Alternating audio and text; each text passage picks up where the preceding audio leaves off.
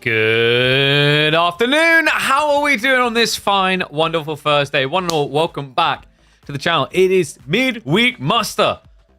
Grand finals time. Well, not quite. We have still got an hour and a half until that kicks off. I thought we'd take this opportunity to go live ahead of it to check in on the semi-finals that occurred between Beasty and Numudan. So we'll be starting off with that series, and afterwards we will be hopping into the grand final showdown up against Vortex, which of course is going to be a BO7, one that I think could go all the way to 7 games. Could we get it? Could it finally happen? I'm trying to think, how long ago was it when we last had a midweek muster go all the way to 7 games? It's been a while, I think. Yeah, I'm trying to think off the top of my head. Maybe it was like around... Was it one of the Puppy Paw Whams? I think it was back when we had the Puppy Paw Whams, so like week 4, week 5 sort of thing. Since then, I'm pretty sure it's always been over by game 6 at the maximum. So who knows? Maybe we can get back to those lengthy series. It's content creator. I love to farm that up. And I know you guys enjoy the content alongside it. We're going to kick up the game. Going to start getting into the recordings here. So Beasty versus Numudan. Best of 5. We are going to be kicking off at Anatolian Hills. Opening picks are going to be Order of the Dragon versus English. Interesting. So like what? Just a classic LB rush maybe? No, it's not that simple, is it? I'm trying to think like how you want to open this as Order of the Dragon. Is it legit just you go Gilded Archers? If your opponent goes Council Hall, I think you can just go Gilded Archers on the mainland. If he goes for Abbey of Kings, then I think you just open Horsemen so that you prep for the Longbow follow-up, right?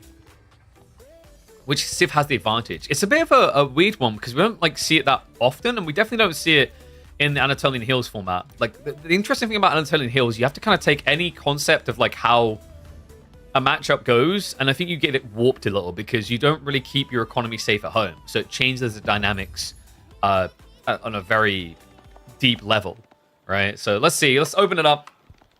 No waste no time because we are on the clock here. Game number 1. One and all, welcome back to the channel. For Beasty versus Numudan. Semi-finals here. Winner going up against Vortex. Order the Dragon up against English. Yeah, this is going to be an interesting one and all, because what we've got here, Beasty seems like the obvious candidate over here in the yellows, Order the Dragon, but Numudan on the English, I mean, this man has been a slayer. Remember, Numudan kicked off in the round of 16 by deleting Anatan from midweek muster number 15, 2-0. Then went on to beat Core, 3-0. Now, he can't go up to 4-0 here. He'd have to wait for a grand final for that. But could he 3-0 here? English is a little bit tricky the way I'm thinking about it on this map. You're typically going to be moving out to the mainland. We don't really see that Beastie set up the dock to do exactly that. And it is being mirrored by Numu.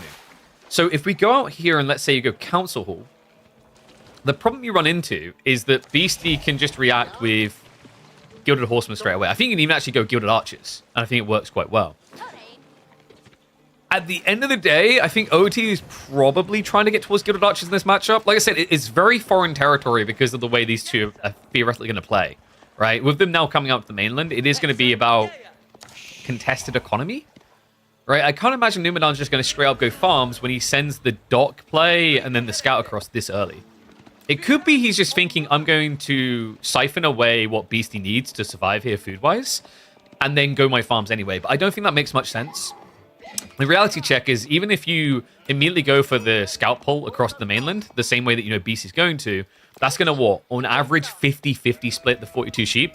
20 sheep is more than enough for OOTD to do what they want. So if you were just thinking farms, you would have done it straight away. This is definitely about Numudan trying to be present on the mainland.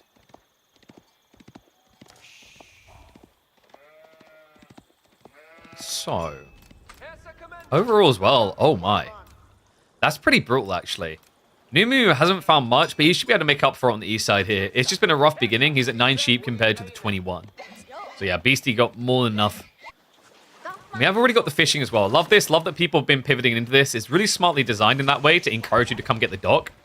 I like that there was that thought process from Caillou with that small detail. Like, one shoreline fish makes a big difference here because it now kind of rewards you for going and setting up the dock. Because you should set up the dock. You should want to get out there. Whereas without this detail, I think there's certain civs that would just have too big of an advantage, like Abbasid with the cheap docks. compared to other civs. So, like, overall, I rate this little detail quite highly. And apparently, so does Numudan. He is gathering at an insane pace off of this limited resource. More Beasty, pretty much mirroring. Yes, he has less villages. Remember, they are more efficient. And it's going to be an Arcan Chapel coming in. So, no Minework shenanigans. Moment of truth for Numu, though. It's going to be Abbey of Kings. Okay, so... we talked about what this could be for Order of the Dragon. Technically, what Beasty could do is just open up with Horsemen here. Although I'm wondering, and we saw this from Wham, right? Wham has been playing Order of the Dragon on this map. Do you just try to make it about the sea instead? Because you can always gather close to the sea and then just use your superior gathering rate economy to push boats for an advantage. We've seen Order of the Dragon usually like to play that way when they're given the opportunity. Because remember, that this is a civ that just doesn't like to participate on land because the transitions get a little bit muddied. We're going to use the fast forward, by the way, just actually for the first minute or two here. Totally forgot to do that at the beginning. Beasty is already moving out for the deer here. Is he going to try to hide himself? This... okay, no, it's not high ground. I was going to say, if this was high ground, you could actually hide up there and a scout wouldn't see you. So he's going to just pull deep. Doesn't stay near the water at all. Other side, Numudan has also moved inward. Not really that deep, though. Yeah, he didn't go for the deer. Beasty. Was being gathered up for it. What's the first building likely to be here? It is, yeah. It's going to be the stables. And we have even got survival techniques going on the way. So Horseman makes a lot of sense. Opening up, it actually contests the king really well here. It's easily able to shut him down, chase him away, and kill him off with the high 15 base damage. The Numu is... yeah, he got baited, actually. He went archer ships. I don't think Beasty's going to play into water now. No, he can swarm land. Remember, all the food is here, so you can just kind of ruin it for your opponent.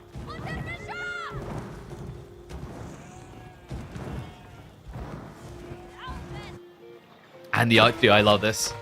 So this insulates you perfectly. Your opponent can't react with spears now. If he goes for archers, he's also screwed. I don't know, man. I think Numudan, the only way you can actually play against this is if you read the play and go Horseman.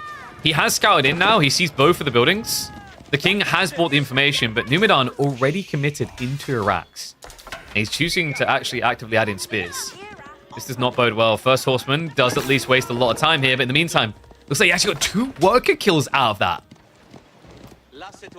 And oh my god, what is all of these timeouts? You guys are going full gung-ho.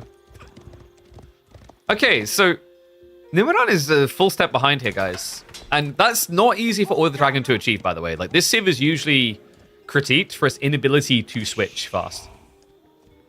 Oh my god, dude. Do I need to get new mods? I'm trying to focus on the game, and you guys are just timing each other out constantly.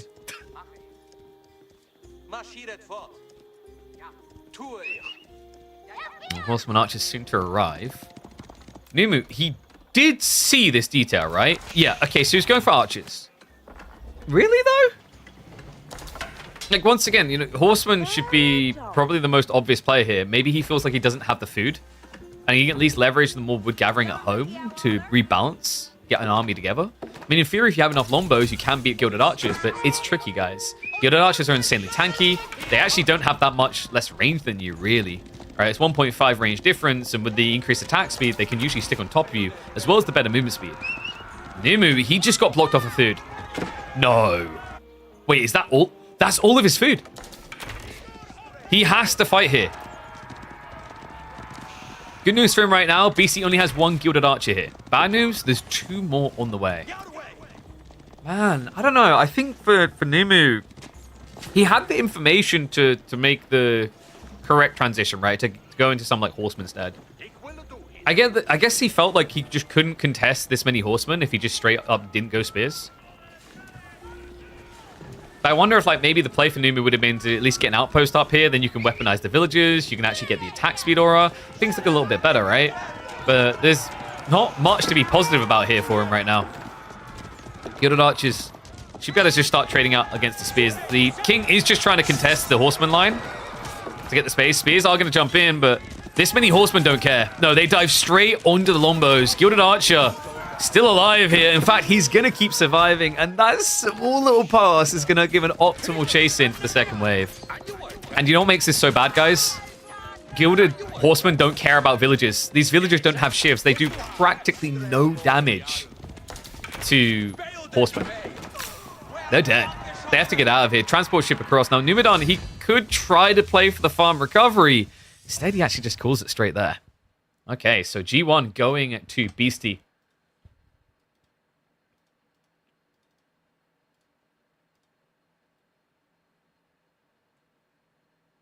And we're using the speed up for the first few minutes just so we can be optimal here.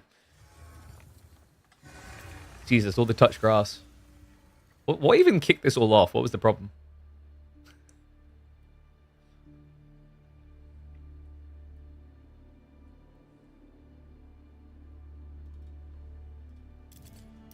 Alright, anyway. Let's get ready. So game 2. I thought there was a remake, so we'll kick into the main. We've got French versus Chinese for Frisian. I think that's actually... We talked about this matchup before, right? It's like, if it's long feudal, French looks pretty good. If it goes into Castle Beyond, China can take over. So let's go left side win, set that up. Let's get into it.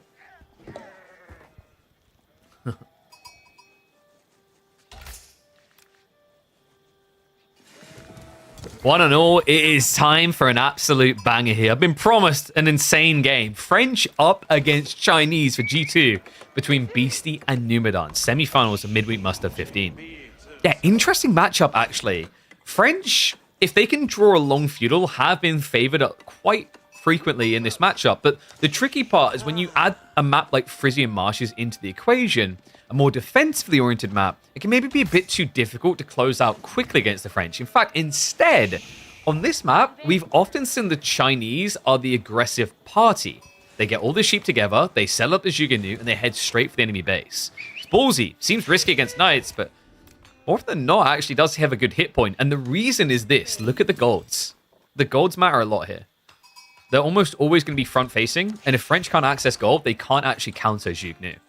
So I have to keep an eye on that early game, see how it develops. Opening-wise, it's going to be 18 sheep to 27 for Beasty. Huge edge coming in for him here. I wonder. In the past, he has occasionally been a Lecoq sports boy. I don't think so this time, though. No, School of Cavalry is going to be coming through. We're just going to use the speed up for the first 5 minutes of the game so we can get into the meat of it fast. Petition to be able to throw sheep with mangonels across the river. The problem is, like, that seems like it's just designed for BM, right? You need to plague them like Stronghold does. Then you can make it worthwhile. So Imperial Academy going to be coming in here. I wonder, do we still get Pro Scouts? We do from Beasty. Numu... Maybe? He's got the Imperial Official here. There's a decent amount of tax to drop off. Like, he could easily get Pro Scouts if he wants to. I wonder if instead he begins with Spears, though. Yeah, kind of crazy. Beasty, 24 sheep. Only 13 for Chinese is kind of unheard of. Like, China, on average, should always end up with more sheep because of the fact they can see ahead of their opponents, so they're a little bit more efficient on finding their new targets. But the rotation just didn't really pay off for him here. And here's going to be the racks beginning we talked about. Yeah, so big edge here for Beasty. Pro Scouts hasn't even been charged yet for the Chinese. Beasty, did he go for the double stables? No, just a solo stables. It's going to be an archery range follow-up. I like this. A lot of the time we see double stables. One School of Cavalry, one stables, so that you can pump horsemen, or rather knights, and the scouts. This is a direct reaction to the spear play. And we do now have the Pro Scouts come through from Numu. Spears are at least going to prove a nuisance here. Keep in mind, archers are really good at shutting down Pro Scouts plays, once they're in position anyway. Oh wait, did Gully... Are you right, Gully? Did he open double scout? Sorry, I might not glance that when we were updating things. I like that, though. I think overall it's a smart idea. Because if you're both going Pro Scouts and you think you're going 50-50 split the map, you'll end up with more overall. You'll drain yourself dry soon, like rather later than your opponent. Numu is going to now be going into Horsemen, so just blobbing up. And we've seen how this usually trends. Like, quite often in this matchup, by, 9-10 minutes, you'll be seeing Barbican drop, and then the potential for Jugnu with a 1-1-1-esque build. I wonder if that's the way Numu wants to go. Remember what we said, like, if you're playing a Dry Arabia-esque map, I think often you'll just see China try to bypass the age now. But with the linear motion of this map, like, you have started in a corner, you can very defensively move along this edge of the map towards your opponent's base. We usually see China just take that aggressive format. What is up, John Doe? Thank you very much for the raid, buddy. Appreciate ya. Welcome, one and all. Clash coming in here, Knights. I'm just getting kind of ignored. There's a trade out though. At the end of the day, the scouts are still getting the goodies home. Losing the Knights is very pricey here for Beasty. It's the thing you can't really afford to let go down. We'll be chased all the way back home. So, Spear Blob continuing for Numu. What does he see as his win condition here? I'm wondering if there's a world in which Numudan tries for that aggressive Barbican drop. That's why it should be important for Beasty to just keep the Knight Blob going. Knights should be your interceptor against that type of pressure. You're going to need the archers as well, because otherwise your opponent will just walk up, camp with mass spears, and you're dead. I think for Beasty, the ideal situation is to start driving pressure into your opponent's side of the map. It's all about timing, though, and it's so tricky with this type of goal placement. Not to mention the villages that the Chinese always have. Keeps them safe. And what is up, Bleach Fox? That is a smart man right there. Appreciate the sub. Remember, guys, get those subs in. We're going to have a Grand Finals Best of 7 showdown. One that I think will be our tightest one so far for KPMM. You want to make sure you subscribe so you don't have to worry about those ads.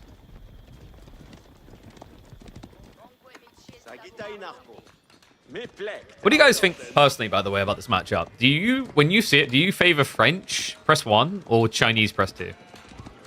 You know, like, ignore the player detail. When you think about these civs, it's interesting how Pro Scouts kind of warped things a little bit, but not to an insane degree. I think it changed the dynamics because it used to be French would just blob and China would have to kind of be present at the age because you eventually run out of food on both sides and would have to play out your base. And that favored French, I think, a lot. Is it worth making spears as French? Not really. The problem you run into is like your knights, although they don't directly counter horsemen, they beat horsemen. And if you go for spears, you set yourself up to get Jugnud. Numu, he chose not to actually go for that Barbican play in the end. I think part of it is due to the gold location. He didn't feel like he needed a strong point defense because it's just stationed behind his base. So instead, he's going to take the fast attack timing. Imperial Palace now coming in. Now, this choice to not go for Barbican does come at cost, guys. It's going to be the villager count. Beasty is already 5 villages ahead. Remember, the French scale a little bit quicker. So if you don't go for the Song Dynasty, you end up actually falling behind on the eco count. Against a Civ that you'll find is usually raiding you, not the other way around. But with this Imperial Palace timing, a door opens for Numudan. Lancers can hit the field here. Beasty is not deep into the night count, so he's actually not that threatening yet.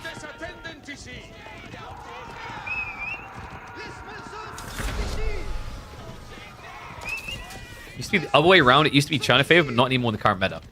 It's an interesting take. I think I'm looking at it from like the absolute highest level. Because at the absolute highest level, like what we started to see a lot of just before Pro Scouts came in, is French would just play on the map, blob, blob, blob, blob, blob. And it would force China to be present or just die to a dive from teching. Right? Because like you basically would maybe get castle age, but you'd have no resources to play with. So what eventually just happened is China would just keep blobbing and blobbing and blobbing. Eventually you had Juganu Spear versus Knight Archer, and Knight Archer just wins because the Knights at scale can just absorb all the damage and heal it off. More like even? Yeah, like I'd say with the old way that Long Feudal played with Shu versus Knights, it was a skill-based matchup. Right? It came down to pristine micro. If you slipped up a little bit, you'd lose like 5 Knights. If you slipped up a little bit of the Sheik, you lose like 10 of them. Speaking of those Knights, it's going to be a dive in, Numudan.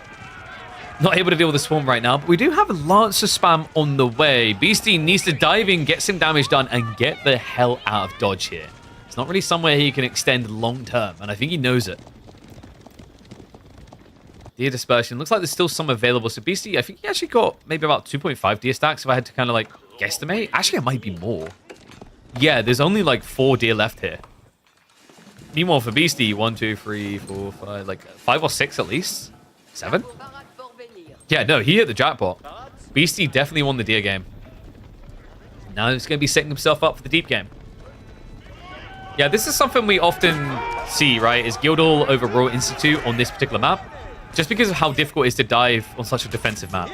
You know, you can think of Frisian Marshes as an aggressive map on where the resources are and where you have to go for them. But in terms of where your base is, it's incredibly well layered. This is brutal. Beasty gets caught out in the mid-map. Lancers will be able to chase him down.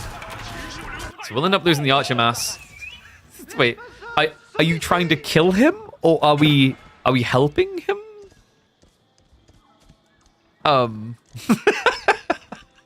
Yeah, I'm glad he realized. God, can you imagine he just chases that all the way back to Beasty's base? Like, wait, I may have just fed.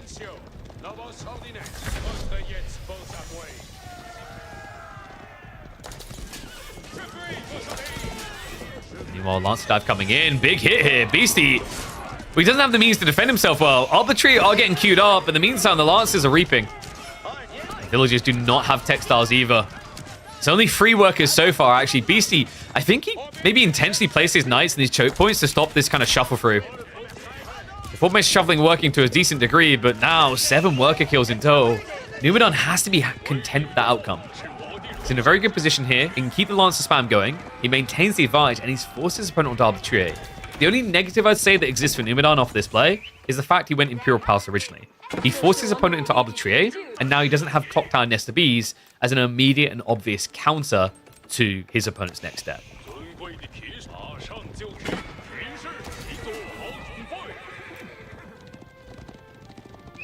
And we are going to get the Barbican now.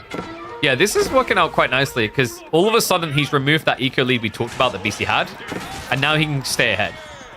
Flash is going to happen in the middle of the map. Those are veteran Royal Knights, but the Spearmen lay it in are enough to scare them away. Meanwhile, there's still additional Lancers diving the base. Catches him trying to go for the Monastery play, while simultaneously doing himself. Dude, Numudan is just doing so much at once here. He has the dives to prevent the play into Monks. He has Barbican on the way. He's got Monks on the way. He's still maintaining mid-map pressure. This is really outstanding pressure point play from Numudan. I think it's something that he's become a little bit scary to deal with for, right? Like, there was a time when you just thought Numudan is that guy who's going to drag out to the late game, but honestly, the guy I've been seeing in these midweek musters feels like he has no chill, right? When you see Numudan play, it quite often feels like he's got a doctor's appointment to get to. You can see how sometimes it can backfire a little bit, because this dive-in, not ideal. No, not respecting the Arbitrary. Ultimately gets punished for it. So successful pushback there. Numu has started to move out onto the fish. I wonder if we have a transition coming here. Yeah, archery range is being dropped. So is he going to switch into crossbows now as well? Kind of makes sense. The problem you have here is, like, if knights and knights just clash and hold each other back, the Arbitrary are the breadwinner. So you need to get that next layer of the cake, whether it's Nesta Bees like we talked about, or the Expos.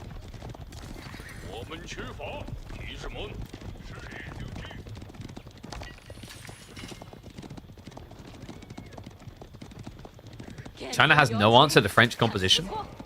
What, in, like, late game?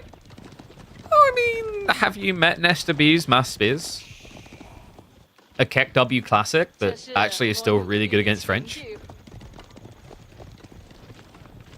You also have to keep in mind China's economy is on average just much better than French in the late game. I don't know, when you talk about the late game, I never write China off. They're a force to be reckoned with for good reason.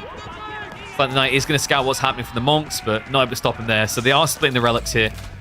It looks like it's going to be a 3-2 split in favor of Numudan. Yeah, he already took the central one. What's going up? So we're going to be hunkering down here, folks.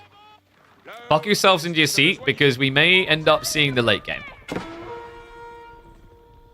And yes, Gully is correct to say 3 for China is always big, because 3 is the magic number. The magic pagoda number. That's right. He could easily think about going Yuan here. In fact, Numudan is starting to stockpile. I think ever since the Zhu Ji build started to leverage Yuan very well, we've seen more Chinese players optimizing for that timing too. It's quite surprising, actually, that they kind of needed that wake-up call, but you know, we've said out loud how absurd the pagoda is. It ends up being, I think it's 250 resources per relic, as opposed to a standard 80. It even buffs the gold a little bit from, what, 80 to 100?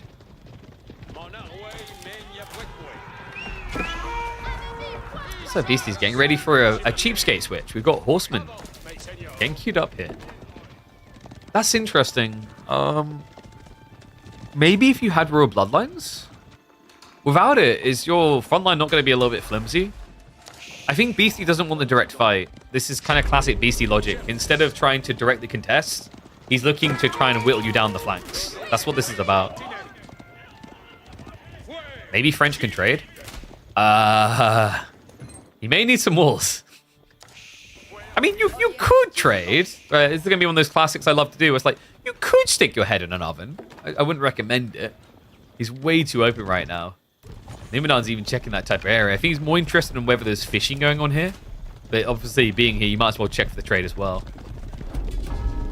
Meanwhile, double Sacred Site cap now coming in for Beasty. Numu hasn't gone for like a second TC or anything. He's actually been quite light on the greed, but we're about to get that first layer of greed in here. Food and gold being gathered up. I don't think this is about rushing Imperial. Really dangerous to do blindly into the mid-map when you know your opponent has arbitrary massing. So I think it would make a lot more sense to just go Clock Tower. And then he also would have the Clock Tower Nest of Beast to slow roll it. Yeah, there you go. Astronomical Clock Tower on the way.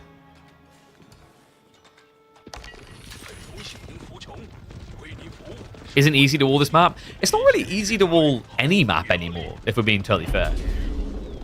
The changes in Season 9 really did just flip the table on defensive play, and I love it, personally. 2 TC from Beasty, by the way. Okay, so different layers of greed for different players here. However, it is going to cost Beasty. He didn't have the army in position to protect here.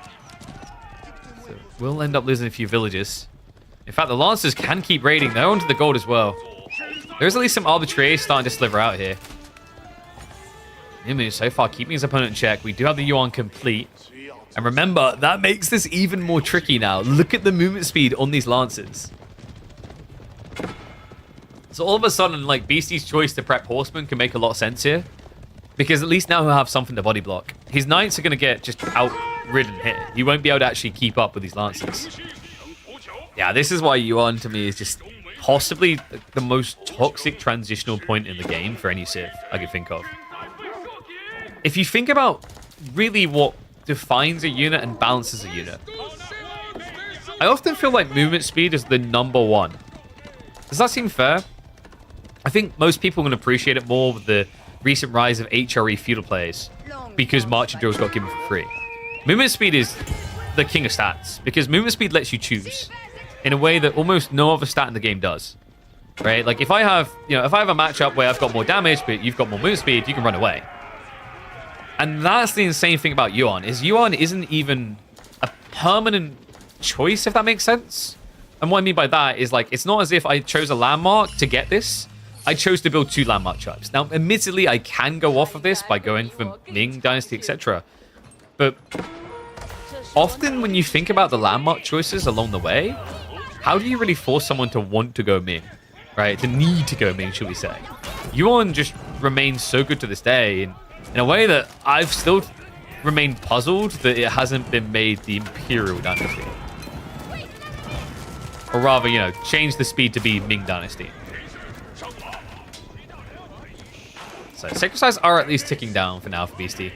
And remember, he did build Guild Hall, so there is a play here, guys. In fact, he almost has the food necessary for a Red Palace drop. Likely over here. Might be that he actually goes deeper to secure the 8k gold. And then you can just drop a castle naturally next to this closer sacred site. And overall, Beasty's got a pretty stable position here. The pagodas are up, though. We talked about the advantage it gives you. I mean, just look at the resource gen on this. 62 food, 62 wood, 100 gold, and 25 stone. Need to buff Ming, not nerf Yuan? Yeah, you buff it by making the Yuan Dynasty speed effect the Ming Dynasty effect instead.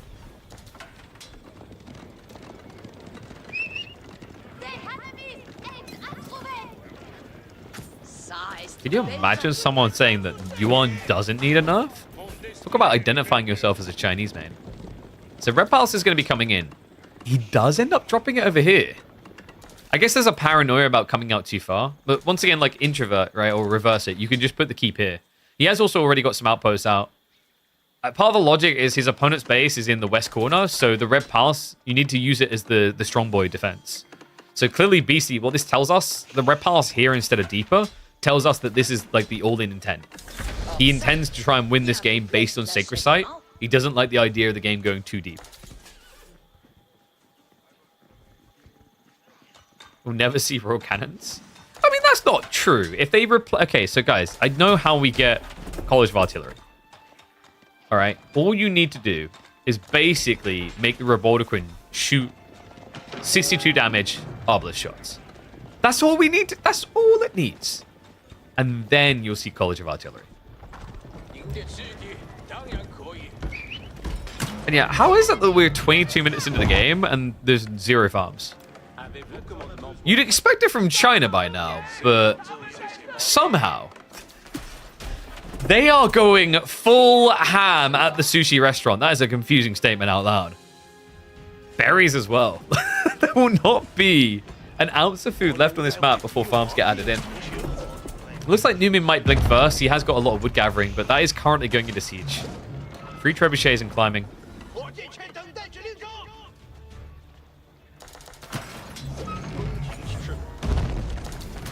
He has kind of got that easy decap opportunity on the seaside because that castle hasn't gone up from Beasty. The stone is being gathered. It's just... Is it going to be quick enough? I don't know if you can actually keep drop this. You have to find somewhere where the trebuchets don't see, and remember, their vision is their range. So it's very hard to not be seen here. And yeah, Beasty's 2 TC, but Numudan did go back for 1 as well. It's just a little bit delayed. And keep in mind, Beasty will stay ahead now, 2 TC versus 2, because it's no longer Song Dynasty. So Numudan, he lost the increased production rate. Looks like Beasty's going to back fully off onto the fish. Okay, seriously, is there like a bet here? Whoever adds farms first has to concede. Great Wall Gatehouse coming in as well. Oh, this is kind of sick, actually. Think about the position.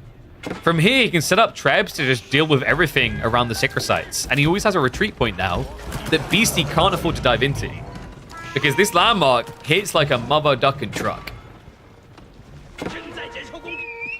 Nice Argonaut sneak in the meantime, though, because Numudan, although he walled all the way across, he actually never completed the walls to protect his base. So, good raid opportunity here from Beasty.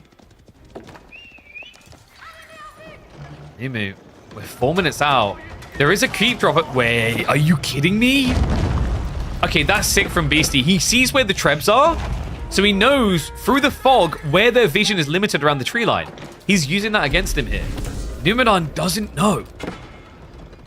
He's about to find out, though. The Nesta Bees did reveal it. Unfortunately for him, it's too late. The castle drop is going to be successful, and we are now just 3.5 minutes away from a Beasty win in game number 2. Oi, oi, oi. Talk about uncomfortably frustrating. Numu, like, he got completely caught off guard by that. It makes sense as well, right? Like, obviously you don't want to idle out your trebs, so Beasty's assessment that all the trebs were attacking at that moment so you can see where the vision's limited makes so much sense here. Now the walls. Cool choice, actually. Remember, the cannons can creep in sometimes to just find those snipes. And remember, these are not clock tower trebuchets. They do die quite fast. In fact, even the Nesta Bees are primarily non-clock tower. That is one important detail here, by the way, folks. And you can see Numudan's leaning into it. There's a lot of Nesta Bees. There's a lot of Arbitrary. Remember what I said about how you can deal with the French here. Additional barrels about to complete. So even more DPS where you're getting bonus damage against Arbors. The village is on the wall. Were on the wall. I just love how casually they just fall down 2 flights of wall. Like, oh yeah, no, yeah, just don't mind me. Gravity's returned me to the soil. Sometimes I wonder if these villagers are cats for that reason. Just land on all feet. Horsemen are going to try to raid in a bit prematurely, though. There's at least 1 Nesta Beast to grab. So Beasty, if it seems like he's jumping the gun, it's because he kind of needs to. His castle's about to go down. His Arbitrary will not be able to fight this. Also, remember, just behind this, the Great Wall Gatehouse stops any flank attacks for Beasty. If you ride the horsemen under here, they're going to get torn asunder by the landmark. So Decap now coming in. Numudan looking comfortable on this point. Arbitrary are going to start stepping up, but the Nesta Bees are an undeniable threat here. There is an attempt to decap on the other side, but have you met Red Palace? Yes? Okay, leave. He keeps triggering the decap. It's just tricky to try and stand there. These cannons are just so lethal. Only takes 3 hits to get a kill. I say only. Feels like a long time when you watch the reload bar. And the repairs. Sick. Well done. Love that from Numu. Live or die by the villagers. Now the Nesta Bee shots come in. Even catches the cannon. So no anti-siege. Arbitrary gonna get mopped up. Beasty, what's going on here? I think maybe he just felt a little bit stuck for a moment there. Thought, oh, maybe there's a way that I can just edge in. No denying it. This game is going to be going deeper. So surely it is about time we built farms, right? Right? What? How? We're 30 minutes in the game. You have to build farms at this point. Like, there isn't much left, surely. Now, Beasty actually has quite a lot of fish over here, surprisingly enough. But Numu, I'm almost certain he's dry. Yeah, there we go. Numudan will blink first. So, yeah, just, 28 minutes until you get farms. Honestly, I wish that was more normal. It kind of is because of Pro Scouts, but we talked about why what Pro Scouts is doing isn't entirely a positive. But I like this idea of just like being able to milk the map to this extreme. Beasty now trying to set up the stables on the front side, but you're doing so in range of Trebs. This is just wasted resources. He has got these scenarios coming. The problem for Beasty is, like, without farm transition, he doesn't have a good answer to Horseman. Look at that. Almost at the exact same timing, his own farm's coming through. Only 6 so far, though. Horseman are going to be able to raid around the back. Numudan doesn't actually have that big of a villager count, so this damage really does matter. In fact, wait, does he suspect? Well, he's going to come back here for the farms, but if he checks the corner, he'll find the granaries. And that will shut Numudan's food income down. Yeah, and as a reaction to that, he panics and rushes the walls. So am I the only one who's been sitting here now for the last 5 minutes at least, wondering why this never got walled? I guess at this point, to be fair to him, wood wall's not really going to stop mass horsemen. But it would at least give you a little bit more time to react. That's an ambitious cannon. What? Guy was going to try to end the whole game by himself. Why doesn't BC start trade? I think because he didn't need gold at that point, he needed more food. And you could get food trade, but like just set up farms, right? At this stage, though, gold is kind of becoming a concern. He's got this crafty little placement on the east side. Create a nice little encampment to gather gold from. I'm surprised actually he hasn't been scouted out on that yet. No, look at the vision. That's ridiculous. Literally 1 tile difference between it being revealed. Actually, less than 1 tile. I like how Numudan's like, oh no, he's in my base. Anyway. Remember, guys, in life, things can only hurt you if you acknowledge them.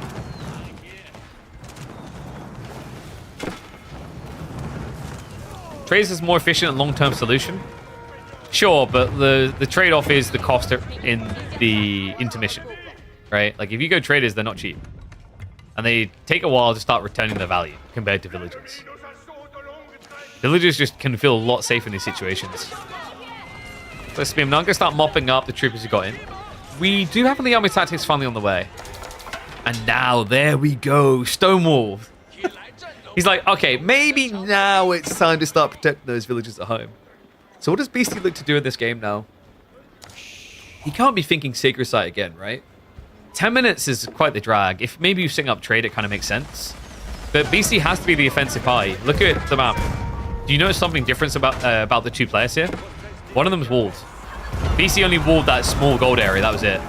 And yeah, you're seeing what I was talking about with the horseman dives.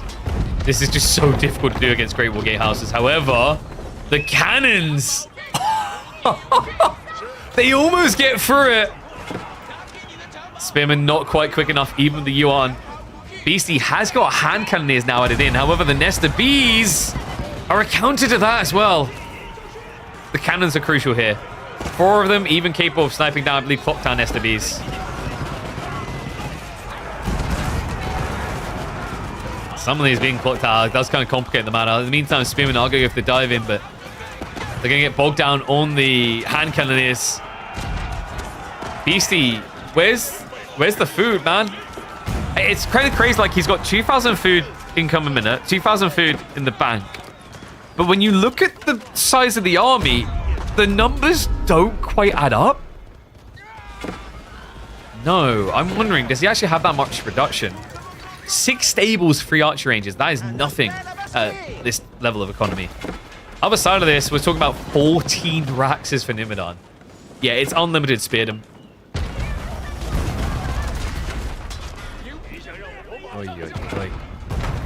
Rogue Bloodline's now on the way for Beasty. Yeah, believe it or not, hasn't had it this whole time.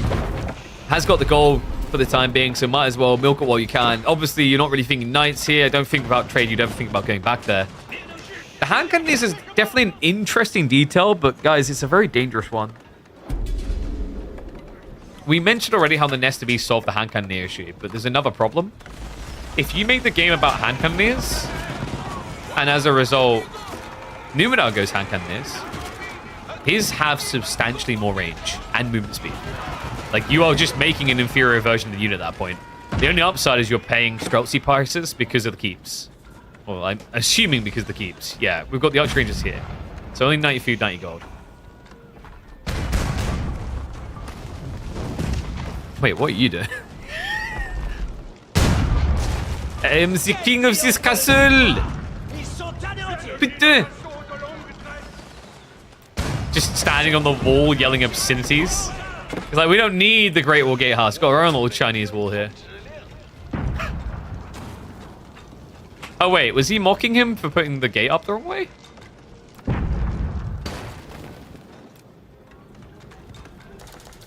I don't know. That guy on that wall seems so insignificant. It kind of made me just think of, like, the teensy tiny people.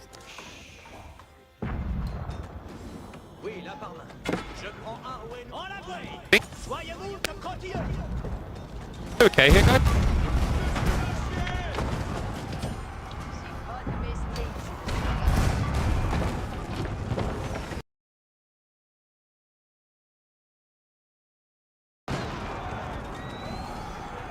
Okay. Whoa. What?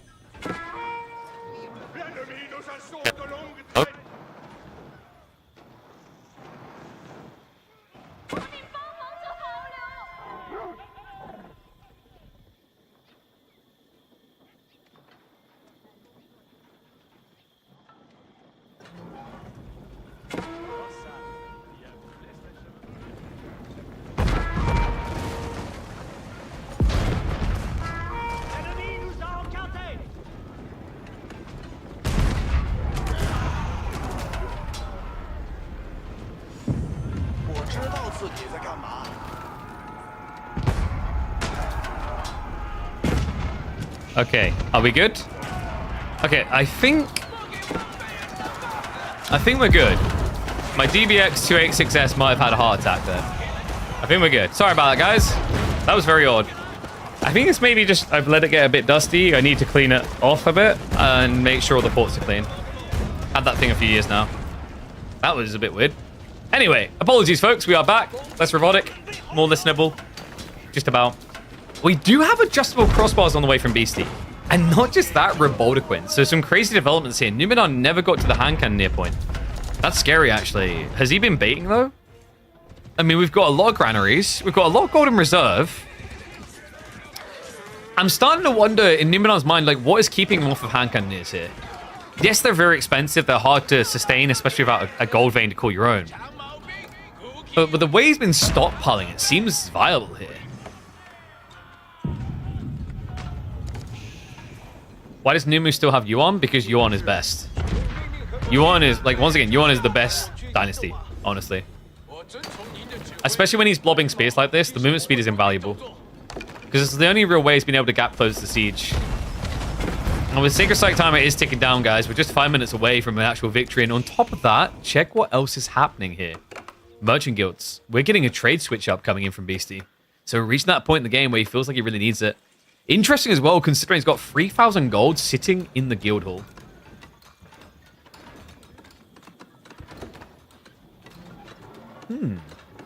Wait, what? Wait, what?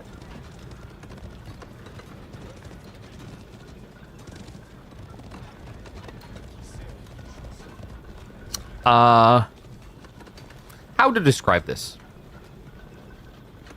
You know when you hear about those special, like, natural gemstones that can somehow stop you getting cancer, and the proof, the case study is one person who survived their ordeal and recovered years later, and they happen to once upon a time hold one of those stones. That's the whole case study. I feel like that's Fire Lancers in a nutshell.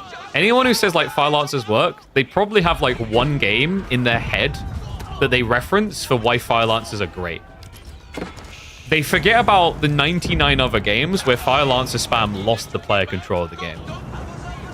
So I'm curious what Numudan's intent with this is. In fairness, he's running out of time. I guess he's just going to try to zerg onto the Red Palace or the Keep.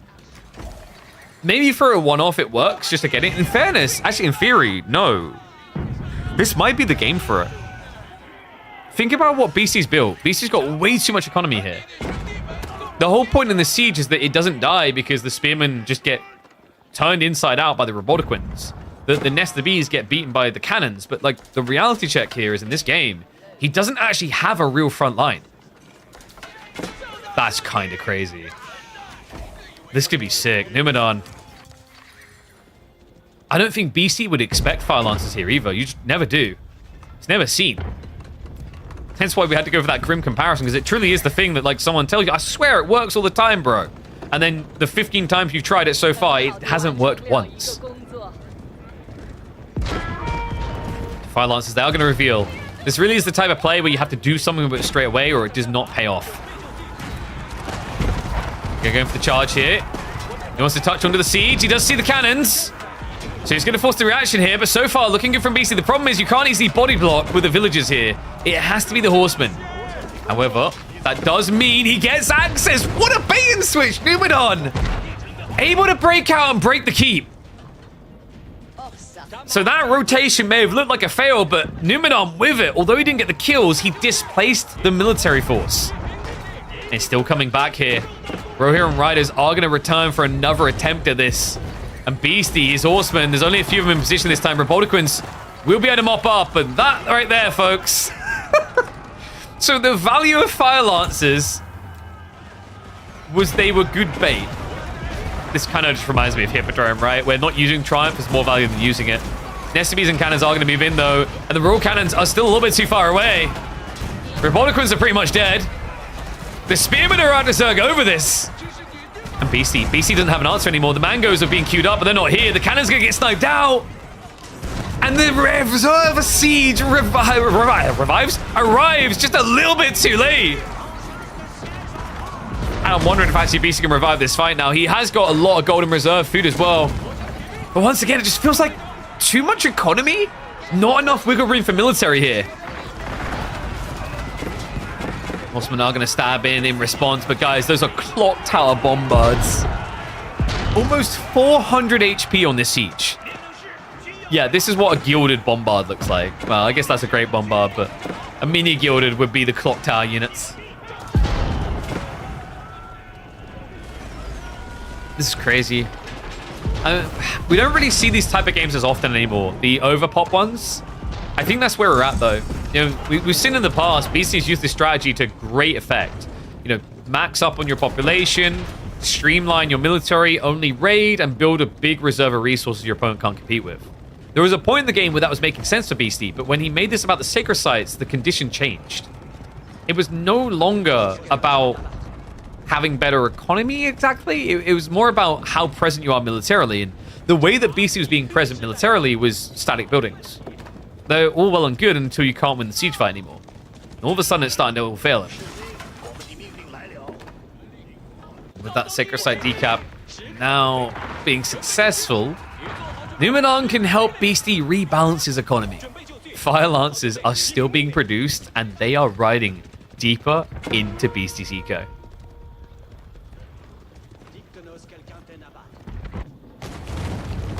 Beasty still tries to go back on the offensive. I gotta respect this. He understands if he stands still, the Yuan Dynasty Fire Lancers are gonna be too quick. The problem is, doesn't this entire army just feel a little bit countered by Blob Spears? Especially if Nest of Bees are backing them up. Instead, it's gonna be the Bombards following up quickly.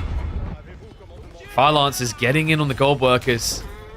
He has also discovered the trade. He knows what's happening in the back.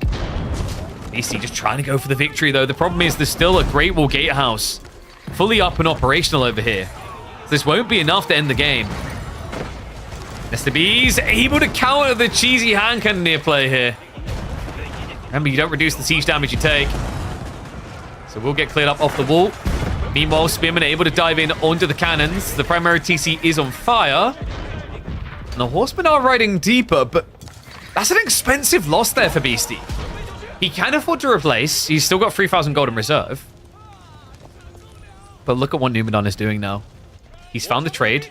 He's cutting it down with the Fire Lancers. And he's not stopping at one wave. We have more and more coming. And I think the tricky part for Beasty is genuinely these stone walls. He's having to rotate so far just to get into the economy in the end. Right, everything he wants to target is actually down here. The farms are really how you stop Numudan. Fire Lancers is not cheap on food, folks. So if Beasty could idle this area, thumbs up. But right now, with the way that Numudan's base is layered, the fact that Beasty doesn't have any easy way of sneaking in with a cannon to break this, he's taking twice the time to get to a valuable position compared to Numudan. And you can argue Numa needs to get all the way back here to stop the trade, but the reality is you can actually just as easily dive through the front of the base, because traders will always come here.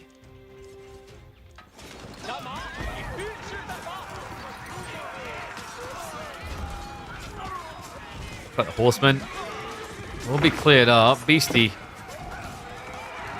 switching into archers is intriguing. I guess he feels like he needs a cleaner answer to the Spearmen. I would have thought hand cannoneers would have remained desirable here, considering he has got trade. Instead, looks like he's trying to make it that classic endgame crossbars comp. Mass Mangoes. Mass Mangoes against Fire Lancers, though. I don't know, isn't that a little bit scary?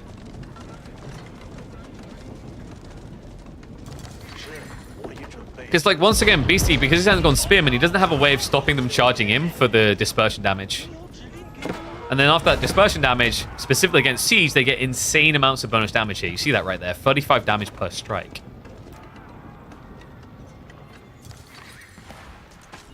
Oh, Ram has broken... Wait, is Numa... Beasty's trying to beat him to the punchline. We have a castle off. And Beasty does have a start. But the Fire Lancers are coming. No. The Ram's hitting it as well. Textile's going to account for squat if they get this charge off. There we go. Goes in for it. Wallops him down. He's going to end up losing the castle off. Even if it's a draw here, what matters is that it would block the trade. And wow, Beasty actually calls it right there. Wait, what? Okay, that was a little bit quick of an ending. I guess he just didn't want to get bogged down in what felt like an inevitable Fire Lancer and Horseman spam. So calls the GG. What do you guys think? Was this game actually over, or was there a way for him to play back into that? And how do you feel about Beasty now losing a game to Numudan? Because, like, I looked at that game. I don't think it was over yet. I think the Fire Lance is going to make him dance around his own base for an extra 20 minutes, but it's kind of crazy that it gets GG'd at that point. Wait, Beasty said I'm done. I'd rather go next. Beasty said that? Beasty was salty because Newman never left base till him. But that's like China in a nutshell, you know? I just find that kind of comical because, like, Beasty was always the guy. I remember, like, you can quote him. He would always say, you know, even if it's like a 1% chance, I'll play it out. Next game is quicker than finishing this game. Yeah, because it's like, that's going to be like an hour plus game easily, right? Okay, so we're going to head into the game. Oh, what? One sec. What's going on?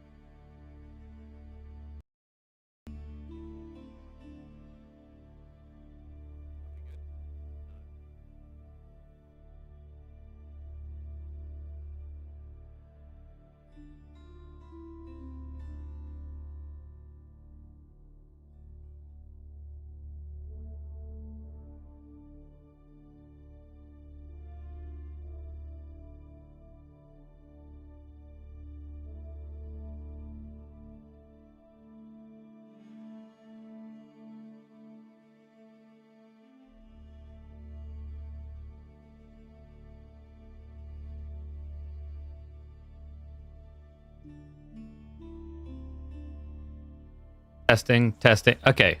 No, it's not sure. It's something to do with my preamp. All right, I hope we're good.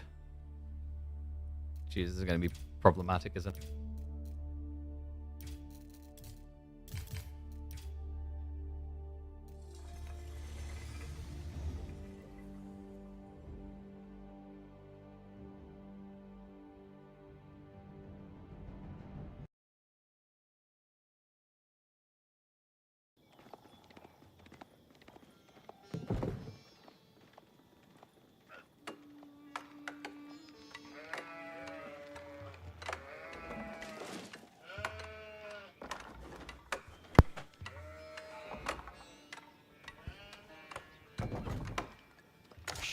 Okay. I've switched plugs. I'm wondering, basically the problem is either to do with the plugs or it's to do with the preamp. It's not the microphone. It's legit not the microphone. I think it's something to do with the plugs. I've switched plugs though, so we'll find out. Hopefully, it's okay now. Everything clear? And thank you, Nick. Appreciate the sub. It's not my birthday. What do you mean? Also, I just blew a bunch of dust in my eyeball. So, I'm in a good position right now. Let's get ready to go, though. I hope that fixed it. Fingers crossed. But, like, I'm telling you guys, it's not even... Because if it was the microphone, then wiggling around the power cord for the preamp wouldn't have changed anything. Spoiling in chat. Guys, don't spoil the series or I'm going to start banning people. You only get one warning.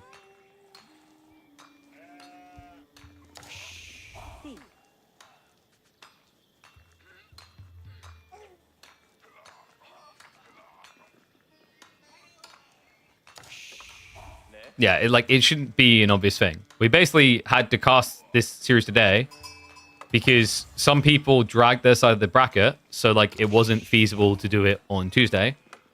And thus it had to be done on Wednesday. The only day I have off. So like this, by the way, was why I was a little bit reluctant about increasing to BO5s on the quarterfinals. So I did warn about this. There were certain parts of the bracket that was just dragging behind, and it unfortunately led to like this. I know it's open scheduling, but like we tried to hope that the players are reasonable within that. Yeah, that's why we're doing it today, because I wasn't going to take my one day from the week that I take off to come online to cast the semifinals. It's like there needs to be a reasonable negotiation where players understand to like do their series in a reasonable pacing and communicate with us like what their preferences are. Anyway, we'll stick on the 2xp because we now definitely got some catching up to do. Byzantines versus Delhi.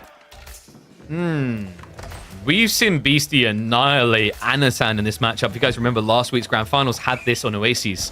Slightly different situation though. We're going to be on Dry Arabia for this one. So usually the way this plays out is Limitane plus Javelins into Delhi doing mainly Ghazi and just trying to evade. We have seen some players just go over the top and try to punish Byzantines for attack timing. But I think quite often, more recently, Delhi are playing for their own greed, per se. It's just all about using Ghazi to leverage the sacred sites. You can technically play Ghazi Spear into Limitane Javelin, though.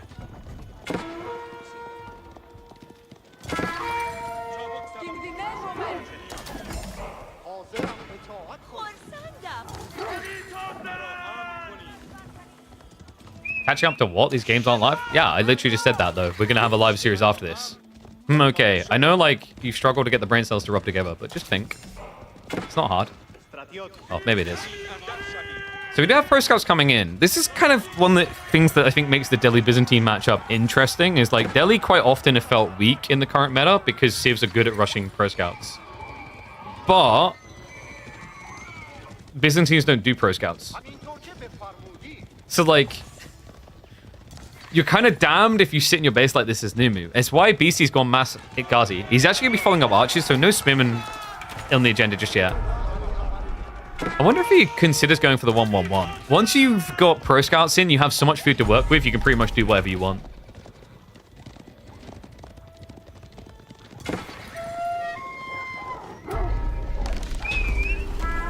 takes the weekends plus Wednesday off. Except that's not always true. For example, we'll be going live on Saturday.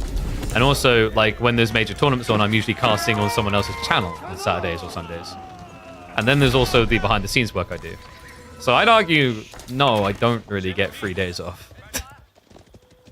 Sometimes I don't even get 1 day off a week, actually. Yeah, like, a lot of you only see what happens when I go live. You don't know all the work that goes in behind the scenes. Yeah. Like, I'd argue I need to get a social life, actually. I put so much time into what I do. You know, it's, you know, like, okay, here's the fair comparative. This is one that will make a lot of sense, actually, for people. So, we'll slow down 1x speed now. So, like, Beasty may stream how many hours a week? But he also scrims off of stream. Well, imagine that, but then times that like by 3 or 4 because of like the things I do related to our content behind the scenes. Then there's also the stuff I do related to sourcing sponsorship deals.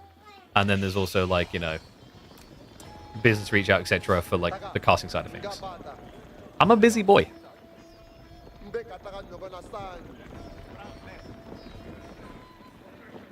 4-day work weeks are nice. We should encourage it more. Yeah, sadly most take what I kind of just called like the American work ethos, which is like you're not allowed to have a holiday, work harder, right? Like, it's kind of crazy. So for British people, you know, you have holiday days, you take your holiday days. With America, it's still very much a case if you're frowned upon for using your holiday days. Great little raid here by Numudan, by the way. Beasty gets caught on the flank, which is quite interesting considering he did have pro scouts to play with. Yeah, so the fact he came out on berries is a little bit surprising. You do get the buff gathering rate there for sure, but I think for Beasty, the thought process is try to remove the risky resources now, the berries, and then have the deer to fall back on. It's also possible that Beasty is really just expecting Numudan to go for a tech play, not an all-in like this, but we mentioned it with Numu. Despite what we saw in that Chinese game, on average, Numudan doesn't really play for the late game. He seems more focused on trying to end the game fast.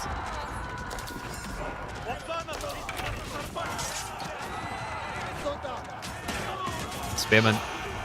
Gonna have to stand their ground here. Good surround by Beasty, though. Gazi, I mean, at this stage, they're just so tanky against the Limitane. Remember, also, he's got a slower attack speed due to the shield wall. Great fight from Beasty. Even when you equate the scholar difference, it just doesn't matter here. Numudan tried to go on the offensive, which meant half his troops weren't here. And now, look at what he's left with. It's just mass Limitane. And javelins aren't really that scalable right now. No, Numu, he only has a handful of groves so far. And...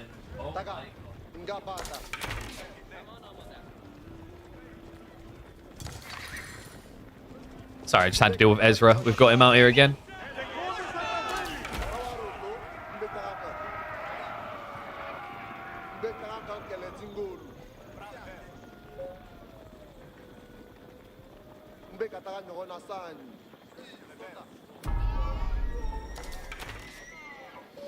KP's lucky he gets to work from home. I mean, sure, you can say I'm lucky, but did I not work hard to try and do what I do? I don't know. Like that's always my counter argument. I don't believe in the BS of luck. I always say that luck is where persistence meets opportunity. Like, dog, I've been off, like on full-time streaming for over half a decade. Yeah, I don't know. I've said this before, like, you know, having an office job can be nice in its own ways as well. Like, I'm grateful that I get to potentially make a living being a content creator. But it brings its own hardships, for sure. In some ways, it's harder than, like, a standard job. In some ways, it's easier, right? I get to do what I love. Not everyone gets that.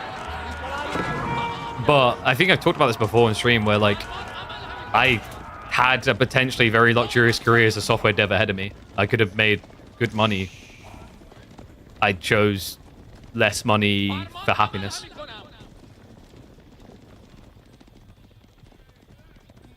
Yeah. I always, like, I've said this before, I think for most people who want to be involved in esports, you kind of have to have something wrong in your brain. in the nicest way possible. Because, like, I've met so many talented people behind the scenes that get paid a fraction of what they would if they just done their job in a different medium.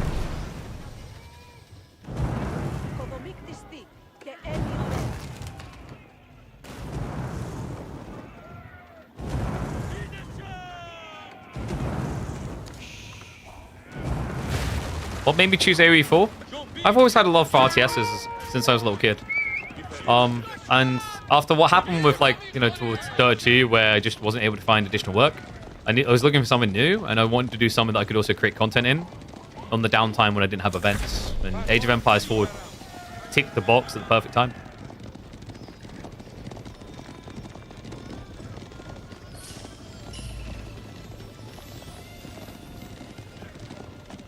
So we do have the tech ups coming out on both sides. Veterancy for archers is going to be coming in pretty slowly. Okay, no, 40 seconds out. War elephants are on the way. Now, this is where the game gets awkward for Numu. He's not scaling into camels, and like camels aren't even that great of an answer to war elephants. This is always the tricky part for me in some of these matchups. Like when you go javelins, you can go crossbows, but it almost feels like you relegate or like when your source is irrelevant here, right? There's also an argument of whether Numu has enough economy to go crossbows. To make matters worse, look at Beasty's economy now. We're going to have a 5 relic game. The classic from the deli. No one can convince me working in office is better than being at home playing games. Making money, having the chance to be a... Okay, so having the chance though, right? So the deceitful part that like a lot of content creators are sold on is the lives of like a Shroud or like an Asmongold or whatever. Most content creators don't make that money. A lot of content creators struggle to get by. And it's only kind of getting worse when you see some of the things that are like coming on the horizon. Like changes around like, you know, Prime sub value, America trying to shut down TikTok, etc. I don't know. Like, the way I view it is what I do is I'm investing in myself. Same with me as a caster, same with me as a content creator. Like, I'm basically a business owner. And with that comes a greater deal of risk than going and working for, like, you know, a Fortune 500 company. Not to say those don't have their risks. The classic basketball low here, Beasty. We're going to scare him away. I mean, Numu... He hasn't really got a good answer to the War Elephant still. And to make matters worse, the raids on the backside are still idling him up. So far, he has actually mitigated any losses, but that might be about to change here. Beasty going for the dive. There's no textiles here. Akratoi is going to get activated, though. Sick by Numudan. It kind of looked like he dangled himself intentionally there. I know this is a single villager. Not enough damage that the Ghazi should get cleared up.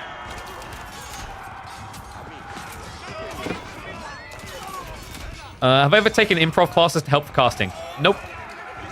So I started streaming in 2017, I believe it was. And I started doing it because I needed a release from like my tedium of day-to-day, like, you know, software dev. I hate it. I hate that life so much because it starved me of creativity.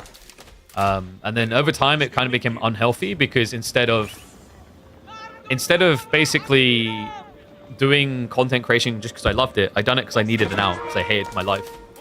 So I think I talked about this openly because I think people should. It's not healthy to be like closed doors about mental health, but I was working 9 to 5 and then I was doing like 8 hours of stream when I got home as well. I was averaging 2 hours of sleep for a year and a half. Not healthy.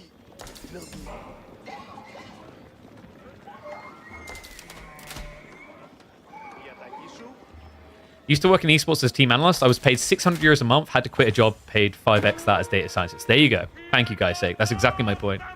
Like, it's crazy. I've heard of like companies that were very hesitant to take a chance on someone who came from an esports background, and then within like 3 months of hiring the person, they were over the moon. Nothing but praise.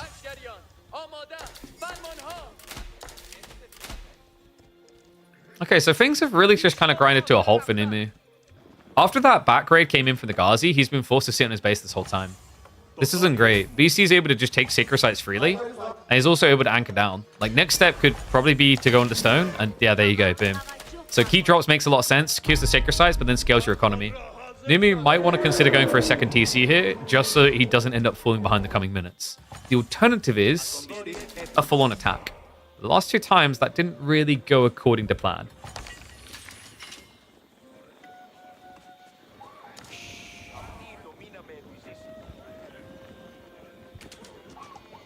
Two hours of sleep for over a year is scientifically impossible? I don't know about that. I do wonder if I'd done myself some brain damage. But yeah, no, legit. I would... There's between 2 to 3 hours of sleep a night, and then I'd, like, maybe nap partially on the ride to work and back. And a small nap in my lunch. But that is not what I call reliable sleep.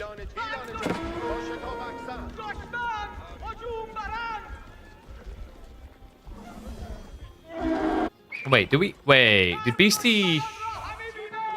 Where are the relics? Hold up. Wait, did he garrison the relics in the... Where are they? Wait, is it... Wait. Where? Yeah, I think he garrisoned them as scholars, but I'm trying to figure out which building they're in. Is there a madrasa here? I don't know, man. They're somewhere. Yeah, basically, because remember, you can garrison scholars in buildings, so he would have probably garrisoned them in by accident instead of garrisoning the relics. The clash coming in, and look at that, guys. War elephants. Oh, how they just don't die. He's even got crossbows here, but the scholar count.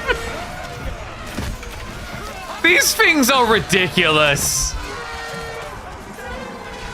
And yeah, why am I talking about Madrasa? They're still in Castle Age here. Oh my god. Don't tell me these things are reasonable, man. Don't tell me these things are ever reasonable. Oh god. Alright. Let's get that point in the board. We're going to have to be fast about this because we're running out of time fast before the grand final starts. Oh god. Yeah. But like, I don't know. I don't know if people like the conversation we're having, but like, what I'll say, right, I'm not saying that there aren't harder jobs than what I've got. I do think that being a content creator has a different set of challenges that you have to overcome to be successful compared to someone who, you know, has like a career in a like standard office job setting or whatever.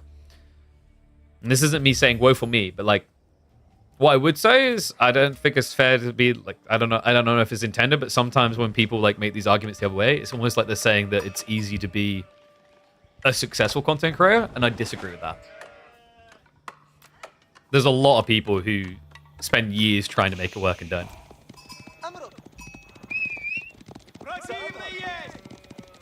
And no, this is semi-finals. Grand finals is after this. Yeah.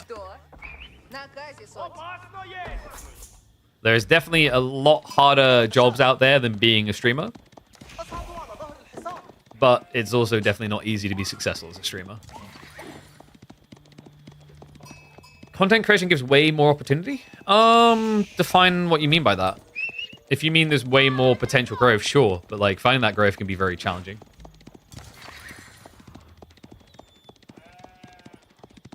And yes, who wins here goes to the grand finals up against Vortex. So we've got Roos versus Ayu. This is an interesting one actually, because Ayabid's... Don't you have to play very aggressive here? The worry is like the Roos Horse Archer build works quite well into Desert Raider spam. You can go aggressive though. It's just a bit challenging in the way you have to do it. Roos isn't really the Sith that you can just dervish and then cheese them with like a Desert Raider on their gold, because the Roos don't touch the gold. So instead, I think what Numudan's goal needs to be here is to starve off the Pro Scouts play. The problem is, look at the spawn. There's one deer stack that is just immediately safe for Beasty to get. And if you get at least one deer stack, you're in a very comfortable position here. Growthwing does suggest that Numudan is going to look to be aggressive. He could just leverage this to go for a fast castle type play. But I'm not really sure what you get out of fast castling as Ayu here.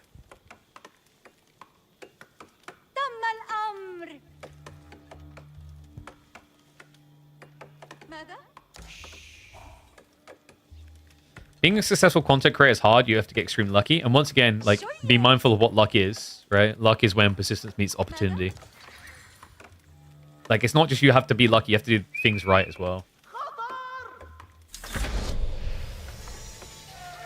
Is the income comparable? What, for me? Oh, we're not really at a point where we make loads of money. I'm, like, basically... in a lot of ways, like, I'm investing to grow, right? Like, I don't think I would have done the midweek musters if World's Edge hadn't given me $9,000 for a prize pool to do it. Because it would just be too expensive.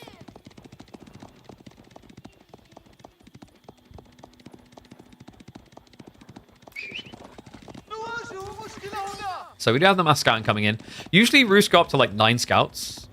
He's only 20 seconds out in the pro scout play. Numu's doing something quite interesting here, actually. Archers, it's a really cool way of shutting down pro scouts because you can snipe them very fast. You can't be kited as easily. On top of that, though, you can also semi-deal with the horse archer follow-up. My worry, though, is like the knight threat. Like if Beasty just rushes castle and goes knights, for example.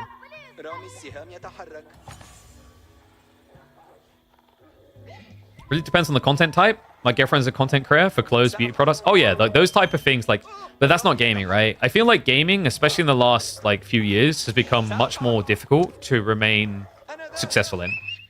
Actually, not entirely fair. The type of gaming we do is, I've talked about this before. Esports viewers aren't exactly known for their big buckaroo spending. Whereas I know certain creators that create Sims content that have like a third of our viewership and make 3 times what I do.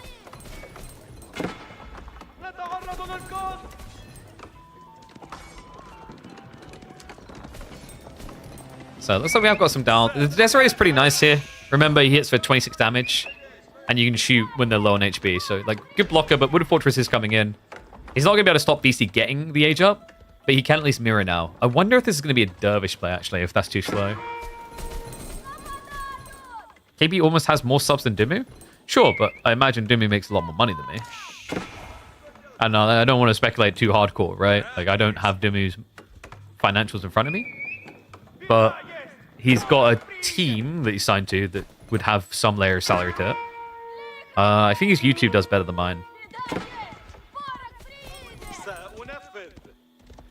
And also, like, Age of Empires 4 money value compared to StarCraft money value in terms of being a commentator, StarCraft would be more lucrative. But in fairness, like, StarCraft now might be a big problem. Because I think they still don't have any tournaments announced, right?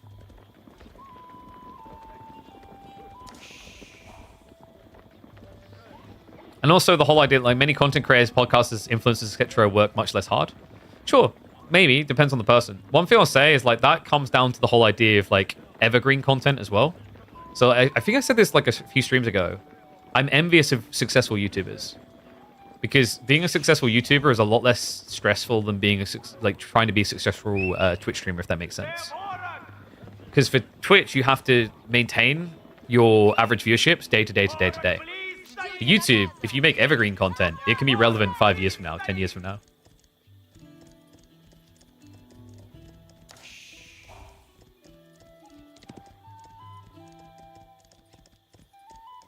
And no, this is not live. We're catching up on this in prep for the grand finals, which will be happening in not too long, actually. And like Age of Empires 4, there's a lot of areas where you could potentially struggle with evergreen content anyway. Right? And by the way, like, there are ways that you can create evergreen content in games that always change. It's like, if you think about it, guys, Forest Nothing for T90, that's an evergreen type content because it's not, you know, Beasty versus Numudan semi-finals on this specific week and this specific year, where it's like they're playing the meta game that we've seen many times before. It's something entirely unique, right?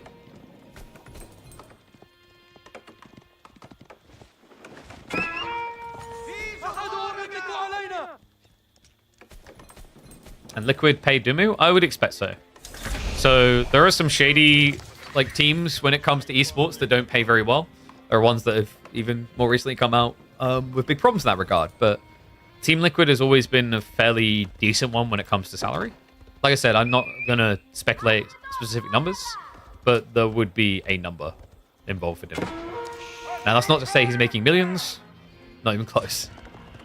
But, like, there's hidden variables.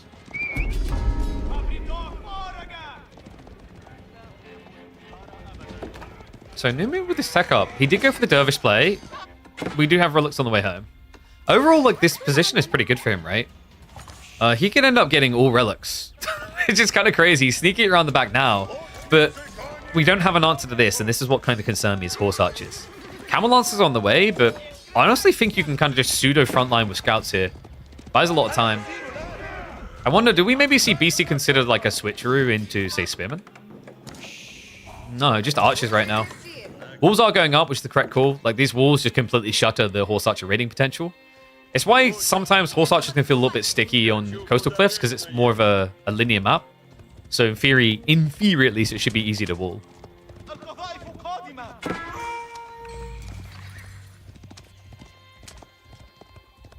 What do they pay him for? He only plays AoE4. So you need to understand what brand integrations are. So why do they pay him? Because he has a channel that generates X viewership per month. And Team Liquid can put the brands on that, right? On top of that, he's a relevant figure. He does fairly well in tournaments quite often, historically. Yes, he's not winning many, sure, but there's like an immediate integration value. If you ask most teams, it's like, so here's the thing. There's two approaches. You can sign like the best people and then try to inflate your value and sell to sponsors on this idea of you being the champs and therefore being worth millions. That's getting more challenging nowadays, though, for esports orgs to do. In fact, we've even seen some big legacy esports orgs starting to plummet because of that. What's actually easy to do is say, hey, look, we have this roster of players that stream, and between them, they average 50,000 viewers. You can sell a sponsorship slot on that much more easily than saying, hey, if we win this tournament, there'll be 200,000 people watching our team.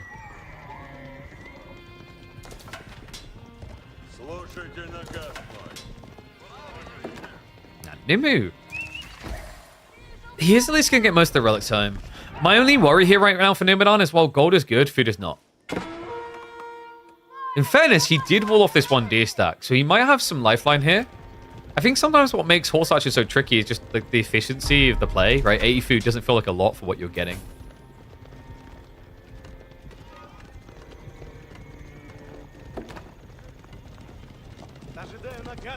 And yes, they pay for the ad space. So I think AoE4 needs teams like that. If they're willing to pay, sure. I mean, really what we need is teams that add value. Fox wasn't going to add value, so I don't really see that as a net loss. General Mates adds value. What you want is orgs that add value. Phase, Optic, Gentle Mates. Do they have people that can come and inflate the numbers?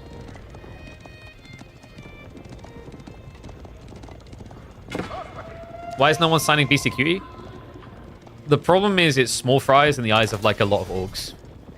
And there is always the potential that like if Beasty has a high expectation of what he thinks the salary would be worth, because quite rightly, if he's signing with an org, he's handcuffing himself on certain brand deals, then he might not feel like it's valuable for him and they might not feel it's valuable to offer him a big enough number.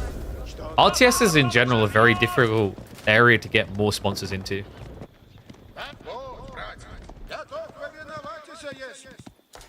You know, like, I think Dumu mentioned it before that he knew the Liquid guys from years ago from StarCraft, and that's how he had that connection.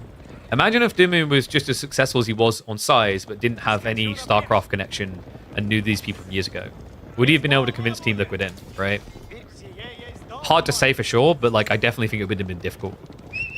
Because a lot of these big esports orgs, that if you think about Age of Empires 4's trajectory, I think it's on the up, but it had its launch and then failed. So from an esports org's perspective, you're not really looking at that. You're looking at the things that come next. That's why everyone's signing up to Marvel Rivals now, right? Men Arms coming in though. Beasty, Numudan doesn't have a solution to this at all. Not to mention the Saint's Blessing makes it almost impossible to even stand your ground here. Sick read, Beasty. He's got a really good timing here. Numu. No, surely not. He who builds Springald's... Wait, is it losers or wins right now, guys? And did I see Laser seriously committed to AoE 4? It's cool to see him learning. It's going to take time, though. It's going to take commitment. That's another challenge we kind of have ahead of us, and it's why it could be a good thing for us that StarCraft 2 is in turmoil right now to entice the players in. Because we're starting to get a bit aged as a game, and as we get aged as a game, it becomes more difficult to become a pro player because there's more mutations to learn, there's more civs to learn, etc., etc. So, like, in some ways, it's kind of good that the StarCraft people are now looking before we have 2 more DLCs that make it even harder to try and compete.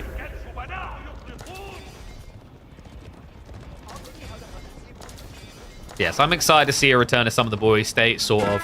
New additions like a laser is really cool as well. Like I said, AoE4's got a lot of potential. It just always has needed the right marketing angles. That's what's been lacking. That gets fixed. Zoom, up it goes. So Beasty now has the crossbow transition coming in. Kind of interesting, actually, because Numudan, his comp's starting to look a little bit better. The problem is the scale point. Feels like Beasty is just militarily ahead here. On top of that, Sacred Sight's locked in. It's going to force Numudan to overcommit into an open area when he's trying to play into Springald's. Very risky.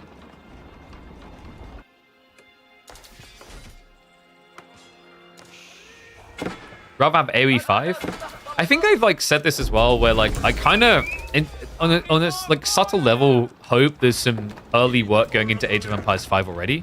Maybe some people don't like to hear that, but like the reality is most games see their biggest spike at launch. And it doesn't even need to be a complete revamp. It can, I can't believe it says, it can be an Overwatch 2 type effect. Just, you know, don't rip people off like Overwatch 2 did. Dive coming in here, though, and you're seeing the issue for Numudan. There's no front line. There's absolutely nothing to stop the MAA getting in. Even the horse archers are going for the dive now. Pen shots are looking good, but Numudan's pinned. He's about to be 300 pushed off of this cliff. Full This Is Sparta moment from Beasty to take control of the game, take control of the set, and get through to the grand finals for a showdown up against Vortex. Oof, that was pretty linear. Yeah, game 2 was like pretty tricky, but game 3 and 4, very linear fashion, right? Like good control. I think game 3 in particular, Beasty show a really good understanding of like position on the map to exploit Numudan and use that against him. This game 4 to me, I don't know, man.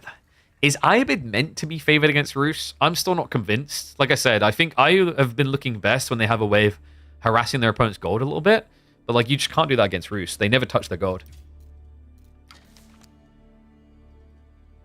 All right, let me update tiles because we have got grand finals coming.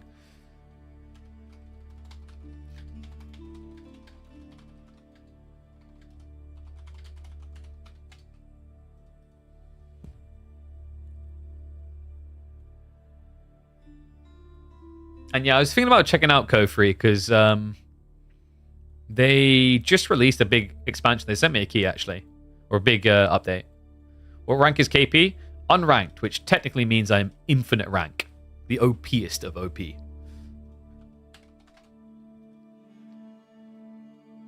Okay, so I think the boys are about to draft anyway. Reminder, this is going to be a best of 7. We are going to have a best of 5 draft into a redraft. Let me set up the maps as well. I need to remember the maps from my weeklies. They change so often. So remember, we're going to be opening on Anatolian. We're going to be following up with the full roster, which is Coastal Cliffs, Dry Arabia, Frisian, Golden Heights, Moving Out, and Prairie. By the way, guys, we still have room in the next edition, KPMM 16, so make sure you guys are signing up. There's always extra spaces there, so let's get that roster absolutely filled out. Don't forget to sign up on them because there's always 60 new slots available each week. I think Choom said there's 1 or 2 slots that haven't been filled yet, so get involved, participate. It's totally free. And let me update that. So it's gonna be Vortex, doink, reset draft, and we are already underway. I'll switch over now. Yeah, I think we've been good on the sound issues. So I think that's fixed. I'm just going to have to like deep clean the DBX. I don't know what the heck was going on there. It might just be the plug needs changing. Like I've had the DBX several years now. And it is those kind of like crappy EU to like UK plug converters. So maybe it just needs a new one.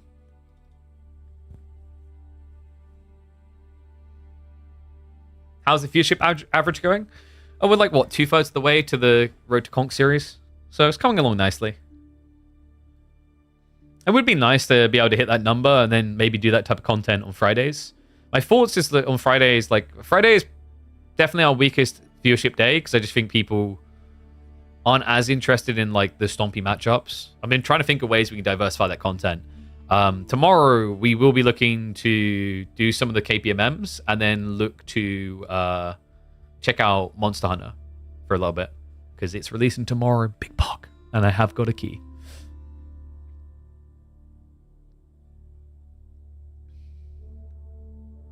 I think AOE4 should not constantly add so many new civs. I mean, the problem is you need to add new content of some type, or people get bored. Wait, registration? Let me double check. It might be closed. Let me double check with Jim. The other weeks are open, by the way. Always recommend signing up to those early so you can be in with a shot. So remember, guys, the way this is going to work, we're going to have a best of 5 map draft, civ draft rather. 4 games in, there'll be a redraft. So it is a BO7. It's just the way we do this is so that you keep a little bit of flexibility with your draft. You don't just get linearized to death. Okay. So draft's complete.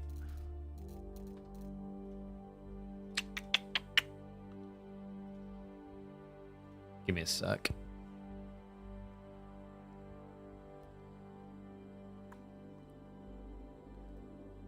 Just need to double check messages. I was getting spammed in the background.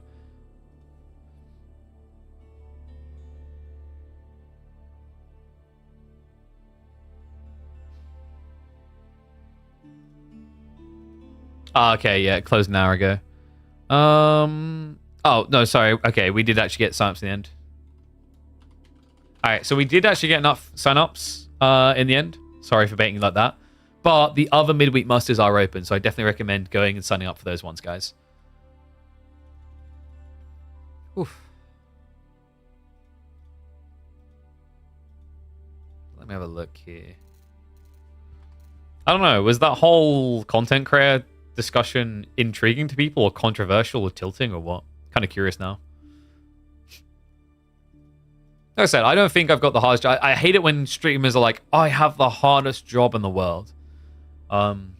It can feel, especially I'd say on like a niche like Age of Empires 4, hard to be successful though, for sure.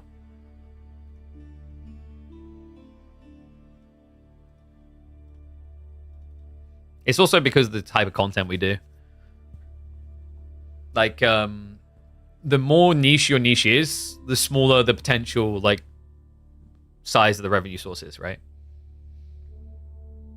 Guys, what I'm going to do, by the way, as we're getting ready for the grand final, I'm going to run 2 minutes ads now, so we should hopefully be into game after that and not have to worry about them. Need a KP talk series on YouTube forever. Yeah, I'm interested in doing it. I think it's good as well. Like, I don't know, like, we'd probably have to create new channels for it. I don't think we'd use the same channel, per se. That's why Drongo made a Civ channel instead of just doing it on his Age of Empires 4 channel, right? People look for different things. But I think it could be interesting. It's definitely, like, on the hit list of things I want to do as we progress through 2025. There's other content avenues we can take, and I think we should take them.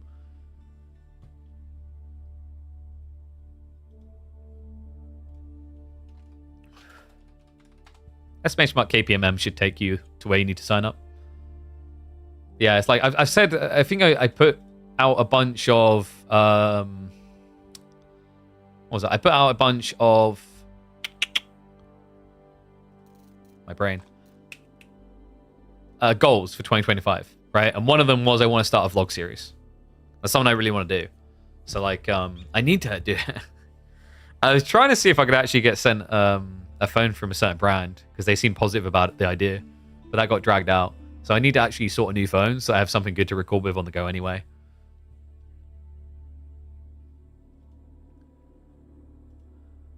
You sub to Beasty after EGC win? Just sub here as well. There you go. But like, you love Grubby Talks? I think I've seen those. Oh yeah, this channel.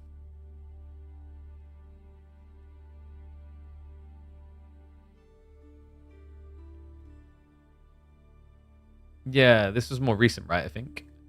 Was it more recent? Grubby Talks, oldest. Yeah, 2 years ago is when he started it. Oh, because yeah, he shifted the AOE4 content there and whatnot.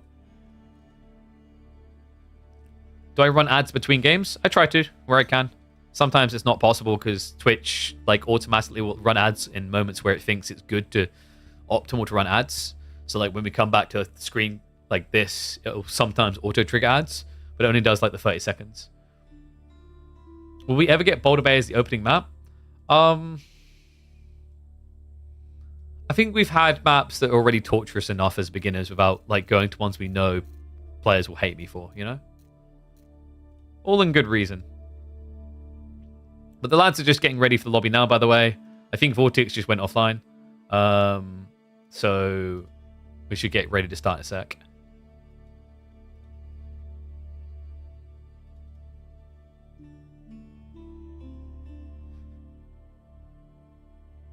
Twitch likes to run ads during game deciding fights. Yeah, there's an option you can tick for it to like avoid high action moments. And I have that ticked. But what that means is like it may hold off towards the end of a game, but then when we get back to lobby, it'll be like, and now is a great time to run an ad. And that's great. But the problem is, once an ad is triggered on Twitch, you can't immediately trigger another ad. You have to actually wait. So you see the problem there. It's like, actually what I want to do when we get back to lobby is like, great. They've ran one ad, but I want to run 2 more minutes of ads. So that then we don't get them midway through the next game. Nope. Nope. Doesn't want to make it that easy. Yeah, interesting draft, by the way. Jean once again getting prior very early on. French getting banned out. HRE, just the highest priority of all. But like what? There was Mongols, Ayu... Yeah, he went Japanese Ottomans instead. Is it maybe going to be English or Jean for game number 1? Because Vortex has Order the Dragon. So I don't know if you can Jean or English. Do you maybe need to like play Malians to play it safer? That is true. If you're worried about ads, the easiest thing to do is just subscribe to the channel. It's pretty cheap. In which city do I live? Would I be dossing myself? I don't even know if it's out there. I'll say I live in Suffolk, which is the county.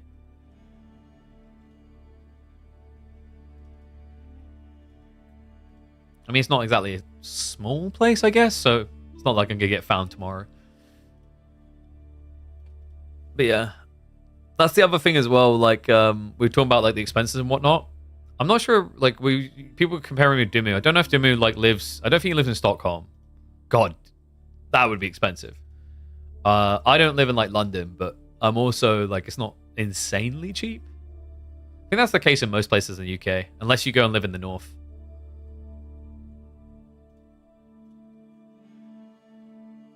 Can I recruit Lucifron to your agency for free and force him to play H again? Why would recruiting him to the agency have any effect on that?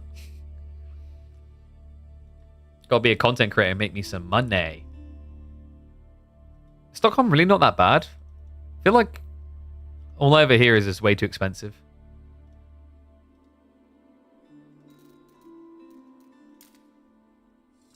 Alright, I think we're ready to get underway.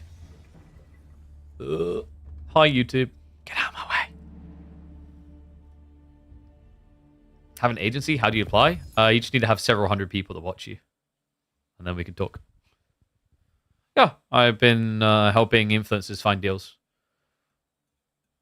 Not just influencers, actually. I do help some orgs find sponsorships as well. Like I said, you know, like currently I wouldn't make enough from just content creation alone to cover all my bills. So that's what I was on about like why I have the days off, guys. So like full context in a calm moment, 'cause it's got 3 minutes. I source deals for influencers and organizers. I cast and host other tournaments as well. And then obviously with our own channels, we have things to do behind the scenes. And then we're live, right? So, you know, the goal wasn't to be like, woe is me for life is hard, but more just an understanding of like, yes, there's a reason why I didn't come live yesterday to do that semifinals. Because even on the day off, which I aim to spend with my children, I still end up spending hours on my phone responding to emails and all sorts of things. Can I source Dimu and Beasty a new PC? Well, Dimu would have to sign with me. And Beasty, it's a bit tricky because although his audience isn't Serbian, like some of those companies like to work within certain countries. I've experienced this myself where I was talking with a brand and I was like, hey, can I get like, you know, can I get some peripherals sent out from you guys? Talking to the UK country manager. And they're like, can you send me your demographics? And like my demographics are like 8 to 10% UK people. And I'm like, that's pretty low. I'm like, but 20% of it is German and another 20% of it is NA. And you guys are a global brand. The problem is, and this is why I absolutely disdain the country manager logic. I don't blame them. I blame the corporate logic. Is like these people are basically given budgets to work with based on the performance of their countries. So they basically are incentivized to only really care about their country's demo, even if they work for a global brand. It's very silly. Biggest lessons as a dad? Biggest lessons. I mean, the most obvious one that I think people really need to hear out loud is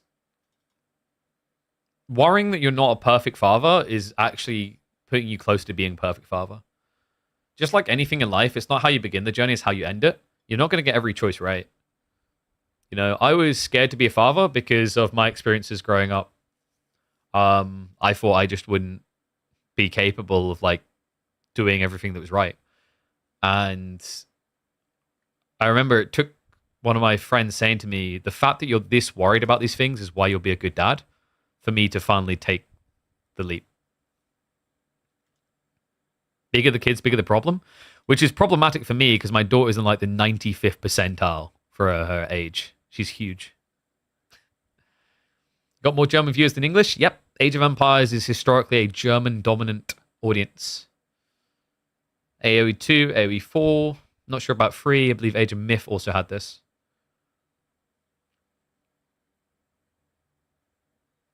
All right, you guys ready? Let's drum it up. Let me start predictions as well.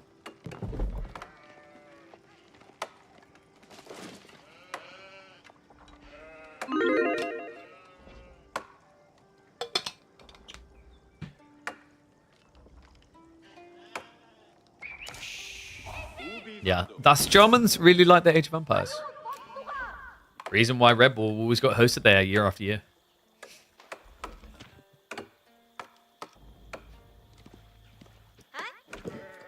It's grand finals time and we get something brand new. One and all, welcome back to the channel for KPMM number 15. I forgot to update that. My bad. We had time. I was just too busy chattering live on stream. Twitch.tv/KillerPigeon. But no, we've got Vortex versus Beasty. We might have the most epic grand finals of KPMM, the closest one as well, because these two have been scrim partners for the opening months of 2025. And the new thing we're getting on this new map, Anatolian Hills, is a Mongol pick for the first time ever on this map. We've yet to see this Civ in action. Curious to see how Vortex wants to approach it. Apparently, with full-on aggression, we've actually got a Rax coming. Okay, that is interesting. A little bit tricky to go Rax here because you can't easily get past the TC due to the dot placement. It can hit you. But I guess Vortex just, I mean, it makes sense, right? He sees the value in coming here with spears and burning this down. You remove the dock, you remove the potential for your opponent to go out, get the goodies, and come back home. If you can block him at the dock, he can't then move out and leverage all the sheep his scout is now going to gather. There is a risk to what Vortex is doing, though. And it means he's also not moving out to gather more sheep. He hasn't built a dock at all. He's locked on this. Nowadays, I think most viewers are French. Sort of. Like, yes, if you equate the fact that, like, some big French streamers are playing. Something that's quite interesting is like, being an English streamer, I thought about this, it's very intriguing. Being an English streamer, you technically have a wider net to throw out. This is true. But there is actually a negative side to it as well that I thought about. And it's the loyalty, the amount that people are anchored to a channel, if that makes sense. Because there's a lot more English channels, viewers on average have a lot more creators they probably bounce between. Whereas, like, you know, if you think Germany, if you want to watch a German stream, guys, where do you go? If you want to watch a Spanish stream, where do you go? If you want to watch a French stream, where do you go? Like, you know, you're going to list 1 or 2 channels maximum. The English, in AoE 4 alone, you're going to list 4 or 5 channels. I mean, the English accent can carry me a long way. Yeah, I mean, which is hilarious because I find my accent cringe. So Spearmen are going to look to burn down the dock. We have got the School of Cavalry on the way. Beasty. Does he consider just going straight into archers? The tricky part is he kind of needs to get off and onto the mainland. The good news of that play, by the way, is that Vortex doesn't have a dock. Beasty sees that. He knows there's no sneak across. So if he goes for a dock play, by just building a transpo, he can hop across. Unless... Oh, dude, who outpost rushes when you can dock rush? Okay, this is so cool. It's such a unique new approach. We haven't seen anyone try this so far. And the best part is, guys, like, Vortex is doing this on his classic OG Civ. Like, this guy used to be considered the Mongol main. He always would say it was his best Civ. Let's see if he can put his best foot forward in this one. School of Cavalry, halfway done. And I imagine the follow-up now is going to be a rush tech up into an archer ship to kick this off. I mean, this is crazy, right? Like, now, without a dock, Beasty, he won't be able to get the food home. Here's the thing. Like, in his base, I think he's got 3 sheep. Over here, he's got 32. He's pretty much gathering all the sheep for Vortex to potentially just yoink them away from him. And also remember, Vortex could realistically just start adding in pastures here. Doesn't move out in the berries. Interesting. He could actually move the Gur to make that optimal. And there we go. It's going to move across. This is another detail the Mongols have that others wouldn't. They'd have to waste 50 wood on this. Oh, this is so cool. Dot goes down. Remember, he also gets paid bounty for that. And now it's going to be just split up, guard, make sure your opponent can't sneak out. Oh, my... No! He made it across. I wondered when he was going to bring the transport ship back, because remember he had it up here waiting to see if there was going to be a dock play. I thought maybe he'd try to build like a second one just to be safe and then keep vision to see when his opponent's coming out, but I guess the moment the dock goes down, it makes sense for him to come across. He's going to try for the torch. He builds the transport as well. He's going to have to go hunting for the villagers, isn't he? Vortex. Oh, no, the body block. Okay, he does get it in the end. See, the problem here right now for Vortex is the timing feels a little bit off, right? I wonder if he actually needed 5 spears or if he could have stopped at 3. And to make matters worse, Beasty gets the outpost up. Okay, this was cool and all, but I'll see you in game number 2. Okay, seriously though, this is pretty rough right now. Vortex's whole play, conceptually, is really cool, but it's the transport ship, man. My brain switched off for a second like he didn't have one because it was all the way up here, right? Like, I was like, bro, maybe he did. But it's a 600 HP, okay, 400 HP rather, unit. It doesn't die easily. By the way, did you guys ever notice that Mongol transport ships have 200 health more? Huh? Did you guys know that? 400 HP, 600. And the Mongol transport ship is quicker. Work that one out.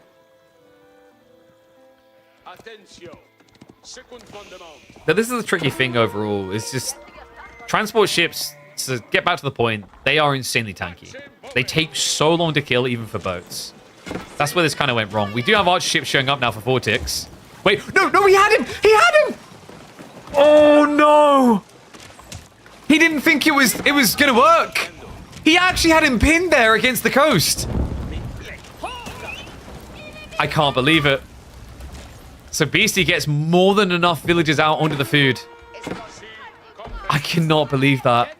That was ridiculous. It doesn't look like you should be able to pin, but his boat couldn't move. You can see it panic wiggling. And we do at least have the gold that can still be starved. So Vortex, rough situation, but when life gives you lemons, remember what we do, guys. We cut the lemon open and we squeeze it at the other person's face, burning their eyes while yelling profanities at them. That's the way of the Mongols. So we'll be able to starve the gold. Beasty not ready to directly contest this yet. In fairness, though, if you can just get more villagers out, he doesn't need to.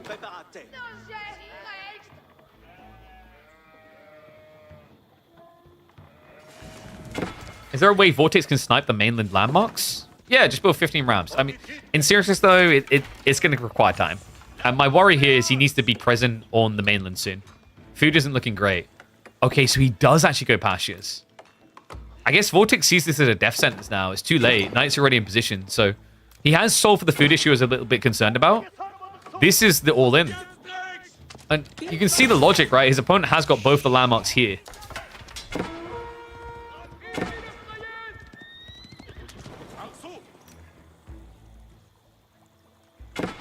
Augmented transport. So transport ships have 50% more health and 15% more movement speed. Yeah, it's kind of a weird, unique perk for Mongols, right? Not one that gets listed high on the perk list. So villager is still here. I wonder, I don't know if you need more outposts. You could come around the other side, but there's already a horseman patrolling.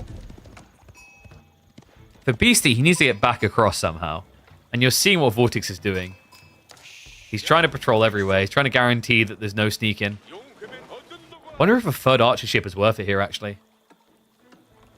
So can Beasty directly contest this, or does he look for maybe some sort of tech play? Because if your opponent's all in the starting island and you can get, you know, your third landmark on the mainland, you're safe. If you want second TC, though, that's going to be completely denied. Second outpost is going to be coming up.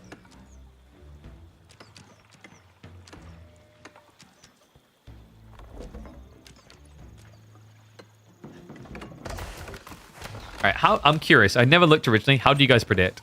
68% for Beasty. All right, be honest. If you could go back and refund that, like, who would have sided with Vortex now? His, like, concept isn't terrible here, folks. Beasty does lack military on this island. He doesn't have a dock. Doesn't have an easy way of getting a dock. You can see that by this outpost going up. You pretty much see any dock play. There is a small gap here. But hard for Beasty to know for sure.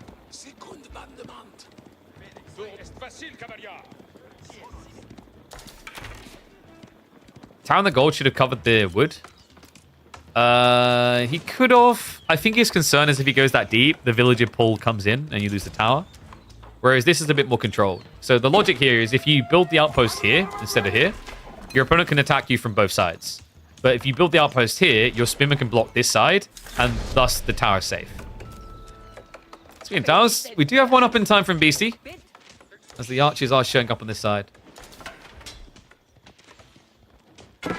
And yes, Vortex has more economy because Beasty would have converted, but also lost an extra villager. Remember, Jean, when you make her level 2, you lose a worker. Hold up. We actually have a dock up. What? The archer ship went wide on the rotation, it seems. He actually gets it up in time, and he gets the warcog out. Uh-oh. Vortex, was the plan here fast castle? If so, it may be about to fail him here. Incendiary ship is going to be able to float through. Wait. Yeah, okay. I didn't mind that he tried that. It wasn't going to be enough damage to kill the warcog. So he redirected it to try and kill some troops instead. But we have a problem, folks. Beasty is in. Vortex getting caught building into the ram. Horsemen are now on the way. Won't be able to contest it directly, but he has the key information. On top of that, now has the ability to Normandy all the way back home. Oy, oy, oy. I feel like the Vortex has the naval arrows that's coming in. Cost-efficient way of defending yourself here, but the problem is it's not going to help stop the naval invasion. Transpo ship is here. Troopers are moving across.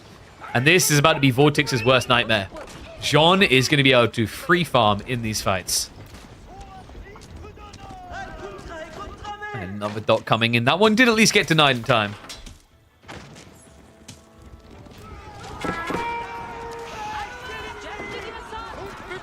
The contest begins. Jean isn't being target fired at all. Remember, Vortex. Usually the answer to Jean is Keshiks. She hates Keshiks because they're heavy cav that can snipe her down. He doesn't have any. Okay, on top of that, Beasty with the Horseman. There's not many spearmen here from Vortex. I believe he still has the group, yep, on the outpost. They are going to end up losing the Khan. That's going to be an easy 12 XP given over. You heard that correctly.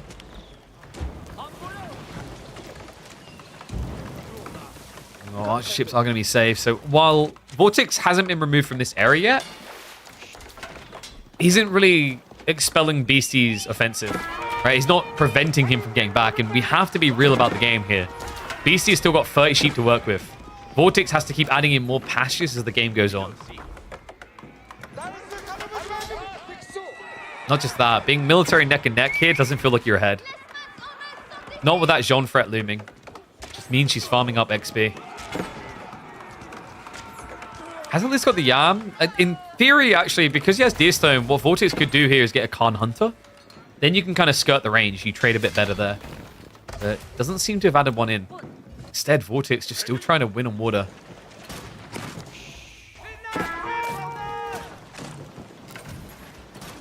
Beasty also has access to all the deer. Yeah, and the boar. Like, and the berries. I mean, Vortex has permanent food now because of pastures, sure. But the problem is Beasty isn't going to run out anytime soon unless Vortex can sneak troops across. We do at least have that Khan Hunter we mentioned coming in, so that is going to give him the extra 0.5 tile range over Jean's archers.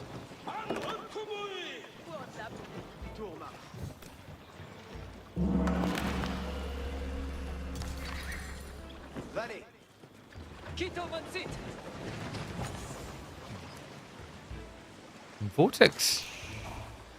Korotai could be intriguing here, actually. He hasn't been using that much gold. Korotai would give him that buffer of damage, plus the extra range from the Khan Hunter buff. And we are talking about a linear excursion now, right? You just have to move in one direction to kill everything. I quite like this idea from Vortex. Because playing along Feudal over time is just going to benefit Jean. She will gradually make her way to level 3, and then it just feels like game over. Meantime, boats are going to be able to trade out here. Notice that we have got the Consecration to cheapen the cost of the Warcogs. Yeah, I always find this one a little bit weird with the Warcogs because they're already cheaper. So you don't feel like you save as much on the Consecration. But if he wants to keep using the dock infinitely, it makes a lot of sense. Great play by Vortex. He's starting to actually deny Beasty's ability to get more troops across. Demo is going to be coming out soon. Does posture to try and deal with it. No reaction there, though, so still will lose the boat. And there it is, folks. Korotai now on the way. We've got double aura and an all-in potential for Vortex.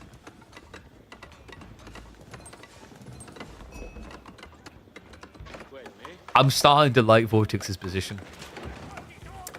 In this type of boss, what you're looking for is an opportunity to dive and punish your opponent. Look at the military count. That doesn't exist here. Vortex has enough archers to hold. Beasty does not have enough horsemen to dive. Vortex has chosen his timing rather well, actually. All while building quite a lot of pastures, it has to be said. 150 wood each, and he built 6 of these things. Remember, he also didn't build them near the Uvu, which means they were less efficient. This is crazy. Beasty has just slowly been getting cut down, right? We're talking about 7 extra worker kills so far for Vortex. An 8 eco lead. Where does Beasty go from here? This is the thing that's just obnoxious about Korotai. Like, on a map like this, you can't fight into it, but you need to do some damage. Instead, it looks like he's going to try to sneak more workers across. But that has been seen. Vortex will look to intercept the demo ship. Timing could be critical here. In fact, no. Okay, he goes back for the Hulk instead. Yeah, that could have made it uncomfortable. Sometimes the garrison is a little bit delayed coming out. The demo might have been able to trigger. So dodge to death, gets the villagers across. But now the archers are hunting. Wait, what? He's actually going to chase away from the main base here. That's crazy. And look why. This is why. Because Beasty... No, this is wild! Beasty's losing the transport ship, and he put his whole army in his base. Which means there's barely anything here to protect him. What a crazy read. Vortex needs to be quick about this, though, before there can be a reactionary play. We have got Raxus being set up behind the base. He's got men-at-arms backstabbing in. This is crazy. Beasty is going to try to get across with the transport ship that's already low HP. Even if he did, though, the men-at-arms would then kill him at home.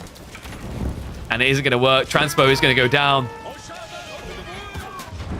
This is ridiculous. What a game out of Vortex. Such a crazy creative way. I don't believe he played Mongols on this map so far. So this is something theory crafted and revealed.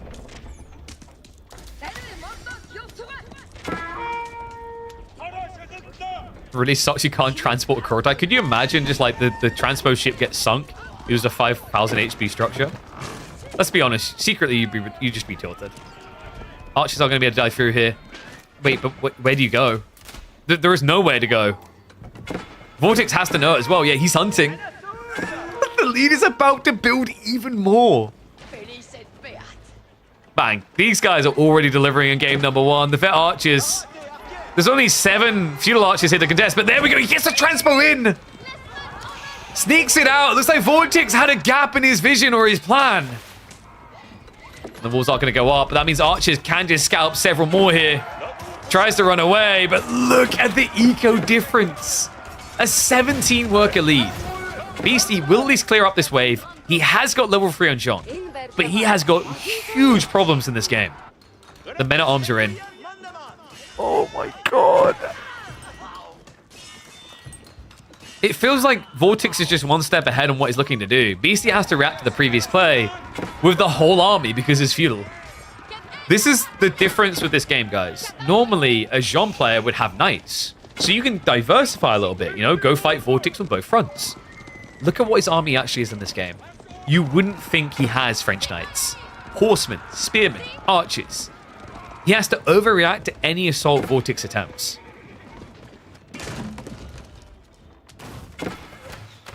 Rams, we're going to clear up base. Remember, this is also the food supply for Beasty. Has at least got the deer over here. But close to the coast is a problem. Sprung ship. Whoa, boy. Whoa. We'll get dunked. Yeah, I've got more men-at-arms on standby. Rams being built as well. Vortex knows that Beasty has to guard here now. Because it's only 2 landmarks. And we are at the point in the game where like a Krotai shuffle in with 5 Rams. GG.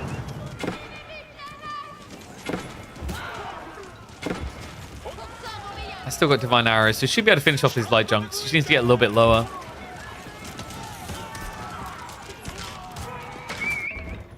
And the Krotai is now moving in. We have got plenty of wood being gathered as well. What a crazy game.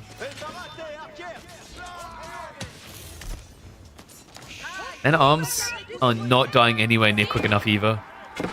I'm just struggling to see how Beasty gets out the age. He's got way too much gold now. Not enough food. 2,000 gold. At this stage, do you just buy the age up? Looks like instead he's going to start adding in knights. Makes sense. His opponent did go men-at-arms. Unfortunately for him, it took so long to get into knights. The Vortex is now going to be going towards crossbows.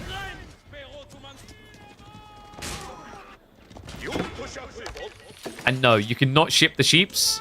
The only way you can get sheeps across in transport ships is if you use pro scouts. So there you go, guys. Build 16 scouts. Pick up the sheep. Good to go.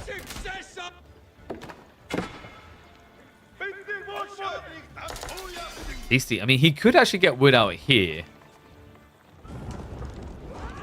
Yeah, because he's lacking housing. It's interesting. He's got gold. He's got food, but... Oh my god, no, he hasn't even got enough wood for a lumber camp.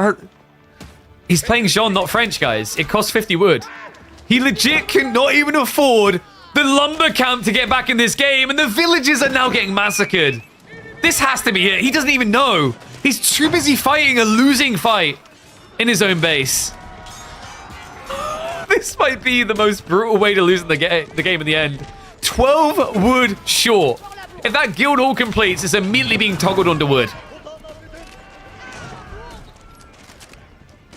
Let's go try to rush the landmark to stay alive. But folks, this ain't it. He doesn't have a marketplace either. Legitimately, the only way you can now get the wood is by completing the guild hall and switching it onto wood. I'm not even joking. Oh my god. Good news, at least he doesn't need houses now after losing that army. Bad news is pretty much everything else. Town center down. School cavalry next on the hit list. The guild hall is going to complete. And here we go. Is he going to toggle it? Is he going to toggle? Oh, wait. No, I'm an idiot. He's got a lumber camp here. Wait, how? Wait. So, the burning might of Vortex came through this area. It destroyed the house, the outpost, the racks, the archery range, a house. It left the drop-off buildings. Okay, that's kind of funny. Oh my god. Alright, so Beasty looks for the long road to recovery. However, this keep needs to go up now. How did I not notice that? Oh god, I can't wait for no caffeine week to finish. Me diving villages on the food. Cut down. Are you kidding me? It's 24 to 67 economy, man.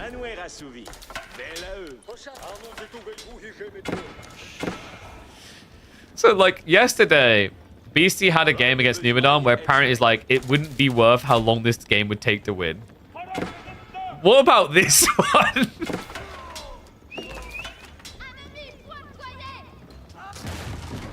Rams have cleaned up the whole base. He's about to get pop locked again. Remember also, Beasty doesn't have a TC.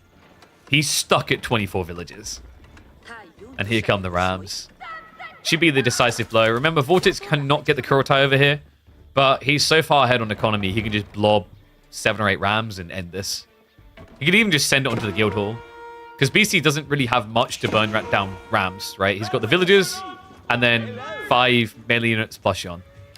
Speaking of Jean, she's actually attacking. We've got to find a few worker kills. Doesn't quite compare. Was there no coffee in week? Caffeine, mate.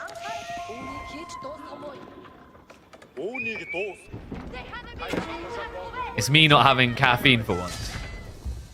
But apparently this was enough of an electric jolt to wake Beasty up. He's going to have to be awake for the rest of this series because this was possibly the most crazy Anatolian Hill game we have seen so far.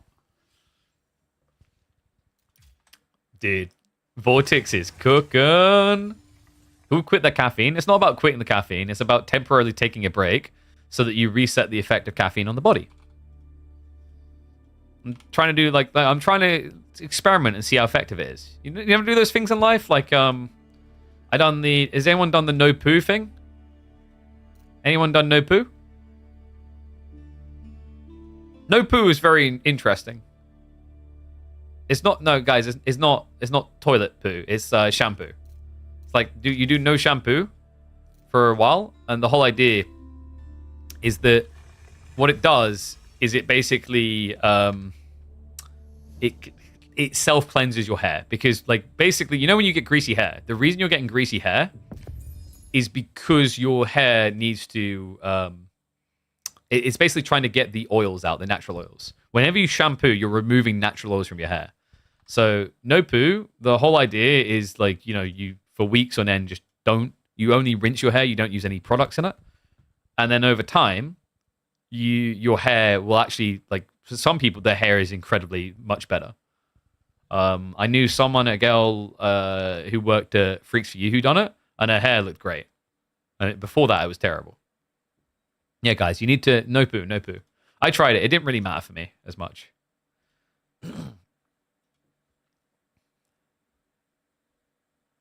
Your hair will not become better. I think it's different for some people, actually. Use soap on my hair and beard. You're not meant to use soap on your beard, right? That's what beard oils are for. Won't take it further and no shower? That's different. That's like dead skin, wash off, etc.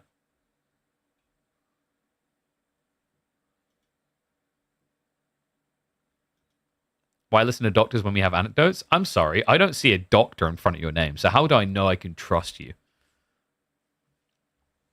Fair point. Choose prediction, Vortex game 1. Let's get ready. Game numero 2. Oh, do the push-ups. 1, 2, 3. There you go. I'm still recovering. Hey.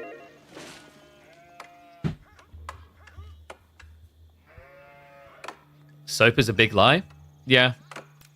Well, oh, sorry. I thought you meant the new Modern Warfares. I think those games are a lie. I can't... I played through the new Modern Warfare recently. I finally got around to it. And I was gobsmacked by how much they ruined Call of Duty. Like, it wasn't even that hard.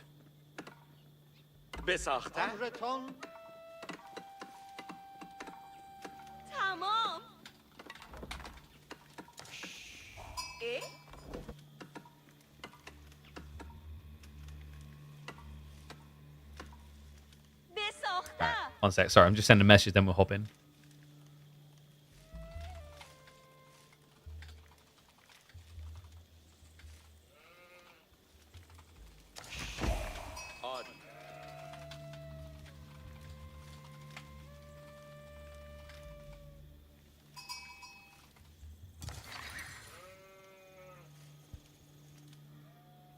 All right. At this point, discard all your assumptions about every single matchup. One and all, welcome back to the channel for our grand finals of Midweek Muster number 15. Vortex versus Beasty, and game 1, I think it's fair to say maybe the game of the week so far. Game 2, Vortex with the Deli, Beasty with the Roost. Now, this is a matchup that I feel like we've actually seen Roost do pretty well in on average, with the exception, the caveat of a few players. Most notably, B comes to mind, where he had this very sick timing on Deli with spam and spam to block Pro Scouts. Now, that's an aggressive play, an all-in play, if you will. Be a shame for Beasty if there was a very aggressive all-in player on the other side. And a pretty good spawn, actually, for Vortex. Check the deer. They're tight in the corner, so this is very difficult for Roost to get in and get out with. Man, that's kind of rough. He has at least got a desirable spawn on his own side, where north and south, so Spearman wouldn't be able to block as easily. Normally, like, your biggest nightmare is when deer is kind of linear between your base and theirs, when you're playing against an anti-pro scouting civ.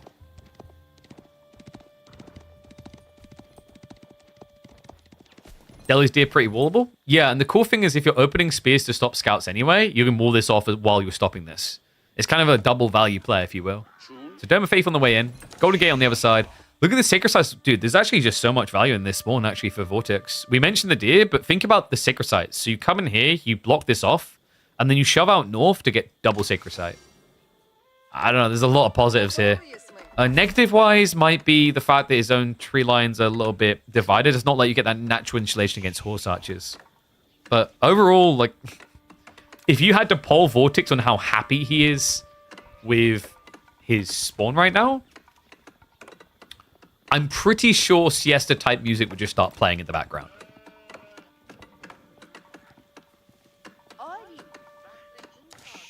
Why would I read What does that even mean? So Golden Gate coming through. What was the gamble like? 69% for Beasty. Nice. With this spawn as well? I don't know, man. With this spawn, I would have expected Vortex to be favored there. And what is up, Opang? Thank you very much for the sub, mate. I appreciate it. Love to see it paid forward. Remember, guys, you want to get a sub in because this is a best of 7. And if game 1 was to go by anything, you don't want to miss a single second of what's going to happen here.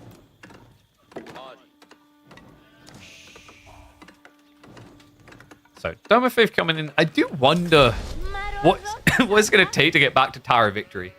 I don't know if I miss it per se. In some ways, I like that Deli has less linearity to them. With the Tower of Victory, it's just play feudal, win feudal. With Dome of Faith, there's at least some longevity to the game, but there's no denying that it just still feels almost a little bit too good.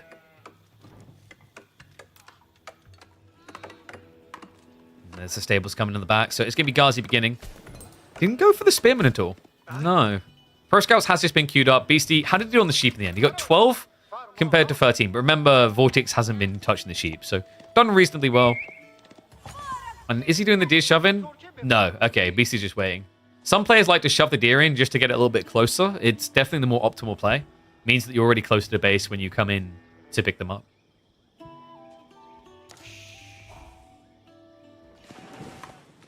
Vortex won the last KPMM? No. Beasty won the last KPMM.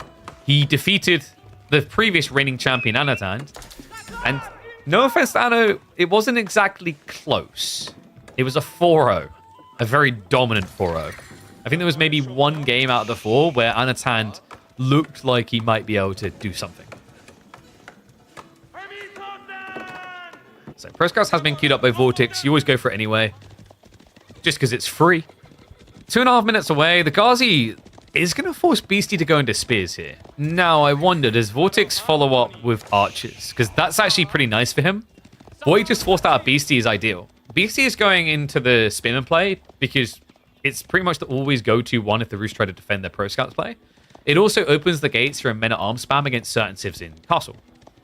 Delhi's a little bit wonky because of the Ghazi. You don't really want to do that against them. But the dynamic that makes this problematic is if Delhi now go for archers, well, that's a counterplay not just against the spears, but also a blocker against horse archers afterwards. And the other nice thing for Vortex, at that stage, he ends up with a unit that can actually walk. And what is up, If and Full? Thank you very much, mate. Appreciate the gifted sub. Gotta make sure the one and only Cascade Fury doesn't have to worry about ads. He's my backup math guy when I can't figure out tiebreakers.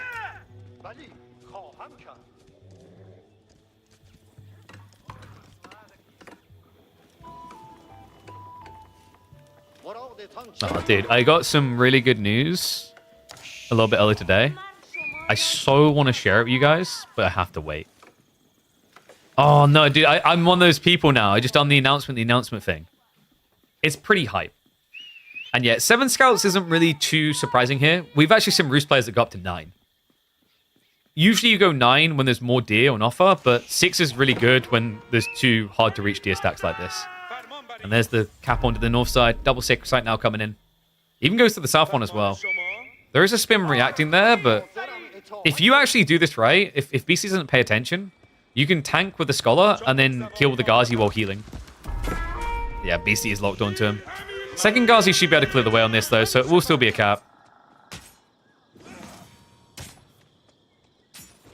KB having another kid? Gee, I just said how, like, it's hard to be full-time as a content creator for a lot of creators, and you're like, yeah, you know what you need to do, KP? Hundreds of pounds more per month in expenditure. Chill.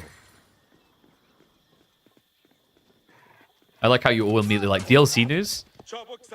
Why do you think I'd be trusted with the DLC news?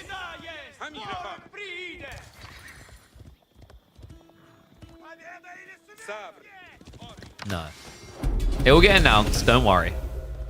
You guys will find out soon enough. So Sacred Site's locked in. He's not going to be able to hold on to it, but this is just gold gen. He needs to catch up. Look at the resources. Beasty didn't really delay Vortex's conditions much with the spear play, right? But at the same time, it didn't exactly hurt his own timing too badly. High trade house now coming in. Get your numbers in, folks. It's 100% a charter course tournament. I like the idea of what charter course is. I don't think it's in a good position for a tournament yet. I think something that's missing to make it maybe semi-competitively viable is public information on what techs people got. Because if someone like got a really broken tech and the other people don't know, it's just going to be a default win, you know? Yeah, looks like the Pro Scout player is going to be pulling to the back corner now. Vortex has started to gather them himself, though, so with the Archer Ghazi here, he should better deny these away.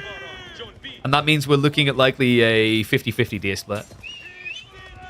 Beasty, what's the opening likely to be here? Is just going to be the standard horse archers. Vortex is still quite a way off of Castle himself. By the way, like the charter course mode, I think it's actually one of the coolest things they've added to the game in a long time. I want to see them do more of that. I think I've been very vocal about this. Mutator game modes is sick for RTSs. I think it's really good. It gives a fun environment in which people who don't keep up with everything can just enjoy the game against people that do. This is, like, I think I used the example of Hearthstone, and I think it's a fair example. Hearthstone, I'll be at an airport and I'll open it up and play Tavern mode. But I can't be asked to follow Hearthstone month after month. Tavern mode works because I don't have to have gathered all the cards and understand the full meta to just enjoy myself. I think game modes like Chart of the Course, where you get those every like X minutes you get a random buff, are really cool type of addition that helps casuals re-enter the game. Because sometimes keeping up to date on what the meta is in AoE4 can feel like a full-time job. Some of us it is. How's the landing now coming through?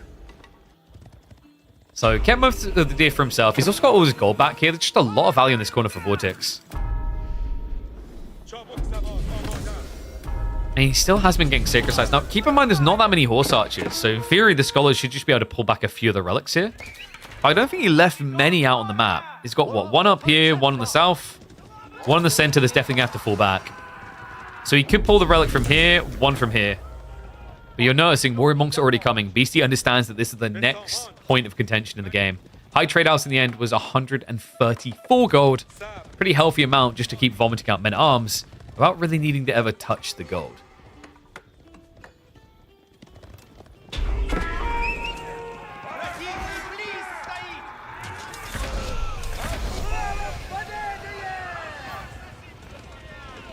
The buffs need to be a little bit more subtle. I think you can have overkill over the top stuff.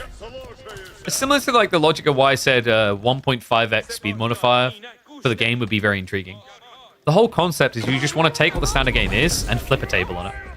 And the reason you do that is it might not be for the people who play this type of game mode, but that's fine. What you're trying to do is find a new audience that would like it. And then some of those people will come and enjoy 1v1s. Some will stick with the game mode.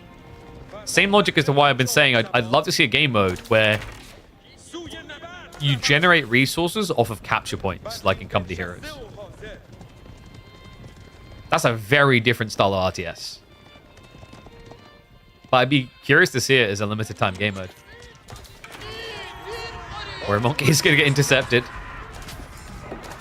Vortex does have 2 relics on the way home. This would be the deciding one, the split. It's going to be moving for it now. So it's going to be free to split unless Beasty has something to say about it now. Bit difficult though. He's only got a handful of spears here. The archers should be able to target them down quick enough. And the Ghazi Lancers wrap around the back and freely munch upon the Horse Archers. Yeah, just a free entry there as well. Beasty looked like he was a little bit too committed to the Horse Archers going in. Does pull back now. But with Lancers added into the affair, things are problematic here. Beasty now having to switch across into crossbows. We do have a leak over though. Horse Archers are going to be able to stab around the back. But Clutch saves. I love that. He pulls the Scholar. Gets away. Does end up losing one of the villages. Needs to get some real troopers here though. Scouts aren't going to be able to protect them. Lancers should do okay though. So 2 worker kills there. Beasty also does have the high trade house. I'd say they're very tight on economy comparatively, but the difference is that Delhi are just going to be able to vomit out all these techs, which is going to inflate their economy better. So Beasty does have to be a little bit concerned there. The main thing you can get a lot of is wood, but as we're seeing, he's moving away from wood. It's becoming about food and gold now.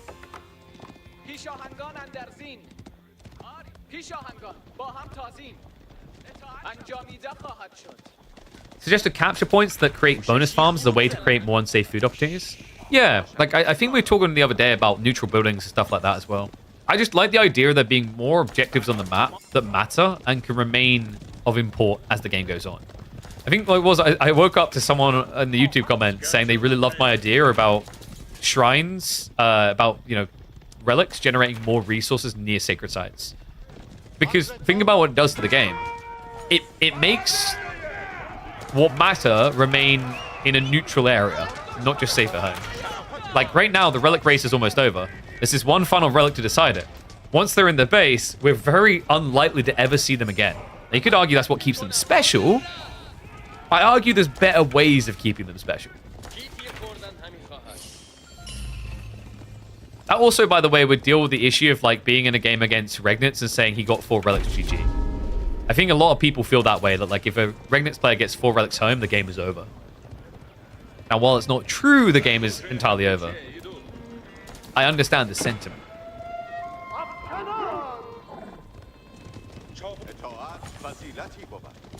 AoE3 had neutral camps you could capture from Mercs. Dude, we bring that across, we get the AoE3 audience. Boom. Yeah, it's kind of like Warcraft Light in that way, right?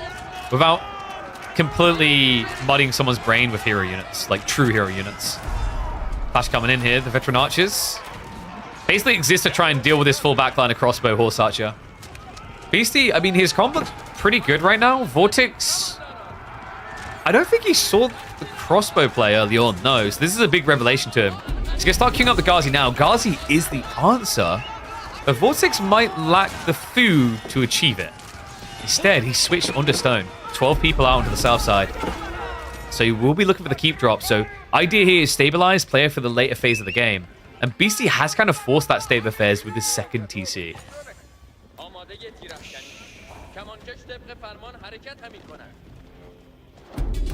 Empire Earth wild animals have babies, but if you overhunt them, they go extinct. Meanwhile, in Age of Mythology, we don't let the animals do the sex. God just points his fingers and they duplicate.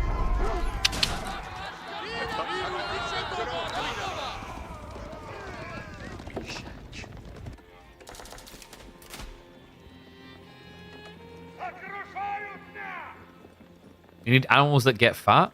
I think the way I like to think about this is like wolves are due an rework, right?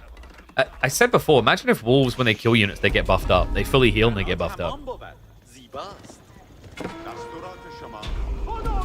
So Vortex, we're almost ready for the castle drop. Does he go far south? He could try to secure the 8k down here, and that would give him the secret site as well. It's very far out there, though, and if he gets seen, he's dead. So probably wants to play a little bit safer, maybe insulate his corner, where he would have enough stone to cover for 2 additional castles. What about wolf packs? Wolf packs could work.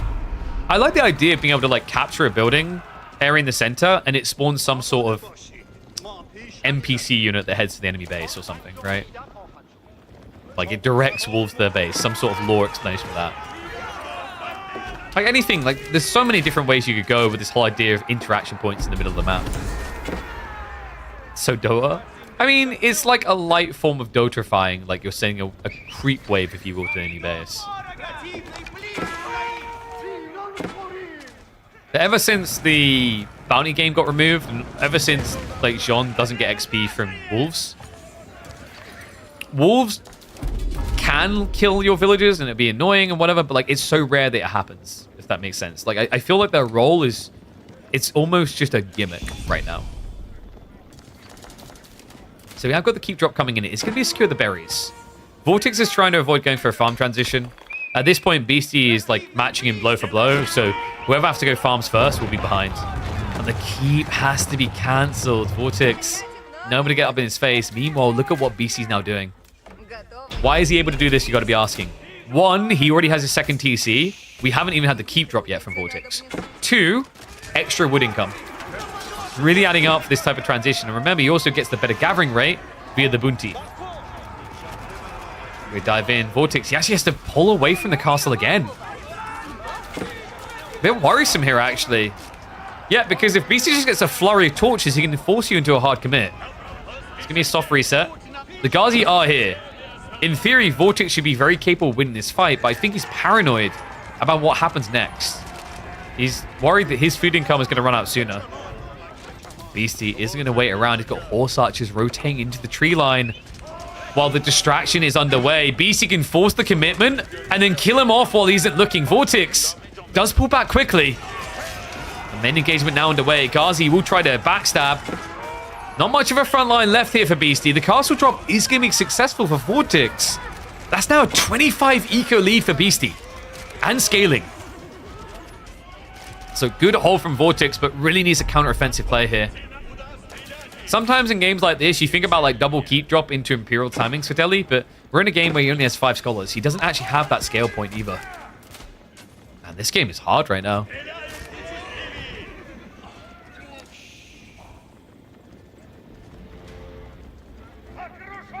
If Vortex only would a bit, it's interesting as well because obviously the infantry can wall. I guess Vortex just felt like that would put him further behind, so he couldn't really afford to do it to justify it. But even at an early point, we talked about the potential for it. The reason he didn't do it back then in the feudal age is he knew his opponent was going to be fast castling. And if you waste resources walling for later instead of dealing with it now, you're in trouble. right? Like, you're just putting yourself further behind for a threat that isn't even there yet. So I don't really blame Vortex's thought process, but it definitely hasn't helped him.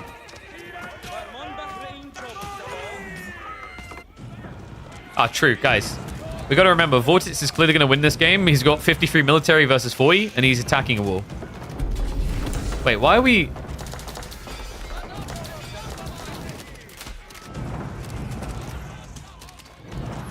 Just leave them to it. I think that's because he's got them on auto aggro instead of a focused attack, just in case the dive comes in, so they'll auto react. But that's a kind of fun little revelation if that's the case, is that they don't prioritize a wall, they'll prioritize a gate instead. More guards are going to now arrive, so we'll be able to break in. Farms are fully laid out, though. Like, got 26, scaling soon to 30.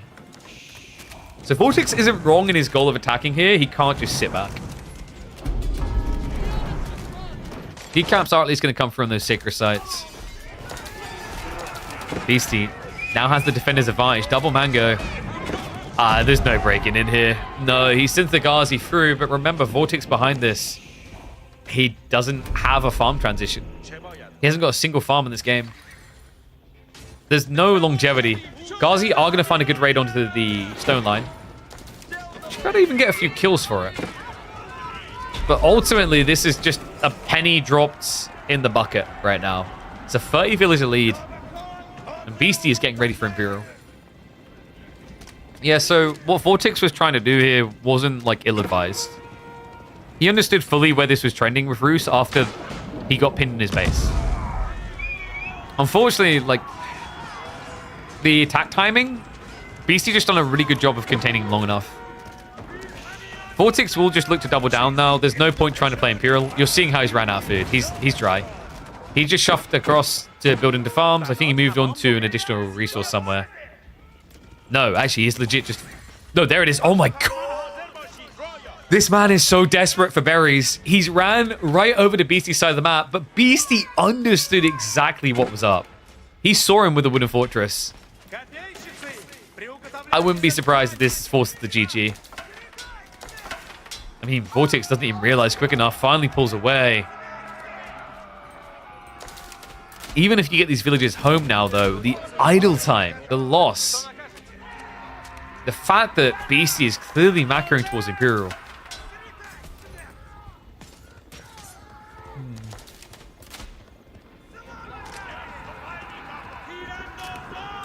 So far we've had, like, what? I'd say two... Would we call game one-sided, guys?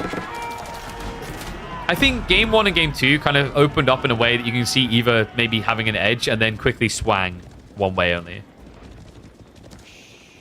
I'm not really sure how Vortex would swing this back. Maybe a castle drop into the enemy base, but that usually only works when you outnumber your opponent or they're out of position. And you see what Beasty's doing intentionally. He's not attacking.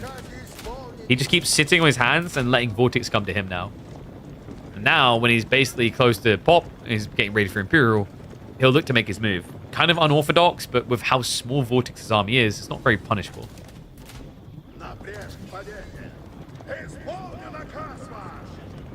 Don't you think in the current meta with Roos Atreus usually being all too broken, it would be nice to have 3 bans instead of 2? You make it sound like China isn't broken as well.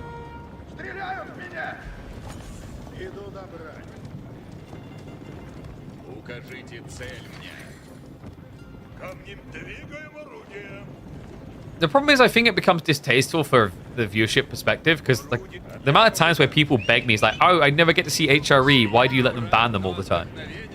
It's like, if you increase the bans, I don't know. Do you make it more competitive or less?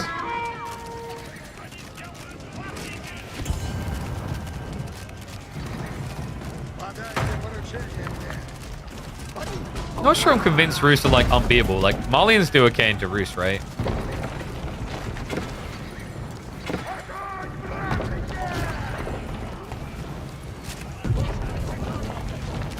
I get HRE. I think HRE and Juji are definitely the key point, like, indicators.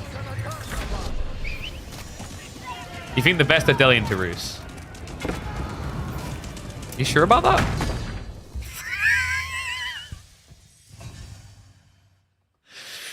I'm sorry, I had to. The timing, man, that's too perfect. But yeah, no, I have seen some Delhi builds that can work quite well against Roos. Right? I keep referencing B. I think B was the best one for it. So, 1-1 score though. We keep it tight.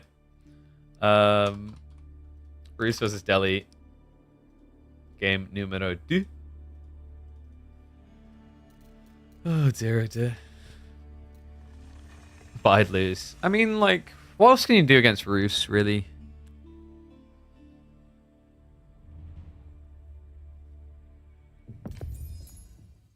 Oh, I'm going to run ads, by the way, because I've got a minute now. So I'll quickly do that. Which is why you should subscribe, so you guys could have been talking to me this whole time. Wow.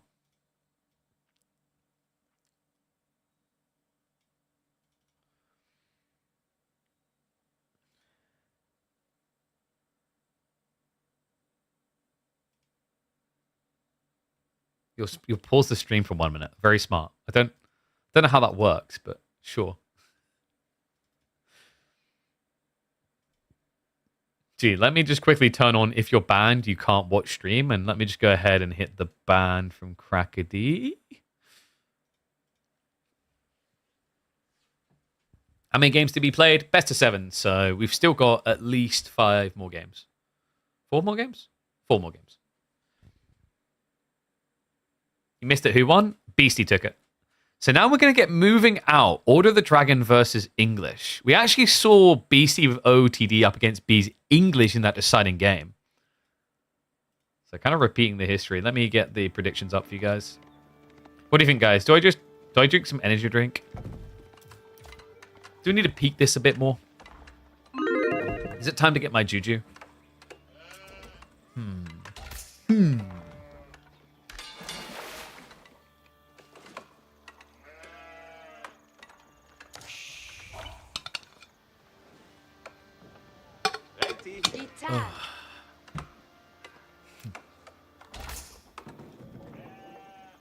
One and all, welcome back to the channel for a fun one. That's right, it is a repeat of the semi-finals matchup between Beasty and B. Only this time, Beasty finds himself in B's awkward position here. English up against Vortex's Order of the Dragon in game number 3 of our grand finals for Midweek Muster 15. Yeah, and that game was epic, by the way. Like, the B versus Beasty set, if you guys haven't seen it, go across the YouTube, check out the VODs. A series that absolutely delivered all the way until the very end. And I expect the same here in game number 3 to break the tie situation here. How do you want to approach this? So when we watched it between Beasty and B, there was a lot of dragged attention towards the outskirt of the map, right? Like the opening men-at-arms play from OTD forced English outpost reactions. The interesting part actually was how, in that particular game, B on the English blocked a lot of potential dock locations. I don't know if we're going to see the same thing here from Beasty. Who selects the maps? Me! Buongiorno. And maybe every once in a while lets Choom say something. Usually it's like abusive and in French, but... Yeah, no, we put a lot of thought into the maps. Trying to bring new ones in. We bring a new map in every, like, other week. And we try to keep a nice balance of ladder maps or well-known maps, as well as more tournament-focused maps.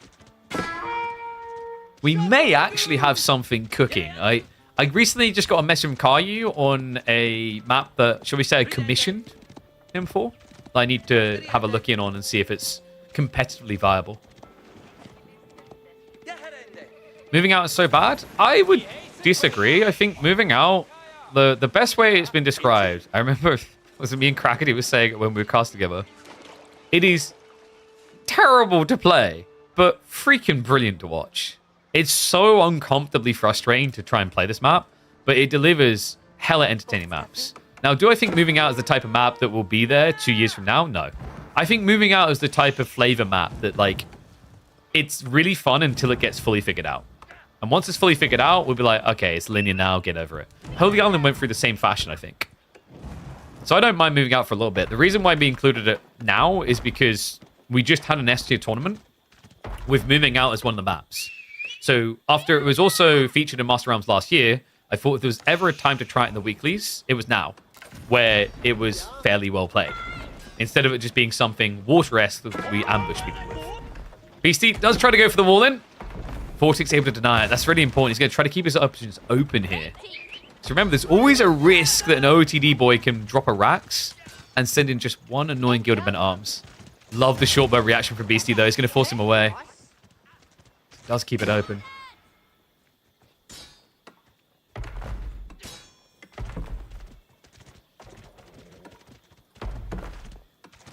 You love it when I do politically incorrect voices. Wait, what are we referring to there?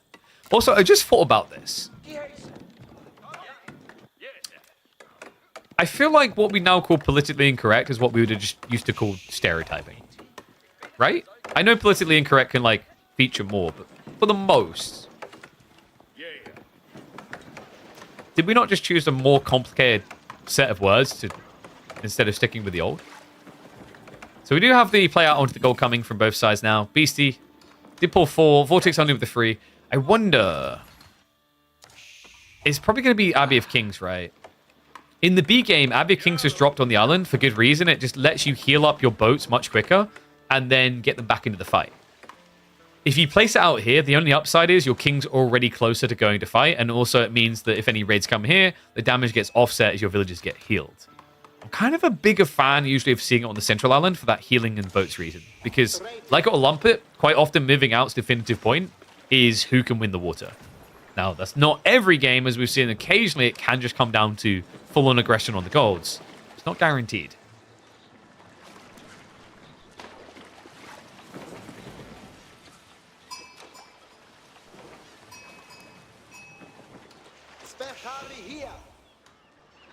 Okay, that is a long text message.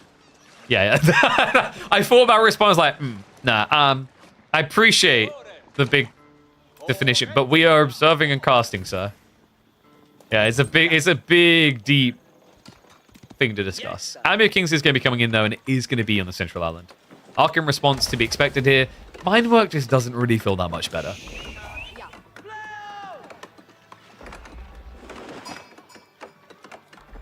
So stereotypes into politically incorrect, into cultural appropriation.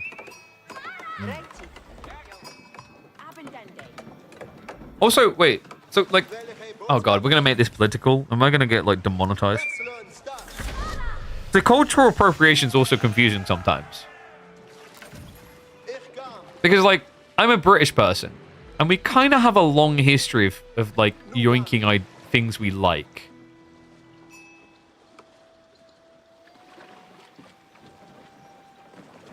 Like, we literally made the chicken tikka a national dish.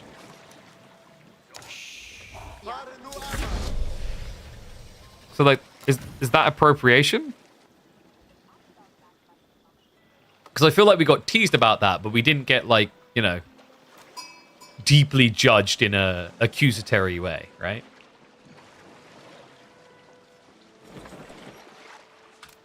So Beasty has got the fishing boats moving up. We have got the docks now on the north side. So it's just going to be mirrored play. Nothing too crazy happening so far in this game, hence why we can have these intriguing conversations. Galleys are starting to arrive, though. So it's going to be a little bit of poke pressure here.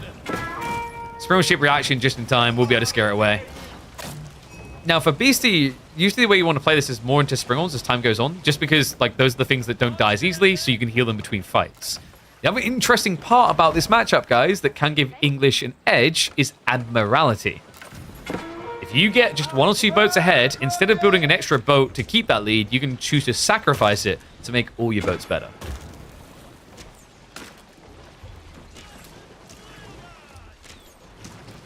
Nice ship. It's doing a good job moving the transport ship.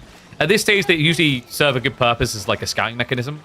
It's also kind of important to keep this alive. Remember, at some point, Vortex may need to pull more villages to keep the gold numbers logical. So you definitely don't want to be losing this. But whoa, what? Demo ship got in. Was that at least 3 fishing boats going down? Great hit by Vortex. So fishing boat count 10-6 right now.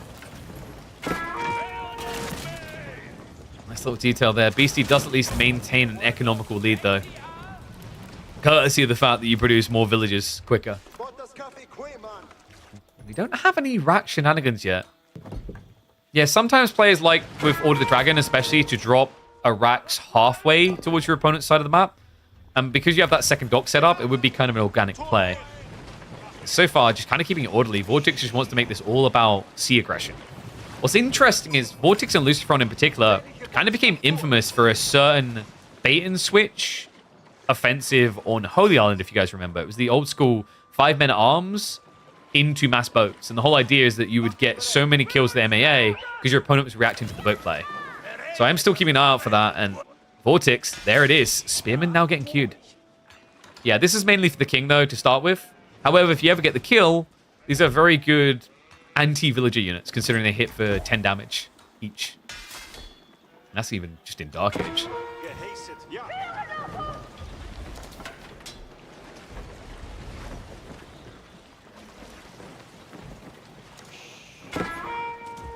Beasty, we talked about this, what you sacrifice. This is very early for Admiralty, actually.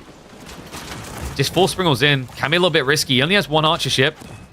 Demo's approaching. He is going to try to idle out the food. Very aggressive dive. Needs to be careful not to edge into TC range here. Love the micro. Vortex peels back the injured boat before losing it. Even snipes one of the fishing boats. I like the way the Vortex is just kind of inching himself ahead here. He's not really hard committing. This is the very different approach of Vortex we've been talking about. You know, when I say Vortex is playing differently, I'm not just saying, oh, he's playing macro late game. Look at his 5 TC builds. What I'm saying is he stopped just seeing red. It might be because, well, actually, no, in fairness, he's playing red, so you should always see red right now. But the point is, this man used to always just go all in, relentlessly, to a fault. He's not doing that here. He's getting in, he's tapping a little bit of value, and he's pulling back. He's taking that calculated, methodical approach, something that, like, over time, Marine Lord has always been referenced for, right? Get a small lead and then extract more value over time. Looks like there's going to be a breakthrough on the tree line. Demo ship is going to connect. Almost gets a triple kill there. But both of them distracting amply. So Beasty, remember, has the edge when it comes to the tree line fight. Short bows on all these villages. Outposts are being rushed up. So for Vortex, he needs to kind of double down on the water side. Difficult to do now with that Admiralty to stay in range. Has got the double demo pull. Needs to be careful. The TC is actually edging around it. Good target fire there by BC. It's going to be enough to scare Vortex off. Yeah, he's got 2 more demos, but they aren't here just yet. Meanwhile, looks like the king is about to start encountering that spearman. Vortex is stockpiling some resources in reserve. I wonder, do we maybe have more gold workers? Yeah, he's gone up to 11 out here. He could switch them from the food. That would be smart. The whole idea here is you're kind of reaching a point where you could go for, you know, like 4 or 5 demos and push, but no. He doesn't realize right now. Vortex! Beasty with the heavy 13 villager pull! This is insane! Pushes them all to the south side, and he goes for an outpost right next to the enemy Arkin. This is crazy. Both of them rushing it up. Vortex realizes it's not going to be quick enough, though. He's pinned here. And it's about to get a lot worse because Beasty is coming in for the killing blow. Needs to get out now. Luckily for him, Beasty is going to walk back the villages. He doesn't commit any deeper. But this is uncomfortable. If he gets just a little bit of stone from that corner gold, he can easily just block this indefinitely.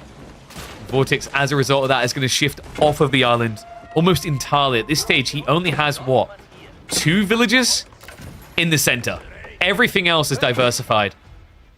Spearman, we were to dive in. Looks like Beasty is just going to react by pulling away right now. Mining camp coming in, so he's going to be the Arislets follow-up we talked about. And the Dark is almost already dead for Vortex. Ship. We'll be able to protect here. This is worrisome, though. No healing ore anymore. And Vortex is now outnumbered. Guys, this is grim. When you play against Admiralty, you cannot really afford to be boats behind. Vortex is choosing to remain behind, though, because he's got the Castlage play coming in.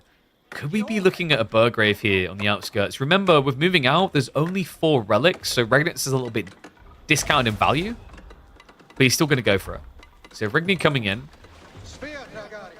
I wonder if maybe he wants to go into demo ships. A big demo pull is valuable with this type of play because you have the gold to gen.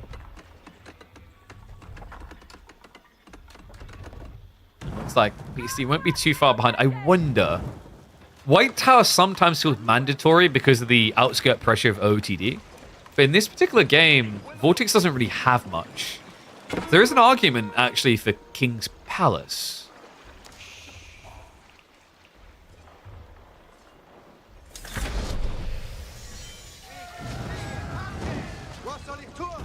I like how this Spearman has been working all his life for this one kill.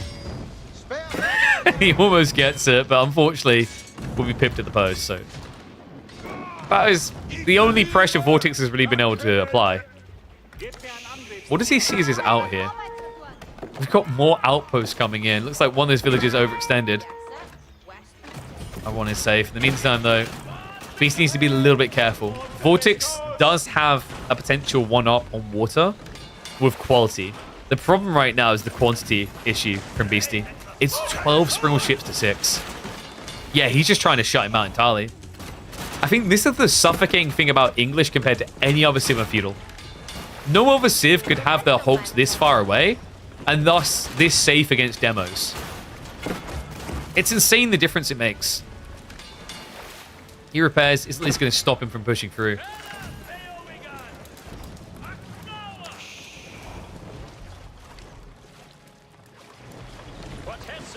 Well, Marine Lord, see, here's the thing. Marine Lord doesn't want to play because he'd rather sit here, sip in his margaritas, his pina coladas at the beach, watching Vortex and Beasty just play this. He's still living life large off that Age of Empires Rebel Warlord money, you know?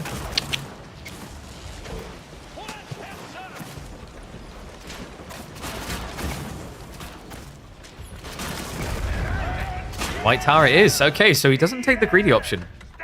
I kind of respect that. If you think about it, Vortex has a big inefficiency issue anyway. He can't really exist on this island, which means any new villages sprung have to then be booted off the island. They have to be transported across. So like, there's a lot of idle time achieved there anyway. That just keeps Beasty ahead. And also, we have to remember, we have God Vision from Beasty's POV. There could be like 2 Gilded Knights coming here. And if they show up as a King's Palace, anything over 8 villages is dead. So I actually agree. I like this play. Gives him 20 garrison slots as well. And enough firepower to kill anything that dives it.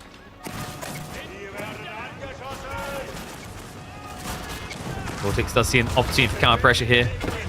Does already have the Springle Crews as well as the armor. So not a fight Beasty can even think about taking right now. And that man-at-arms is mine.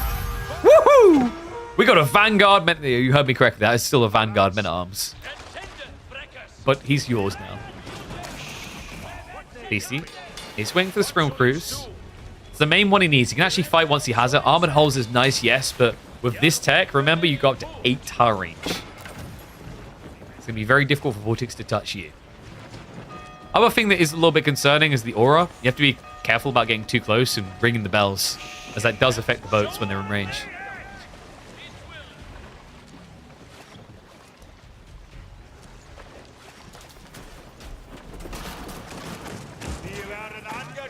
Beasty is going to begin the poke. Vortex, whoa! Control group issues. Okay, so no archer ships. We'll have to go back for those because you have to be paranoid about the demo play. But Vortex, this is kind of crazy. Is he just going to bolt demos for a bush? I mean, it is a lot of sprills right now. Just feels like demos is doomed when it comes to reaching here. Then again, maybe from the north side. Okay, that was a beautiful block. One boat got in the way, so no deep dive with the demo. Archer ships are going to be left behind. They do get rid of most of the explosive ships. There's still more playing. All of a sudden, military ship difference, neck and neck. We still have like 0 land pressure here. Well, I mean, in a way, Beasty has applied land pressure. It's just he's done it on the central island. But I'm talking about the outskirts. Things could get interesting soon, though, folks. Gold is about to run out in the corner. So Beasty's White Tower may have stabilized any threat that could be there. But next up, it's going to be moving away from it. That is where Vortex could strike. And look at the timing as well. Gilded Knight just got queued up. Vortex is looking for that offensive maneuver.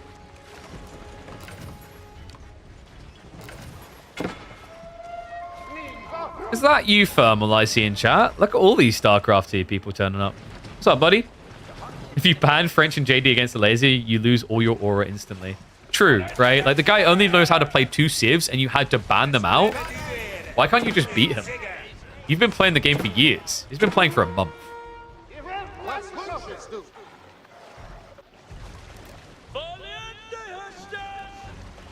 You see the Trebs follow up. Yeah, so just trying to remove the landmarks at this stage. This is also good for... Yeah, he's going for houses. So the other thing you can do here, it's not just about the TC, and not just about the houses, actually. He's been struggling to get through the docks because of the E-repairs. You can delete him like this. Might finish a rank placement today. Damn, they all coming. Look at all these people are like, you know what? Lasers and aliens are overrated. Give me a bow, goddammit.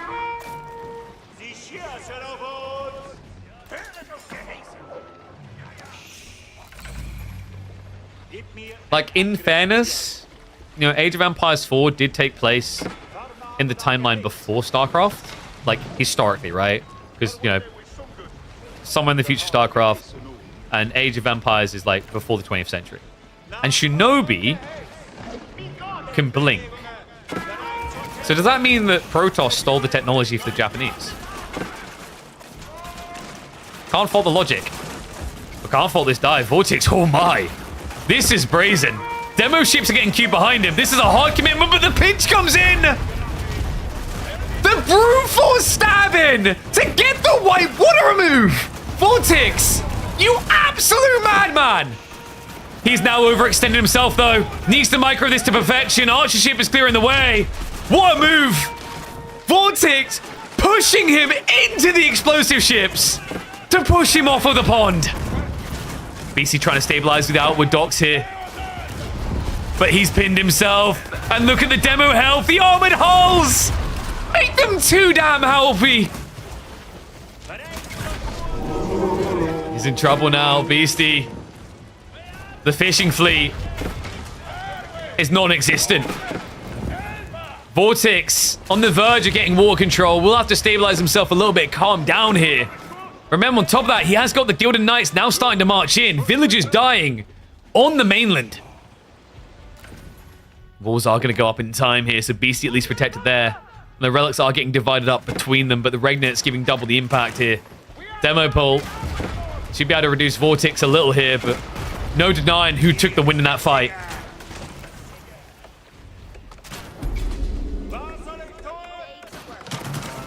Beasty, love this though. Trebuchets to stabilize. You do require that your opponent stand still for a very long time, which is why I recommend when you want to kill their boats with Trebs, all chat types of them, can you please stand still? And what is up, Myriad? Appreciate the raid, mate. Perfect time for it. Lol's coming out. Vortex once again pinning Beasty here. More demos coming. Could this just be the decisive blow to finally push him off of war entirely? It feels inevitable.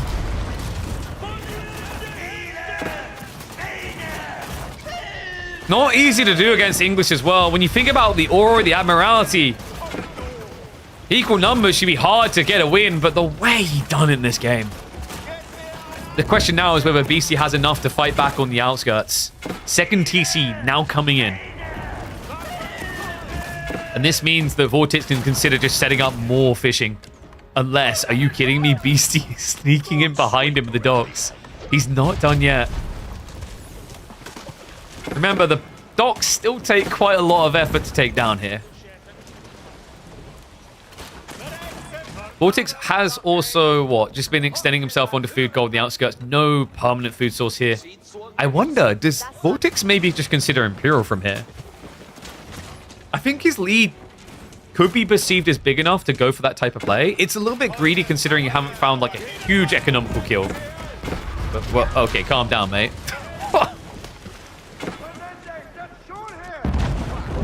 Trebs, hold up. TC down. So Vortex needs a second town center. But guys, like, what kind of lame-o builds just one town center when you can build 3? I think we can see where this is going. We'll get the remaining villagers out. It's not that bad of an idea to bail on the central island, remember. Like, this thing is not going to keep you permanently in the game, per se. Sacred sites are on the outskirts. The gold is on the outskirts. Everything.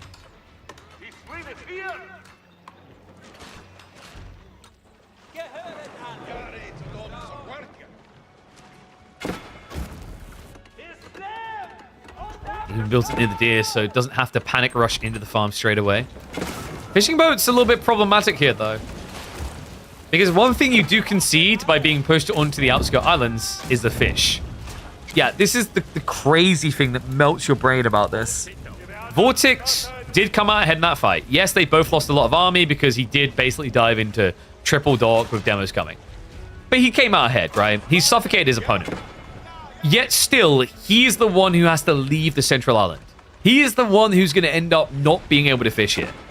Unless he double downs from the outskirts.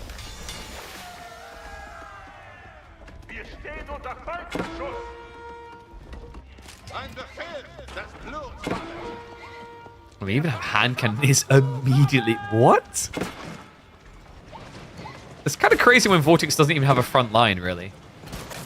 So going Horseman plus hand cannoneers, it at least uses his gold well. Like, the concern for Vortex is food, not gold. He got 2 relics into Regnants, and he has plenty of gold nearby. So he's not going to run out there. Beasty does have a lot of catching up to do still, folks. He is an entire age behind. And, like, yeah, a lot of people like to think the score is the bread and butter indicator, but it has a lot of deceptive elements that don't always make it 100% reliable, I'd say. It's not as bad as it once was. In the early days, there was a ridiculous issue where I think Outposts wasn't it, chat? I think it's Outposts and Wolves were giving way too much score. It's like, you know, Mongol player could be losing the game, but looking like he's winning because he's got like 10 Outposts in his base. Doesn't really do that anymore. And we have the big bomber boys on the way. Oh, wow. I didn't even notice Vortex done that. That's sick. He dropped the relic in the dock. That gave him an attack speed buffer.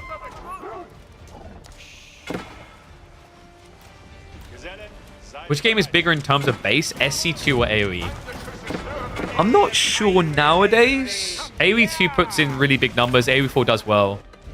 I think StarCraft has kind of struggled maybe with like the divide of like the resurge of Brood Wars a little bit, right?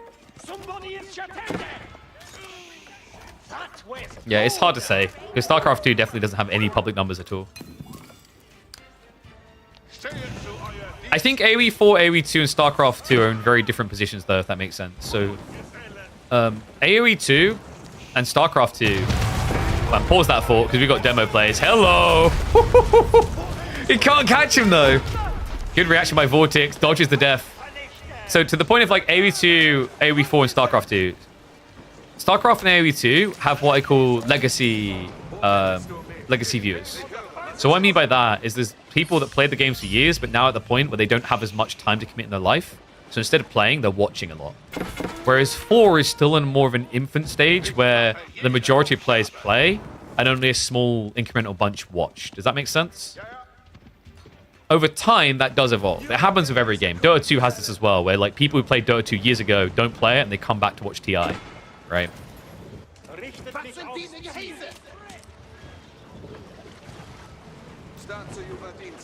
Yes, in theory, 4 should be the one most capable of growth, though. Because as I said before, like when a game gets too old, the issue you run into is it's too complicated for a new player to engage with. That's why a lot of people hopped onto Valorant, because they wanted to try Counter-Strike, but let's be totally real. Like, if you tried Counter-Strike before, you know the challenge. You're going up against Giga Chads who've been playing the games for years. You feel like you've just been bent over a barrel, you haven't been given the safe word, and Papa keeps on paddling.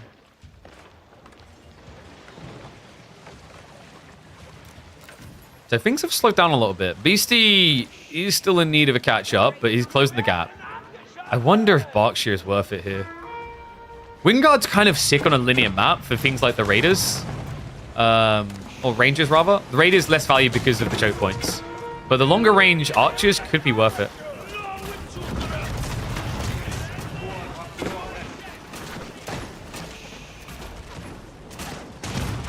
I don't know how that feels like.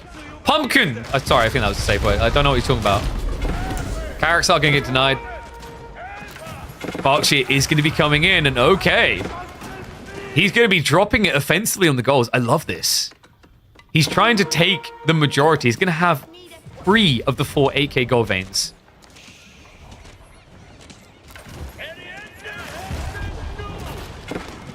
You're from CS and you've always said that Valorant are pros that have never made it. Yeah, that tracks. And wait. Is that the McKay? I think that is. What's up, dude? I know a little bit of Counter-Strike, wink. Yes, I agree. Just like, it tracks with other things. Like, I think X Defiant would have been made up of people who couldn't make it in Call of Duty if it succeeded.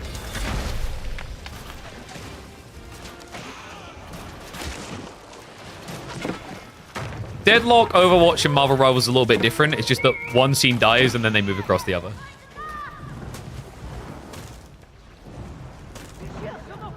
Do I still cast Dota 2? Not as much at the moment. I'd love to get involved in it again. I'd say in more recent times it's been mostly hosting roles when I do. But always eager to get back in on some Dota. I do love the game. So Veteran Receiver Archers coming in at this late phase. I love that though. That's really cool by Beasty. The Gilded Hand Cannoneers are going to just gun down anything put in front of them, but the longbows outrange them. So the whole idea is just trying to skirt the range. Wouldn't be surprised if he's contemplating things like volley here as well. You have to remember is also, with this Berkshire placement, it doesn't actually put Beasty that far away from the remaining landmarks and an offensive player here. Not just that, Beasty. I think he's pushed Vortex off. Yeah, that's it. That confirms it. That's enough to starve him out. Beasty will be emerging victorious in game number 3 of our grand finals. He takes the lead now. The question mark is whether he can maintain the momentum. Definitely a tight back and forth game, and you can't help but feel it. A different phase. It felt like it was going the way of Vortex, but I love the way Beasty threaded the needle, played that outskirts, and recovered his game. What do you guys think? Moving out. Have we reached the peak? Have we seen it all? Because I feel like we're still getting these games that reveal new and cooler things when we stick it in front of some of the top pros.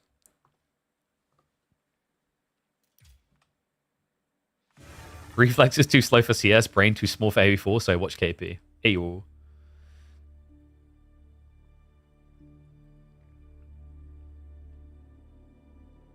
You've always been an RTS player, always loved playing. I do suck though. I mean, dude, that's how it goes. So like, I always find this funny because people just kind of think that if someone's like a pro player in a game, they're good at all games. It's not true. It's just like the one that I always like to bring the comparison up of is people think that because a person's a pro, they understand technology real good. That is so not true. I still remember, I always like to use the example of a player who he kept moaning his PC was broken on a LAN, and the admin came over, he checked underneath and got out, and it worked again. And the guy's like, yeah, that's what I thought. Fix your goddamn PCs. And the admin walks over to me and whispers in my ear, he forgot to plug in his keyboard. Right.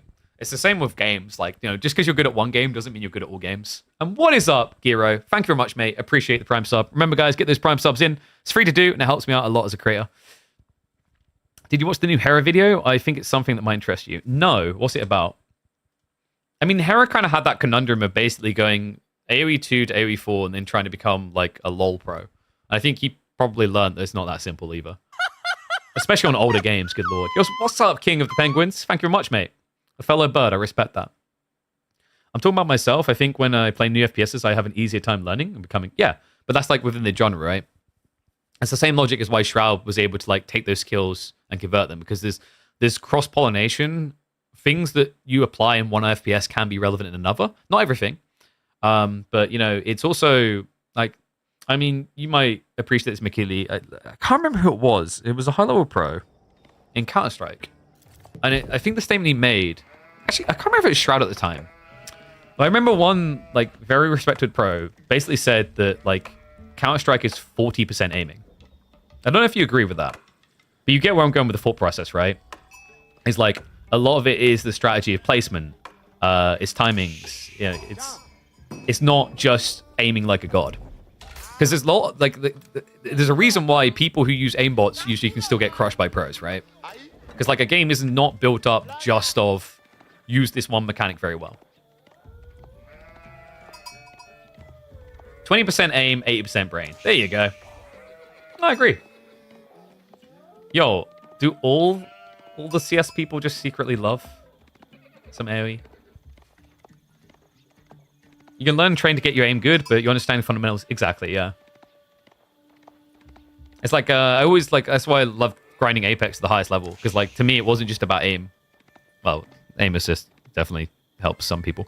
But there was a lot strategically going on in the game where you have, like, 20 different teams competing in this tiny ring, right? All right, guys, you ready? Hype it up in chat. One and all, we are back for game number 4 of Grand Finals here. Beasty on the Malians in the north, going up against Vortex on the Chinese, and you are seeing that correctly. Malian players and their goddamn free gold, their infinite gold. It disgusts me. It's vulgar. It's unacceptable. You can't let them have it, and neither will Vortex. It's going to be a Rax Rush opener, and look at that gold placement. And look at the secondary. Oh, no. Has he scouted at all? The Beasty, he's kind of on a little ringy-ringaroo. He hasn't seen this gold quite yet, by the looks of it. This is a pretty rough spawn, no? If Vortex commits in the Spearman, he can block both of the reasonable gold access points for Beasty. Curious to see how he's going to react. One thing to mention here is the Dark Age Rush did get nerfed. It's not as strong as it once was, remember, guys, because of the health changes. Pit mines have 100 extra health. Houses have an extra 50 health each. So at this stage, this combined location has an extra, what, 450 health? A lot more tanky. There's definitely one of the civs that can still get that Zerg factor going. It would be China, though, with the supervision. Barbican? I don't know about Barbican here. He has opened Imperial Official, but like following up with a Barbican here is just insanely greedy. It's the type of cheesy play that might work in your pub games or work like a year or two ago, but now? We're talking about a very different time and age, right? A different meta. Well, not meta. It's just the way the game is developed. People understand the pain for the player on the other end of, like, without wheelbarrow running villages across the map. I think it's very reminiscent of how people thought that the Dark Age Malian transport ship rush, where you garrison to get the javelin throws, would just GG everyone out of the game. But I still remember when I was at Red Bull World Legacy, and I talked to, because this was when, remember, Malians was fresh, and I talked to Dumi about it. And he's like, I'm not worried at all. Because when you see it happen, all you have to do, don't panic, realize that your opponent is idling 5 villages to do the play, and then chill.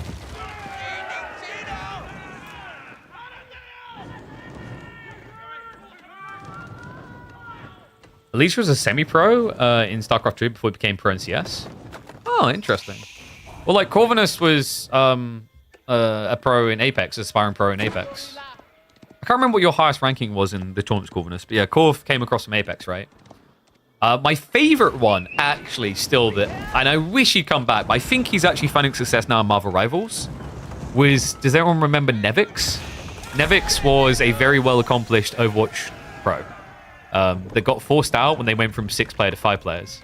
And he had 3 top ranking accounts in the top 50 when he was committing. Yeah, there's always, like, interesting ones to me. Like, Michele might like this one as well. I don't know if you know your Dota 2, but S4. I remember years ago, in Dota 2 and the Counter-Strike teams for NIP, I think they used to, like, play each other in games or whatever. And that's where they found out that S4 was one of the highest ranks in Counter-Strike. You just wouldn't put that together, though, MOBA and FPS. Anyway, Torch Power coming through has forced the archer reaction out of Beasty. And I believe we should be getting pro scouts. You can see by the amount of gold he's gathered, he's not going to be deterred from his timing. Vortex can be a bit more aggressive on his own here, potentially. Like, he's produced a lot of Rax units. Yeah, but he already pulled the tax. So he's going to have to actively gather some gold in here.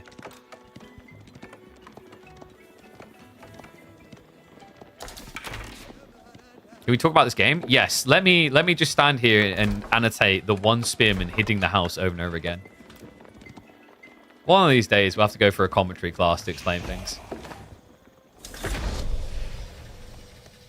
So looking at spawn overall,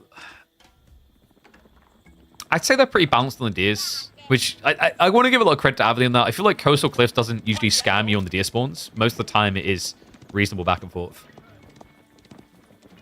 Free spin, we got bamboozled by KP. No. Like, you have the option to, like, overcommit. The whole idea with this opening play from Vortex is he's trying to force a reaction from Beasty to defend this. And he did, really. Like, he forced the archers. That is a reaction. That also sacrifices some of the efficiency in Marlene's conversion timing into scouts.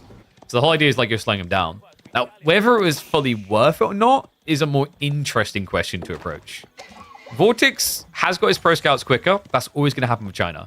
And he's already using his initial scout to snatch from the enemy side. But there is an argument he lost some of the efficiency. The reason why a lot of people don't even go Imperial Official and Dark Age anymore. It feels a lot cleaner to go Imperial Academy. Because now, with this play, what's happened is actually Beasty finds himself 2 villages ahead. Yes, you heard that correctly. So there might have been some idle time here for Vortex.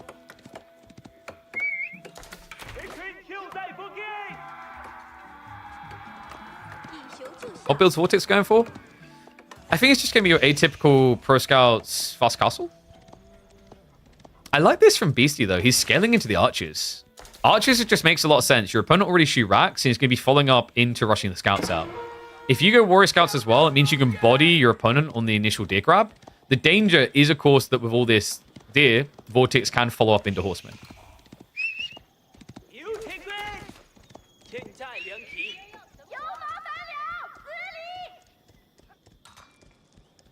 Oh. Well, don't worry, mate. Most people are bad in AoE. I think what was a Beastie was saying the other day that he only thinks there's like a handful of players that actually understand the game on an absolute highest level. Which is fair. It's interesting because a lot of the time, like especially on this channel, right, we watch pros all the time. So it can almost give you like an identity crisis of like making you think that everything you're doing is bad. Because you have to remember, you're watching the top 0.000000000000001% of the gamers. Yeah, good and bad or relative is a good way of thinking about it. I always like to, every once in a while, have that interesting point that makes people's ears prick because they're like, wait, you're an esports caster. Sometimes I hate that esports exists. I love esports. See, now it's very confusing. But the thing that I do hate is how everything has become metaized. For some people, it makes it a lot harder to enjoy a game. Because instead of just thinking, how do I get some enjoyment out of this?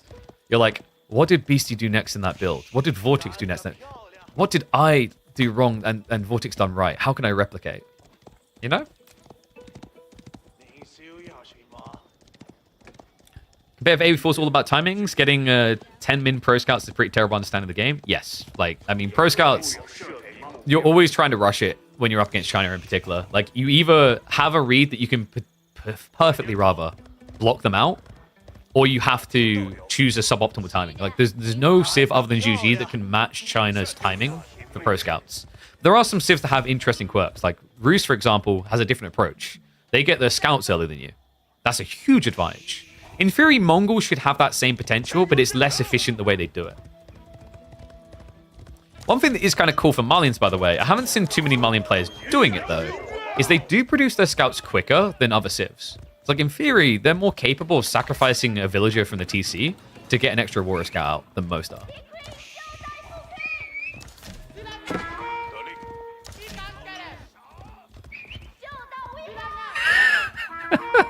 How is it an RTS mediocre decent player can't they can't beat a top player?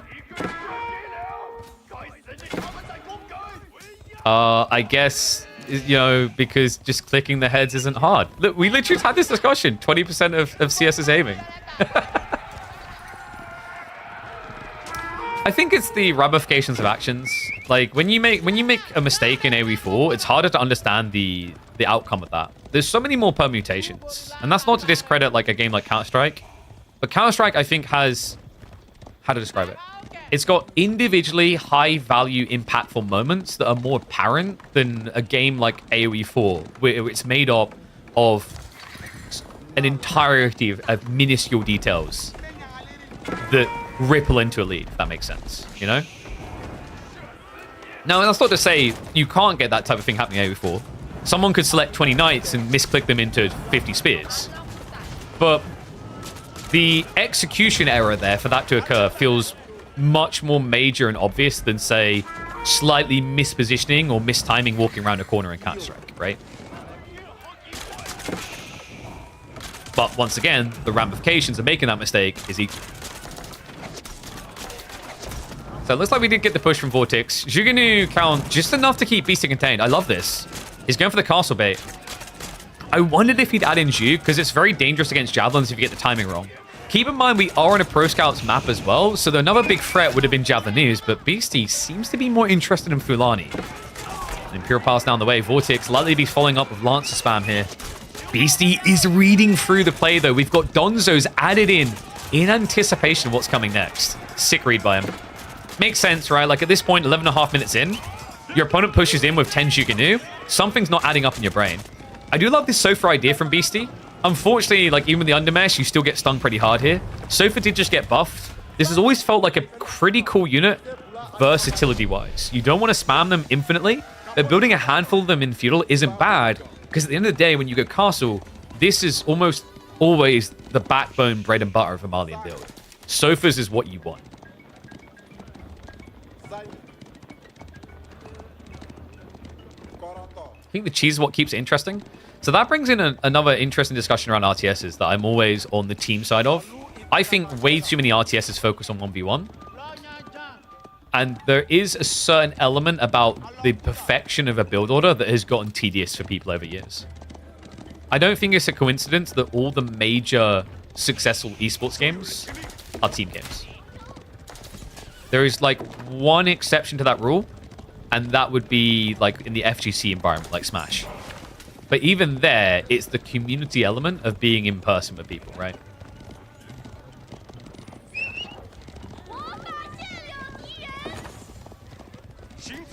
So Vortex looking pretty good. He actually is going to stick the Zhuganu. That's a little bit surprising considering what he's up against here. Then again, like, Beasty is diversifying. He's shooting the Donzos, he's even showing Musafadi. And he is now safe for the tech up, so he can be able to fill out the ranches to follow suit. Vortex, in the meantime, is going to be going off those relics. Remember, next key objective for him. I wonder if this is the type of game where we see Yuan Dynasty. It's not often as done by China and Russia's Zhuji. Mainly because Song still keeps a lot of value. You don't need to feel as panicked, right? For Zhuji, rushing out of Tang/Song isn't bad. I mean, mainly you're Tang when you're thinking about Yuan. Because you go from getting a discount on age up to getting access to the pagodas. What do you think of esports in fighting games? Awkwardly monetized? It's always struggled in that regard. The problem is so like esports scenes, there are great examples of ones that have thrived because Daddy isn't present. Counter-Strike is a pristine example of that, right? Sometimes you do need presence though. The problem with like fighting games, especially with Smash pretty much being the lead child of the group, is Nintendo's interactions with it have always made it impossible to like scale easily. That's not to say Daddy being present is always a good thing. I think Dota 2 has suffered immensely from the rug pull of TI and everything around it. Which is like kind of comedial, because I know for years like some people in Counter-Strike hated that Dota 2 got all the attention. And now I feel like as a guy who started Dota 2, I'm envious of how good Counter-Strike is doing, you know? They built it themselves. Grand Fulani Corral coming in. And by the way, in general in esports, that's a healthy way of doing it. Never force an esports scene. You want to know why AoE 4 is doing aight? Because it wasn't really forced. The community wanted the esports scene. I don't know if you guys knew this, but when Relic made this game, they never for a second thought it'd be a competitive RTS.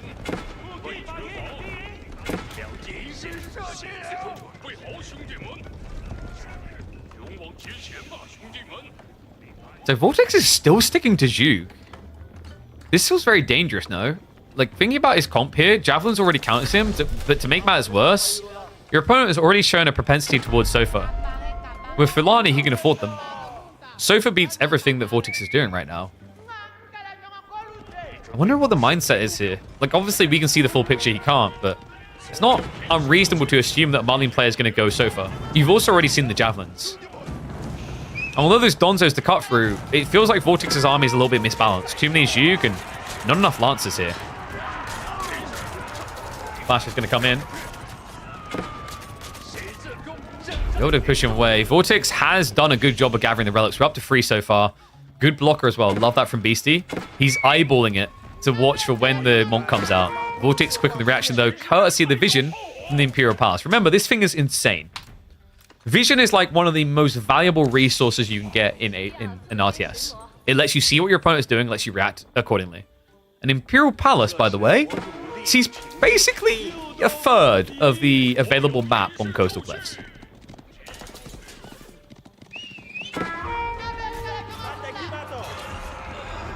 You don't think so? They always expressed how important esports is to them.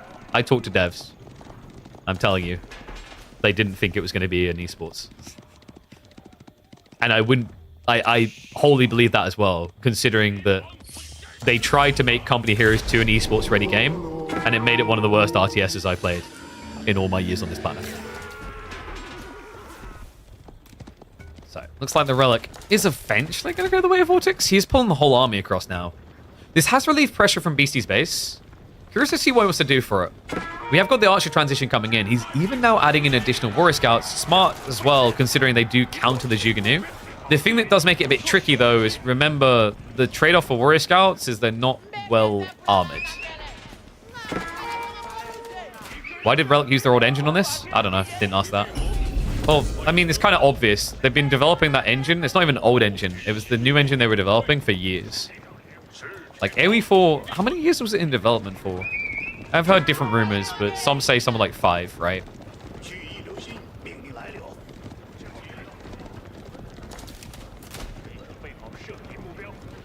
I think Vortex is cooked. It looks a bit rough. Like, BC's actually completely played him. Think about what happened here. Vortex, it was kind of interesting the way he chose to not react to Sofa, and it was correct. But now he's assuming Sofa. That's what the crossbowmen are about. It's the only reason you build crossbowmen against Malians. Look at what Beasty's doing. It's Musafadi and archers. So more Zhuge-Nu is actually the win condition. The more he diversifies, the harder the fight's going to be for Vortex. What is scary right now for Beasty is the Nester Bees. 5 Nester Bees can just smash you on that back line. So really important that you have vision nearby. In fact, he's lacking in that department. He has got 4 scouts, none of them with the main army.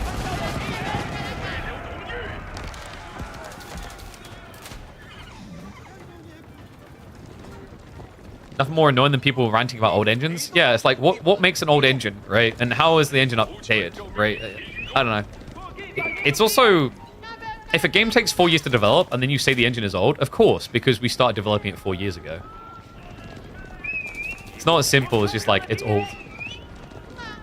Like, bruh, technically Call of Duty's engine is hella old. You guys know it was a Quake engine, right? Beasty just letting Vortex know that he got 1 relic. He's very proud of that one, though. Vortex. This is a bit scary, actually. If he can force a more tightly choked engagement, the Nester Bees reign supreme. For Beasty, it kind of felt like he needed to be taking this fight before it reached his base, but maybe he's dangling. Maybe he's reeling him in here. Vortex. Maybe at risk of an overextension here. Remember, we talked earlier about his lack of front line, his composition being a bit too ranged heavy. It remains that way. It's only 13 Lances and a lot from Beasty to dive with. We'll look for the wraparounds. Javelins get hit up by the Nester Bees. The Musafadi already clapping onto the Zhuge-Nu. And the Nester Bees shot follow-up. Javelin's in trouble here. Can he get the hit that he needs? The knobs are holding on. Beasty, he's starting to trickle troops in here. He began this fight with military lead. He ends it behind. And the knobs go mainly untouched. Only gets 2 of them. Still free in play here. And we might have a snowball effect. Vortex will not be denied. The keep drop now on the way to try and end this game fast. Unbelievable. How does he do this? 13 Lances. And that is it. He bodies the fight. He frontlines with the Zhug, and it still works. Because the Musafadi basically gets shredded by these units. I won't deny, I had my doubts on whether it was going to be enough of an army to hold on there. And in theory, the Zhug should get overwhelmed, but the Musafadi with their plastic base damage, most of it being heavy, you're starting to think BC should have been going so for all along. And finally, he reacts into that play. But look at the read from Vortex. He understands at this stage in the game, oh, wow, I just won with Mass Shiganu. He needs to counter Shiganu. What are his options? Mangonels? No, not in Castle. Those things are terrible. It has to be Sofas as the #1 obvious answer. Because Sofas is the only way you're going to answer Shiganu when the javelins are counted out by the knobs. I wonder, does Vortex maybe consider adding in a small front line here? It's tricky. PG, pass guards would get countered by Sofa because they have bonus against infantry. You don't want to build spearmen against archers because you're countered there as well. So just stick to the course. Meanwhile, it looks like Sofa are going to be raiding into the main base. A smart move, actually. Beasty's just trying to draw attention away from his own problems here. He's already lost 10 workers. He knows that it's Song Dynasty for Chinese, so it means there's a lot of eco to kill. Meanwhile, on his side of the map, there's less for Vortex to target.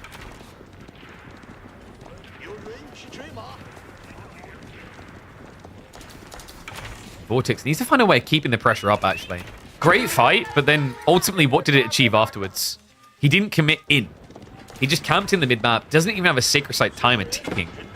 So despite the fact like he took a great win, he's definitely not in full control of this game. Not with this lax approach he's taken, because the thing you have to remember, guys, is the Fulani.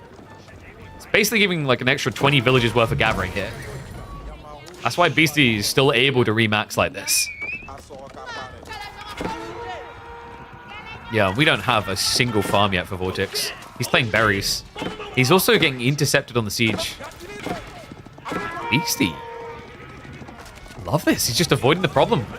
And now, when he's got the Sofa together, he's ready to pounce. Knob shots is going to be a whiff.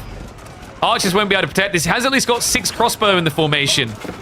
Doesn't feel like a lot against Sofa, though. No, and you're seeing the impact of it. Javelin's now chasing after this. Vortex, he can't afford to lose this siege. But I don't think he has a say in it. Turns around for the shots now, but too little too late. Are you kidding me? After the hard effort in that fight, after what looked like a domination by Vortex to get that keep drop, it counts for absolutely nothing in this game. No. And now he's hemorrhaging at home. Remember, just a minute ago, it was 0 worker kills. Beasty has since killed 16 of the Chinese economy. And a second TC now from Beasty. Cruise mode activate, right? Trebuchets to clear the castle on his front door. And after that, it should be an easy sweep to clear Vortex out of game at #4. Crazy. I thought we were going to have a 2-2 storyline here. I really thought we were going to get it tight all the way.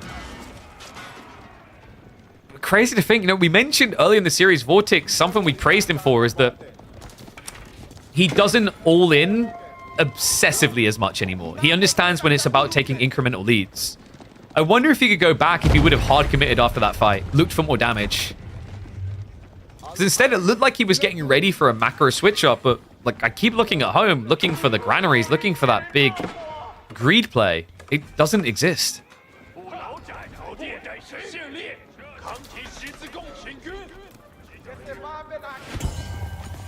You know what might have worked for Vortex here, now that I think about it? He had this keep drop. He was struggling to get production through. Could he have maybe just chosen to build a siege workshop here, extra things here? Definitely be curious to get his thoughts after this.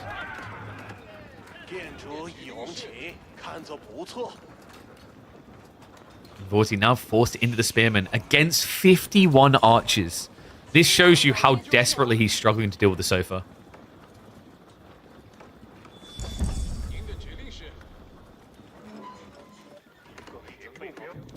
There's gonna be free TC mass farms. I'm sorry, who's playing China here? And it just shows you how frustrating Malians can be, though. We usually talk about Farimba at the moment because the Pro Scouts meta allows you to go for those premium type units like the Mansa Musafadi, the Javelineers, just better versions of standard. But when you can get a good old-fashioned Fulani going, you can still see how insane it is. It just gives you permanent food right there in your base like it's nothing.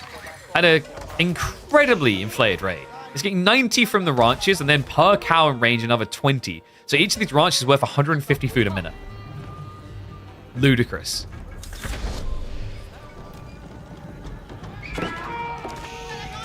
I'm trying to think if any civ in the game has more passive income than Malians, and I don't think there is any. Mr. Bees, he's got like one shot at this. He has got the granaries coming up, but they're forward-facing, folks. So not inch-laid, hidden behind a tree line. Wearing his heart on his sleeve here. And it is going to be a backstab coming in. Sofa, pin him. He can look to follow up. Nest of shots are going to be coming in big. But Beasty should be able to break him regardless. Second wave of Sofa hits. Knobs get wiped out. Now it's all thumbs up for Beasty on the push. He's got 3 knobs left over. He just doesn't have the front line to protect it. We talked about this spearman play. In theory, it can make sense, but against this many archers, doesn't do enough. He even gets him for the final hit. You know what? I wonder, would Clock Tower maybe helped him more here? I don't think it really matters here. This is just a clean execution by Beasty. Mr. King of the Marlians now taking the lead on match point, on the verge of winning for the 2nd week in a row. Damn. Clean. Got to give it to the lad, man. That's crazy. So Vortex, so far, only able to win the very first game of the series. This is becoming quite the struggle. So let's mark it up. We were on Coastal Cliffs. So Malians versus Chinese.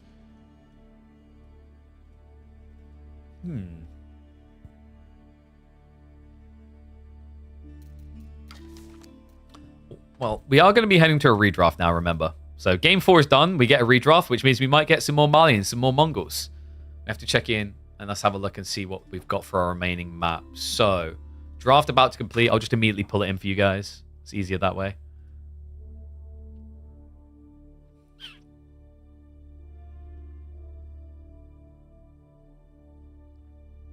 Did I... Oh, that's going to get annoying.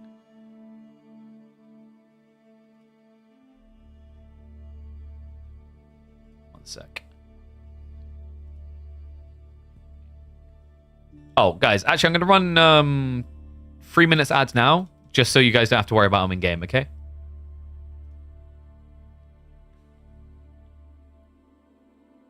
Should have gone on water.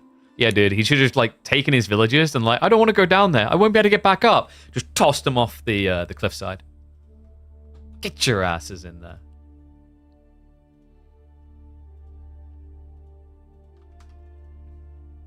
Alright, so let me make sure I got these the right way round. So Byzantines are Vortex, which means we need to... There we go. Alright, so redraft done. China is back again. Only this time on the other side. Roos did make it through, this time for Vortex. Does Beastie have a great answer to Roos? Considering the remaining maps... I don't think Beastie's that bad off. Like what? Japanese for Prairie, potentially. We've got Golden Heights, which could be either Japan or China. And then you've got Frisian. Actually, like, I don't know, man. I'm looking at... I just basically am ready to say China is good on every single one of these maps. We know that. I think likely Beastie's going to just use JD for Prairie. But Frisian can be a flexi there. In fairness, I think Beastie's done a fairly good job of kind of masking his intents with his picks quite well. What do you guys think? Do you think someone won the draft here? Let me give the points out as well for the winning game number 3. Oh, wait. Did I not do predictions for that last game? My bad. Oops.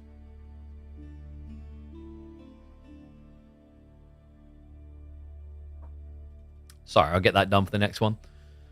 Whew. Take that, you dirty non-subscribing peasants. Wait a second, Jar Man. Did you forget to subscribe? Oh, man. Well, by the way, guys, probably going to be coming live on Saturday for the tournament that Marika's organizing. So we'll be covering some of the games there. If you guys haven't heard about this, there is a tournament happening this weekend. In fact, let me get the tournaments up. I'm going to show you.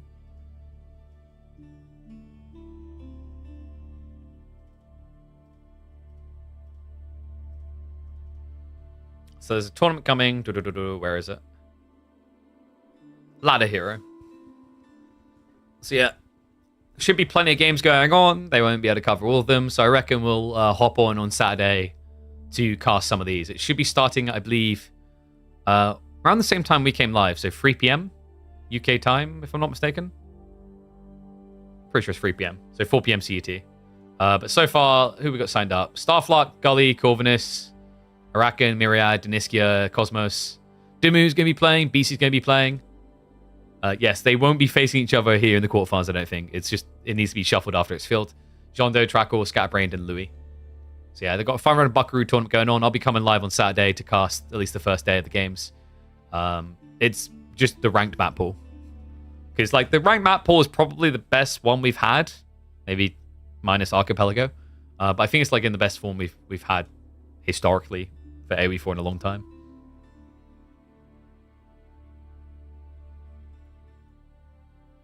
Game has to hurt. Vortex is in great position. I think it's like the classic frustration of like you kind of roll your eyes and you say Malians, if that makes sense. Like it's annoying, but at the same time you kind of like accept that it's what Malians do to you, if that makes sense. You know, if you can't kill them instantly, they just remax at such an insane rate because of the Fulani. So Golden Heights is going to be the Japanese versus Mongols. Yes, I think we're getting JD for Prairie. Vortex, I mean, this is the only Civ to get him a win so far in the series. So I don't blame him for going back to it. We've got 4 minutes until we're in. So a little bit of time to still talk. Is this the big announcement? No. My friend, there is a big announcement coming. I cannot reveal it. There is no tip or secret to it. It's the fact that I'm speaking like I'm French. Like, no, actually, legitimately, there's no, there is actually no tip off because I'm speaking like a Frenchman. People are like, KP signing a gentlemate's pog. I think they have better taste than that.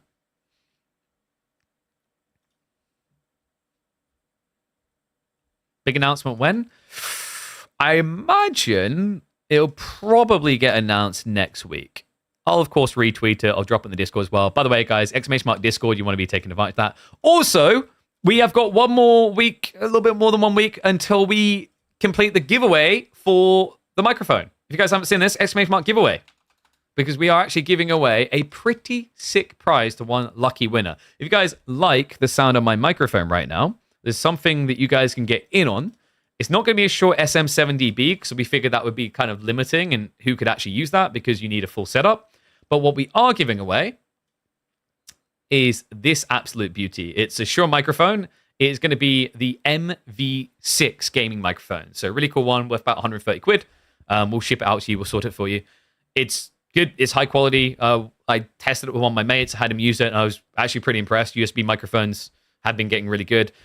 I think a lot of people kind of reach that point where they're kind of sick of getting onto VoIP calls with someone who sounds like they're deep throating their microphone, you know, giving you full PTSD flashback memories of Call of Duty Modern Warfare 2, the original one, where there was like a 9-year-old kid whose microphone was barely audible, who was clearly talking about your mum for 2 hours, right? Most of us don't want that anymore. So if you don't want that, let me help you out. All you have to do, go across to Twitter, follow me there, follow Shaw, retweet the post, and we will be announcing the winner in the first week of March. So we'll be aiming to announce 6th of March is the soft announcement date, and we'll get that shipped out to you. And it's free. On top of that, definitely join the Discord. Great way of staying in communication with me. Also lets you guys know what I'm doing, where I'm doing it, if you're not a Twitter person per se. And we're looking to revamp the Twitter as well, the Discord rather as well, to make it a little bit more easy to navigate around. And then make sure that only people that want to get the app ping announcements of us going live get them. So we'll be working on that. If I do have any Discord whiz kids that want to help out with that, Jesus, I'm getting old. I just said whiz kids. Please do reach out because I appreciate it.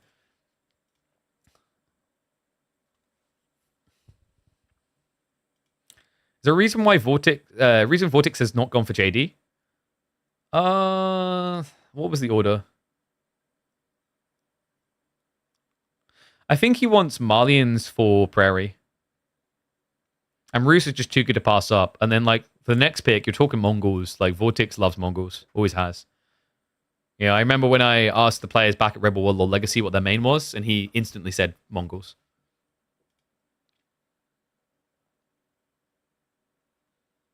DLC News Tuesday? Who said that? I haven't heard anything.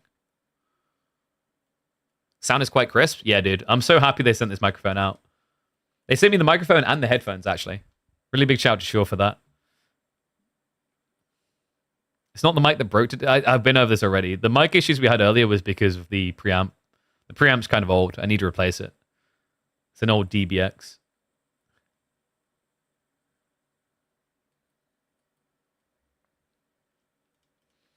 Yeah, I'm wondering if we're going to get AoE4 on PS5. I mean, Microsoft really should do it. Did you guys see what like one of the XX from PlayStation said recently? He's like releasing old PlayStation games on PC is like printing money. It's so true. But it works both ways as well. Like PS5 completely outsold the Xbox, right? Why would you not want your latest games on there? Headphones aren't going to dent you. Oh no, dude, I've seen that crap before. No, dude, the key is even if it dents your head in, just have loads of hair like me, and then no one knows. All right, y'all ready? Let me get predictions ready.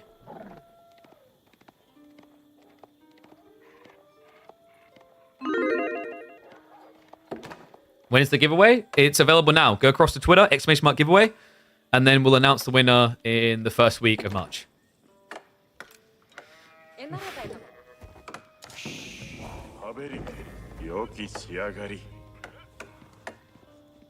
One and all, we have a problem here. Welcome back to the channel for what should be Vortex back on the board. The only Civ he's won with in this grand final so far, the Mongols, returns. And they are up against the Japanese, a Civ that historically they have been able to beat in game, even if they couldn't in real life. But times are changing. We've all heard rumblings, rumors of the Dark Age Rax Rush for the Japanese. And that has to be haunting Vortex's thought process here. Because he hasn't moved out at all. He will be setting up the racks. He will be looking to pressure. Beasty, he's already committing to the dock, though. Golden Heights is the map, remember. We're focused on this Dark Age Rush because it's a big deal. We've seen this map, I think more than any other map in competitive history for AoE4, be capable of 8-minute GG calls. Beasty, he's going to move in, but he hasn't seen the racks yet. I wonder if he's assuming it. He did choose a good location. You could technically wall this in, but walls take a lot longer to do now. And no, instead he's going to be bailing. But this is already too late. Yeah, no, not the wolf as well. Did we not just 2 games ago complain about how wolves don't do anything? Yeah, unless you're playing on Golden Heights. And then they do everything. So that's going to be a chase down and a kill. The scout won't be quick enough to come back and protect. So Beasty is going to be 1 Villy down. Could this be a bait? If he didn't lose the villager, I could maybe read it as a bait and switch. But now it just feels like a negative. So Beasty has at least got the fishing boats coming out. It's going to be stockpiling them up. Remember, these are cheaper, but not as cheap as they once were. And, thank you. Sorry, do we have the score wrong way around? Thank you, Chim. Appreciate you. It's been a long day. Yes, Beasty is on match point right now. If he wins this, he wins the whole thing. But remember, as we were saying, the fishing boats used to be 45 wood. Now they're 56 wood. So they did get nerfed there. The trade-off was that Japan got buffed in different areas. Their racks is a half price now. The cost of their blacksmith techs in terms of stone are lower. The daimyo level is also lower. But overall, I feel like the changes to Japan was a net nerf, not buff. Vortex now looking to exploit that detail. We have got the pull onto the dock. BC has already stockpiled the gold. You can see the intent here. In fact, he's gathering extra gold. Interesting. Maybe just hanging around a little bit too long. I mean, you want ninjas here, right? But the food's a little bit slow to catch up. You can tell by the fact he's still got 3 on gold. He's likely looking to open with Shinobi spam. Really smart play here. Vortex going into Spearman has heavily delayed his feudal age timing.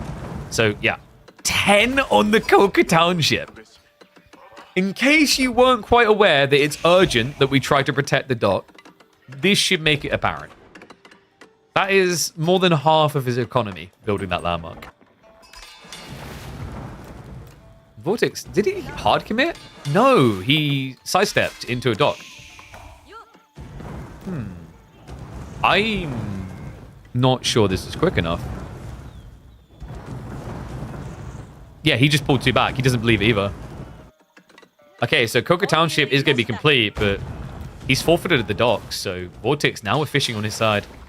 And it's going to be Silver Tree as well. Wow. We rarely ever see Silvertree these days, right? Golden Heights historically was a very popular map for Mongols for this follow-up play, though. You get a corner spawn trade post. It is halfway towards the enemy base, but it is also very wallable. Oh, wait, that's right. Mongols can't do that. They can, however, trade safely for most of the distance, if you think about it. This is going to feel too far away, so your opponent's going to intercept you here. But he can't intercept you here or here. Weirdly enough, he can intercept you here. I don't understand why it does this sometimes. Has this become like a more consistent thing? I've noticed it a bit more frequently, but historically, it was never documented as a behavior that was meant to happen, that you're meant to get these cuts in the mountains.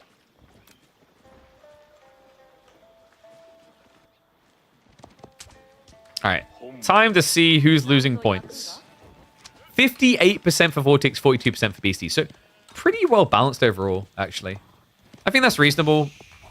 Like I said, in the old meta, people would have backed Mongols 100%, but that was a long time ago. Even before the recent changes, that was back when Japanese were doing Kura Storehouse. Kura Storehouse, for those that don't know, is terrible against Mongols because you produce these farms for free. But usually they get produced on the edge of the TC range, so Mongol players can just burn them down. Shinobi immediately jumps in. Interesting. I mean, it didn't cost him anything, right? He blinked past, sabotages, walks away because he's faster than the spears. He's legit trying for it, though. Okay, he's coming back for the dock. This is kind of crazy, no? I mean, it is, what, free Shinobi? So, Vortex shouldn't be able to win this fight. If he goes after the villagers instead, though... Problem is, what you don't know can hurt you here, right? We'll be able to stab down one the Shinobi. He still has 4 spears. That's actually an insanely good trade. That was, what, 1 spear for 1 Shinobi? You can't ask for more than that. However, Shinobi Boy's going to go in. He does see the dock attempt. And he should be quick enough here. Yeah, no doubt about it. Villager's going to go down. So Vortex not able to get that secondary dock, which means he is going to get perma-sabotaged out. And Beasty is going to be back on water. It's going to be slowed down, but honestly, at this stage, no denying it. It has been expensive to do so. That being the 4th worker kill now for Vortex. The Beastie does it. Archership trying to get out, but this is just not happening. Vortex needs something on land. Kind of crazy, but maybe Magadai would have made sense. He's going archer range. Archers would count Shinobi as well, but Magadai can kind of kite them out. The only problem I find with Magadai is, especially when you don't have the Khan Hunter, you get a little bit too close, and these guys can blink, remember, so they can just jump straight on top of you. And wait, what? Vortex? Guys, chill. It's safe trade. It's safe trade. Shh. Safe trade. Okay, we have got Magadai coming. So, I mean, he hasn't scouted it, but guys, the marketplace spawns here, right? Like, unless I missed something of the ranked version of Golden Heights, it always spawns here. So he's already scouted the north corner. So I think he shift-clicked. I think he shift-clicked for a deploy here, and then to rally here, maybe? What is happening? Oh my god. It's okay, though, guys. He realized after reaching the corner. It's only going to take 58 seconds to get to the other corner. Okay, someone's going to count me on that, and it's going to be wrong. Meanwhile, waterside. The docks are getting mopped up. It is just Beasty now with water control. This is the final boat that Vortex can get out. I've got a feeling we might have a 4-1 here, unless Vortex can pull a rabbit out of his hat. Pulls the 4 villagers. Oh, sorry, there's Shinobi. I got baited as well. Has to individually click them. But at least it's switched on about it. Oh my god, this is brutal to watch. After the way Vortex started this series, so dominant on the Mongols, now to this. Crazy game.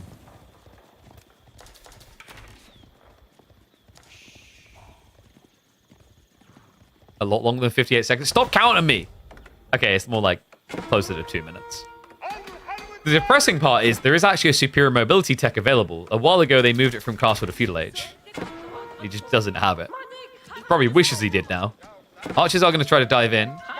So at least able to extract some worker kills. Overall, this is just getting kind of ugly, though. Beasty's going for the fast caster now. Vortex, he could try to mirror here. The problem will eventually be food, because what can end up happening here is you end up with Keshik versus Mountain Samurai. In reality, actually, what happens is that you layer in a few of the Onimusha, and the Keshiks mount.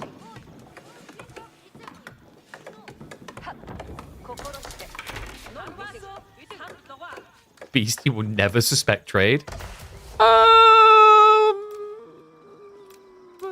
About that. Why did you say it? The timing could not have been worse. He can actually stop it even deploying. Then again, if you let it deploy, you can burn it faster. Yeah, you know, now we just sabotage it. Oh, God. So, do you, like, here's the thing. Do you sabotage it? Or do you let him produce out of it because you know you can kill them with Mountain Samurai? That's the challenge. Because if you let him produce traders, his tech up speed is going to be slowed down because he's investing. And also, Shinobi can slowly kill them. Oh, see, this is the thing. Magadai is on the way to try and protect this now. You need to be careful not to stand still, though, because Shinobi beat the crap out of you. Yeah, no. If he just Shunshins in after the scout hit...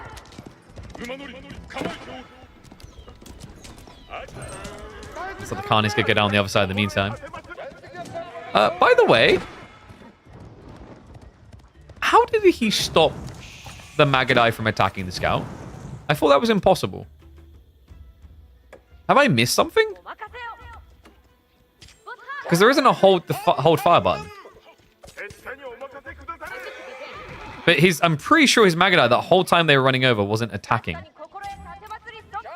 Is it just because he right-clicked the Shinobi? So that does work then. Yeah, okay. I wondered. I was like, huh? We do have a move in, though, while I'm being distracted. Ram play. I love that Vortex isn't GGing this out. I mean, you might as well play it out, right? But it has been expensive. He doesn't get through the outpost in time.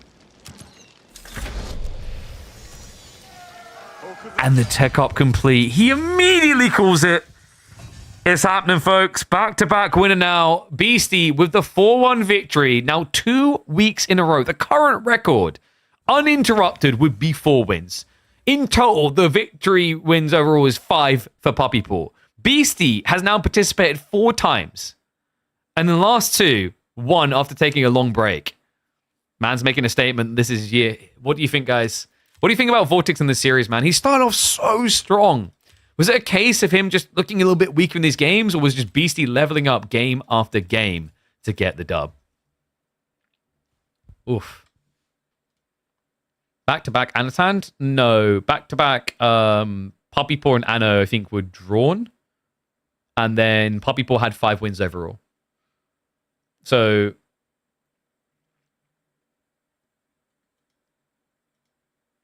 big fight happening, the bottom on the gold, and we are watching nothing. We're discussing like a deep mechanic. But please, you know, do feel free to start up a stream and outcast me, buddy.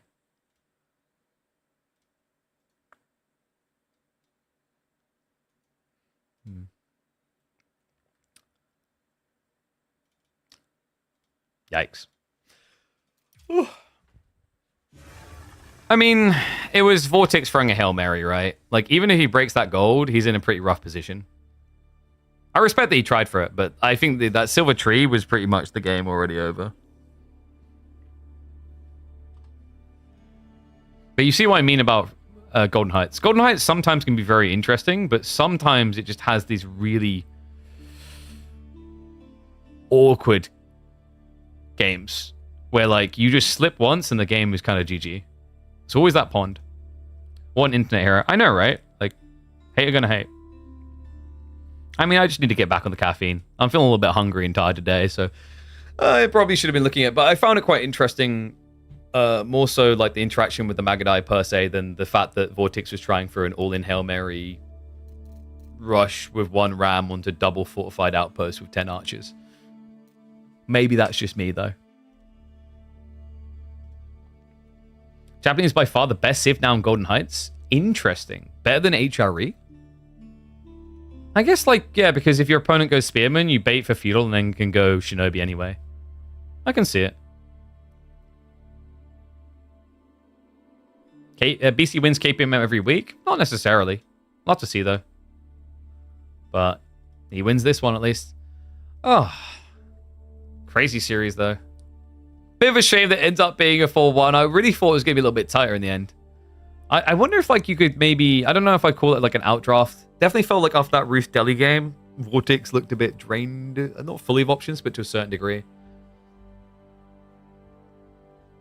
I also wonder about that Malian Chinese game, whether it was even worth the spam spam. He did force reactions, right? 2 entries, 2 wins? No? No, 4 entries, 2 wins. Because he entered twice last year. And in the first week, he lost to Krakady 2-1. And then the second time that he entered a few weeks later, he lost 3-0 to Anatand. In semifinals. Oh, blimey. More games starting tomorrow? Yes. So, for those that don't know, we never rest. We don't know how to. We are a degen who casts, and casts more. And you can catch my very bad casting, very bad camera work tomorrow when we return for Midweek Muster number 16. So, we do have a map poll already up, in fact. So, if I go across to it, I should be able to show it to you guys. Midweek Muster.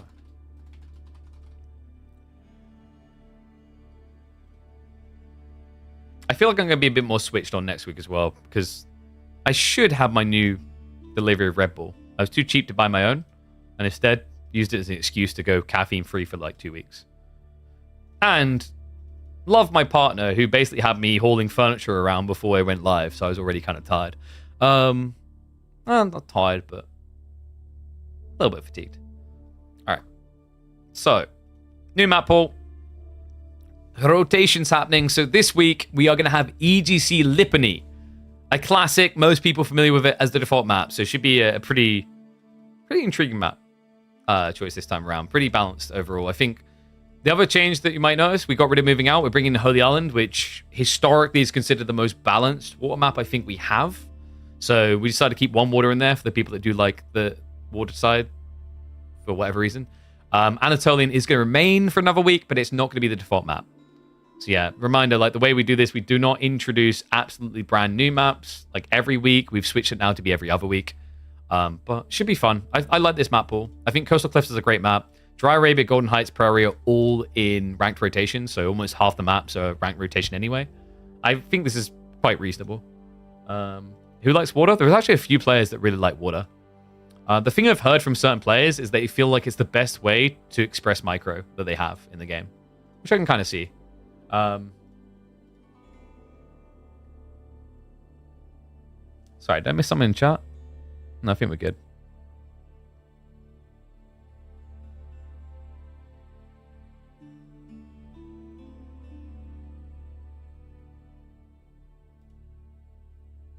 KB flexing on AoE4 devs and tell them how to conduct ranked map pool changes.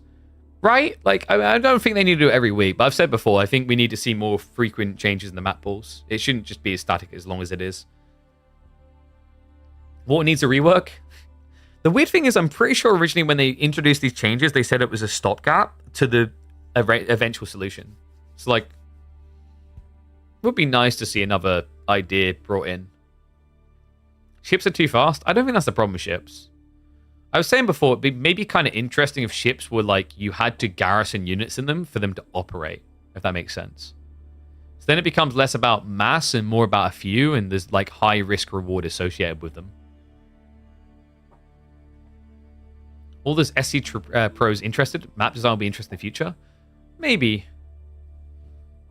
I think it'll be more that they just have to adapt to the map style more than anything. But I think we might get ready to round out soon. Not the longest stream, but it's all good. What was it, 4 hours? 4 hours. Beasty's trying to speed run these weeks, isn't he?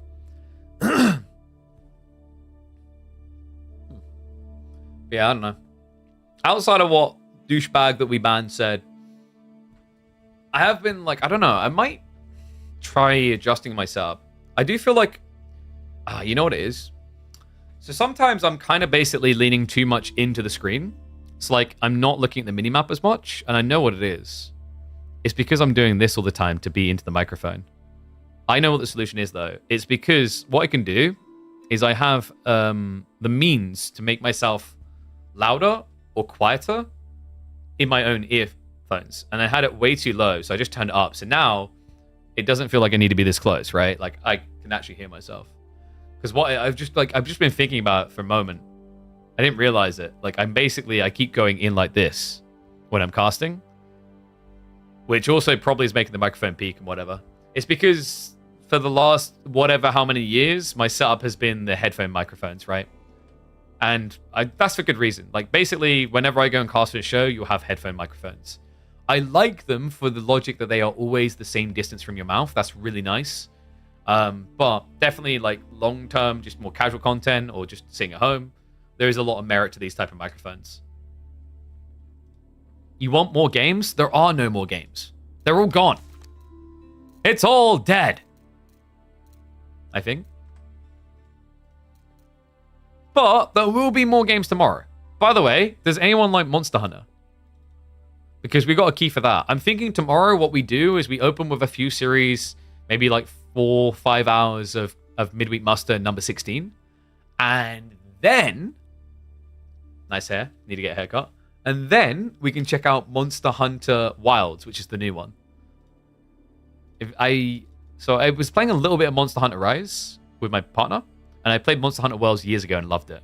So I'm excited for this one. Actually, I didn't check out the beta or anything, so I didn't get any sneak previews like other people.